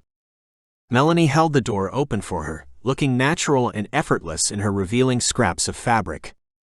Of course. Because LA girls didn't care about revealing their bodies or showing off their God-given assets. Body parts were simply parts of the body here, not a sacred gift to be shared with one's first and last love, Jesus Christ. General had fantasized for years about what it might feel like to flaunt her body in public. To attract the covetous stares of gorgeous men, and even women. Now she had the chance, and she quaked like a newborn colt. She followed Melanie out of the bright locker room on wooden legs, trying to exude the confidence she didn't feel. To put a firm pep in her step. To be every inch the confident, sexy redhead she wanted her coworkers to believe she was. Not the mousy little white girl from Central California who'd never set foot in a single male's apartment and still didn't totally grasp the full extent of what 69ing entailed. She'd added that to the list of things to learn and do, though. All in time. Melanie led her down the sweeping arc of the hallway toward the back gymnasium General had visited briefly during her orientation 2 days ago. Talk about a welcoming committee. It was all chatter and white lights, hair flips and bulging biceps. Industrial ceilings yawned cavernous and infinite, the slate gray flooring equal parts sci-fi and modern. Holt Body Fitness, already the coolest place she'd ever worked. Not to mention the only place she'd ever worked. The entire staff of Holt Body gathered in various stages of readiness. A few vanity tables lined the edge of the gym, round bulbs dotting the shiny mirrors as stylists perfected hair or makeup. Melanie led her toward the empty chair at the third booth. Ileana will do your makeup soon, Melanie said, but General couldn't move her legs to follow. Melanie looked back over her shoulder, her perfectly shaped eyebrows forming a straight line. You coming? I forgot something, General said, taking a couple steps backward. She forgot a shapeless tunic to cover herself up with, or maybe her dignity, like her father had alluded to when General first suggested the idea of moving out and experiencing the world for a year. Her entire family had reacted as though she'd suggested cutting off a pinky and roasting it for dinner. Her eldest sister, Abigail, had even cried. General connected with something warm and hard. A guttural laugh. General inhaled sharply and whipped around. Travis Holt, the eponymous leader of this sex carnival. He squeezed her shoulder, smiling down at her. Parties this way, General. He breezed past her, the muscles of his back a map to a world she didn't know existed. She stared after him, the same way she had the entire first day of their training. He oozed confidence and success, and it wasn't just the building surrounding them. He held one of those hard-won secrets to life. The type of secret she was dying to get her hands on. After so many years kept locked away in a tiny God-fearing bubble, it was time. She straightened her back and followed Melanie. Never mind. I don't need it. I'm ready for hair and makeup. Melanie patted the back of the hairstylist chair facing the mirror, and Jen slid into the spot, her warm thighs greeting the cool leather eagerly. She looked down at the hot pants she'd squeezed into, a fabric so thin and stretchy it barely counted as clothes. Her legs glared white under the attention of the lights, illuminating the jagged scar running over her knee. She tugged up the waistband of the shorts, but it didn't help. At least a full mile stretched between her navel and the waistband. Her belly skin crinkled as she sank lower into the seat. Wow. What gorgeous hair. Someone raked fingers through her hair. General yanked her gaze to the mirror. A blonde lady with a jagged bob lifted auburn chunks, as if inspecting it for purity. Thanks. General slid her hands under her thighs, hunching over, but straightened once she saw how much it made her breasts round under the chest tape of a shirt she had on. She didn't know what else to say. She didn't realize integrating into the rest of the world would feel so difficult. She wasn't just new, she was an entirely different species, struggling to pass on a planet designed to intimidate. She could have picked any industry to launch her year of the list. Why did it have to be among the most beautiful and confident people she'd ever laid eyes on? I'm Jas, the blonde said simply, as though casually identifying a fruit at the market. Any special way you want your hair? General blinked into the mirror, trying to think of a style that differed from her previous plain Jane life, half up, half down, with a cringeworthy neon blue scrunchie. Ah, whatever you think looks good. I trust you. She swallowed hard. And I'm General. Jas and Jen. What a pair. Her voice sounded flat, almost monotone. General couldn't tell if it was sarcasm or distraction due to hairstyling, or maybe she was the butt of some joke she didn't understand.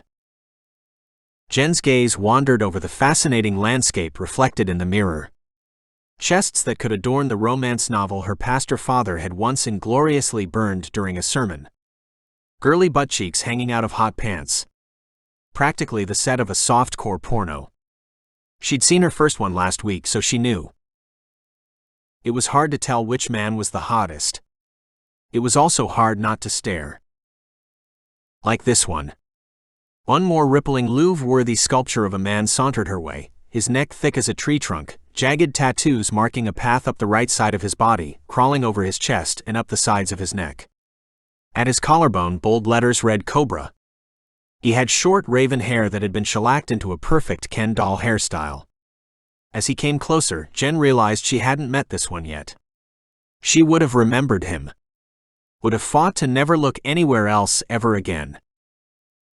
He stopped a few feet behind her, his eyes like molten chocolate. His eyes. Staring right at her. General snapped her gaze to the vanity table. She lasted a few seconds before curiosity won. Jas yanking at her hair only distantly registered as she found Mr. Louvre with his hands on his hips, watching General like a cat eyeing his dinner. Oh yes. This was the one. The hottest of them all. He was dirty hot. His lips curled into an illegally sexy smirk. Shadows under his eyes ignited questions and gasps at the same time. Jen's pussy throbbed with years of unmet desires. He was everything she'd ever physically pined for in a man. Even when her only examples of worthy men growing up included khakis, pressed button-down shirts, and a rumbling voice with which to praise the Lord, seeing this man made something marrow-deep rumble to life. Primal. Ancestral. From the beginning of time, which she'd recently decided was not 6,000 years ago. As if her body had just been waiting for him to show up. Have you ever considered an ombre? Jas chirped. I don't know what that means, General forced out in a dry whisper. She took one last drink of Mr. Too Sexy to Ignore and the way he watched her. As if he'd already started eating her alive in his mind. She reluctantly moved her gaze to find Jas's in the mirror. One painted brown brow was arched. Hi. Seriously? She furiously teased a section of hair near the back of her head. It's like this super cute but gradual color shift from about halfway. She flicked her wrist to highlight where on Jen's head this would be. To all the way down. General nodded, licking her lips as her gaze slid back to the man in the mirror. He'd crossed his arms over his chest, talking to one of the other Holt body trainers like they were kings of the world. Sure. Yeah. Let's do it. Jas tutted. Not now. I'm style today. But you would seriously look cute with an ombre too blonde. The words didn't register, but she logged them anyway. Add that to the list, get an hombre. Wasn't that Spanish for man? If so, that was also on her list. Maybe this exact man could be on her list. Thanks, General said, but wasn't sure the word made it past her lips. The physical model of perfection came nearer, his narrow hips covered with tighter-than-necessary gym shorts that betrayed an excellent bulge. His thighs were granite arcs, the color of freshly steamed milk. He was alabaster wrapped in sexiness. He came up to the mirror and propped a forearm against the edge. His reflection felt like a mirage or something dreamed of in a fever sweat. So would you swipe left or right on me? Be honest. His voice ran through her like fingers combing hair. Except Jas was tugging on her hair, making her scalp scream. Jas sent a strange smile toward the handsome visitor. And then anxiety hit her hard, like a wall of water in a perfectly executed cannonball. What did swipe left or right even mean? Are you, she began. Talking to me, she finished in her head. Jas cleared her throat. On your phone, General. I don't, Jas tugged sections of her hair into bobby pins. I don't know what you mean. Both Jas and the new arrival looked at her in the mirror with surprise etched on their faces. Her stomach plunged. Like on Tinder, the guy said, pushing off from the mirror, tilting his head at her as if his explanation somehow clarified things. I have a flip phone, General offered. Jas snorted. Shit, said the guy. It rang in her ears like sacred harmony. Something silken yet rough in that one word. Old school. He wet his bottom lip, his gaze dragging over her, as if he'd personally assessed every cell of her being. She wilted in the chair, paralyzed with indecision somewhere between I love you and I need to leave immediately. I can basically press any number 0 through 9. She felt her cheeks heating up, but she had to try to redeem herself. He hummed appreciatively, his crooked smile making her chest swell. Like a phone number? Across the room someone barked Cobra. The guy's eyes narrowed as he focused on someone over her head, then nodded. His gaze slid back to General, that's me. She opened her mouth to speak, but nothing came out. Cobra jogged off, leaving her breathless in his wake. She watched him go in the mirror, gaze soldering to the 2 Cobra tattoos arcing across each shoulder blade and down the sides of his back. This guy had a theme. Jas leaned forward. You do understand he was hitting on you, correct? She groaned, her eyes fluttering shut. Jas let a cloud of hairspray rip. When the air cleared, Jen frowned at her reflection. He was too hot, she muttered. I couldn't think. That's the problem with this place, Jas mumbled, groping for one more bobby pin. Too many perfect specimens. You mean here? The gym? SoCal, hun. Jas pressed one more bobby pin into place, securing the hairdo before she stepped back. You're new here, right? General huffed. New wasn't strong enough. She was something else. Basically. What do you think? Jas jerked her chin toward Jen's hair. A sweeping, gorgeous, Oscar-worthy style had been fashioned out of her thick and normally lifeless auburn hair. Not that she'd ever seen the Oscars, of course, but everyone sure talked about it here in L.A.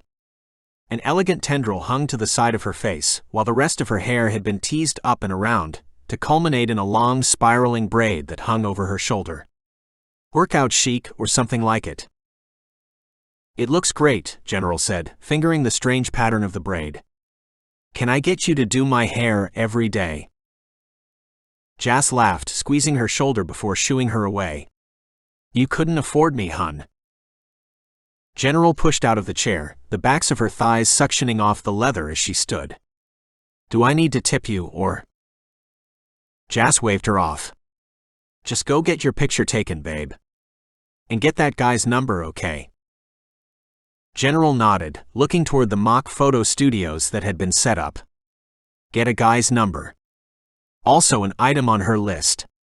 And damn it, that's what this escape from home was about. Completing the list, come hell or high anxiety. 3 different muted backdrops in shades of cream and gray. One photographer who barked commands from underneath a pencil-thin mustache. She checked her breasts, still covered for the most part. Across the room, Cobra talked with Travis and some other employees who she'd been introduced to. But their names? Heck, if she could remember. They needed name tags, but where would they put them? Over their nipples. Genevieve. Amara strutted up to her, her caramel skin gleaming like she'd been coated with Vaseline. Finally, a familiar face. Her first non-hometown-related acquaintance since coming to LA. She'd met Amara when responding to a help-wanted ad for her domestic violence shelter, one of many jobs she'd applied for and not gotten. But she and Amara had hit it off in the interview, to the point that Amara wanted to help her find something. And here she was, half naked and spinning like a top. Where do I go now? She hugged herself, trying to hide some of the exposed skin. We're going to do a group shot before the individuals, Amara said. Oh. General almost ran a hand through her expensive style before she remembered. I was hoping you would tell me back to the locker room, so I could put clothes on. Amara's laugh rippled through her. You don't like playing dress up? This isn't dressing at all. It's nudity. Amara swatted her arm. But you said you wanted to get outside your comfort zone. Well, here I am. General sucked in a breath, assessing the room once more. The lights had grown brighter somehow since getting her hair done. The scrutiny that hair and makeup invited, in this room crawling with undiscovered models. 5 million miles away from my comfort zone. You look stellar. I promise. Amara squeezed her arm. And remember, it's for a good cause. General nodded, straightening her back. That at least counted as a happy byproduct of her wanton skinmongering. All the proceeds from this sexy calendar went straight to local nonprofits. The pencil-mustached leader of the sex carnival leaned back, cupped his mouth around his hand, and shouted, "Group pictures now." General walked toward him before she could think better of it, her eyes on Cobra, repeating to herself the most important new items on her list. Get a guy's number. Get an hombre. Get this hombre. Click here to keep reading, Breaking the Sinner. Have you read the Breaking series prequel? You can read it for free when you sign up to my newsletter. By joining, you'll also receive information about upcoming releases, sales, and other exciting news. Score. Or join my reader group, Ember's Blossoms, to hang out up close and personal. Early looks at new covers, exclusive access to ARC signups, and more. Facebook. Instagram. Goodreads. BOOKBUB. http://www.emberleighromance.com/. And before you go, please consider leaving an honest review about this book. Even just a few words or a line means so much to us authors. Breaking the Sinner. She picked the name General.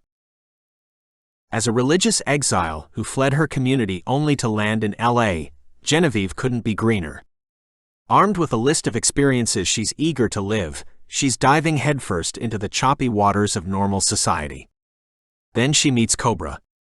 There's nothing normal about the resident gym bad boy who struts around like he could undress her with his eyes alone. And he goes by Cobra. Cobra knows better than to believe in blessings. Snagging this stable job at Whole Body Fitness is the only break of luck he's had since his life took a nosedive as a teen, but it's just a matter of time before this goes downhill too. Which is why when ultra-innocent General stumbles onto his bleak path, he's eager for the distraction provided by the oblivious bombshell. He can help her live her list, but only so far. Because Cobra's only good at being temporary. They both have lives they left far behind them. Setting 3 months to wade through Jen's list of sins, the two of them plunge headfirst into something equal parts sizzling and intense. As Cobra inches nearer to securing his permanent spot at the gym, he comes even closer to a scary new reality. One that might be too good to be true. One that will force him to choose between the only family he's ever known and the one thing he swore to never need, love. Available now. Breaking the habit. He's on a warpath to fame. And Levi Swain doesn't care who knows it. The more people that know him, the better. As the hottest MMA rising star, opportunities are materializing out of thin air. When a wealthy sponsor approaches him, looking to have Levi cause a tabloid-worthy scandal, Levi only knows how to say yes. He didn't come to war to lose. Except he never counted on meeting Riley. The glam-shy bombshell who won't touch fame with a 10-foot selfie stick. Levi planned on her ending up another notch on the bedpost, where every girl ends up. Instead, Riley is everything he wasn't looking for. Out here in Hollywood, he can have fame or he can have true love. But he can't have both. Available now. Breaking the fall. In the live music industry, Eddie Valenzuela's seen enough bands to know what good really sounds like. During one wild night out, he collides headfirst with an up-and-coming singer who puts good to shame. She's got the voice, the look, and holy hell, the body too. But after a sizzling week together, the singer who seemed like Mrs. Right turns out to be Mrs. Not Quite Right when she disappears without so much as an Instagram handle. Fiona Frank's only goal in life was to make it big doing what she loved, playing music. And her hard work paid off, in the form of a big-time record deal that has her doing TV shows, radio spots, and even her first international tour. Her career is built on spurning love and staying single, though she's never been opposed to the occasional lover. As long as they don't last. And she'll do whatever it takes to make sure that the world falls in love with the Sin Girl. But she wasn't ready for the positive pregnancy test on her first international tour. There's only one man that could be the father, Eddie. While Fiona grapples with the next steps, Eddie goes gung-ho being the family man she never asked for, and the pressure from the label is mounting. If they discover her secret, she can kiss her contract goodbye. Which means she has to figure out how to break her fall. Available now. Make Me Lose. The Bayshore Series #1. Grayson Daly and I aren't just rivals. We're enemies. Born minutes apart on the same day in the same hospital, our parents thought this meant we were somehow destined to be together. We knew, were we just destined to beat each other? Competition boiled over until junior year, when the Cold War turned into an unexpected peace offering. Maybe my hormones allowed me to notice his broad shoulders, stormy gray blue eyes, and soccer star's chiseled frame. But after I fell for him, he stomped all over my heart. 10 years later, I'm at the top of the realty game in Bayshore, and Grayson is just a distant memory. Until he shows up from NYC, his ego bigger than a skyscraper, and asks me to sell the house he recently inherited. It's easy to say no. Even though I want to climb him like the jungle gyms we used to dangle from in strong-arm battles. But I forgot that Gray doesn't take no for an answer. And that he isn't content unless he's defeating me. He butts into my evenings on the boat. Ropes me into water skiing battles.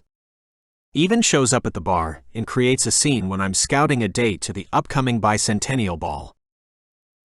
It's almost like he's gunning to win me. But if he wins, that means I lose. And I'm not ready to cede victory just yet. Start this rom-com series now,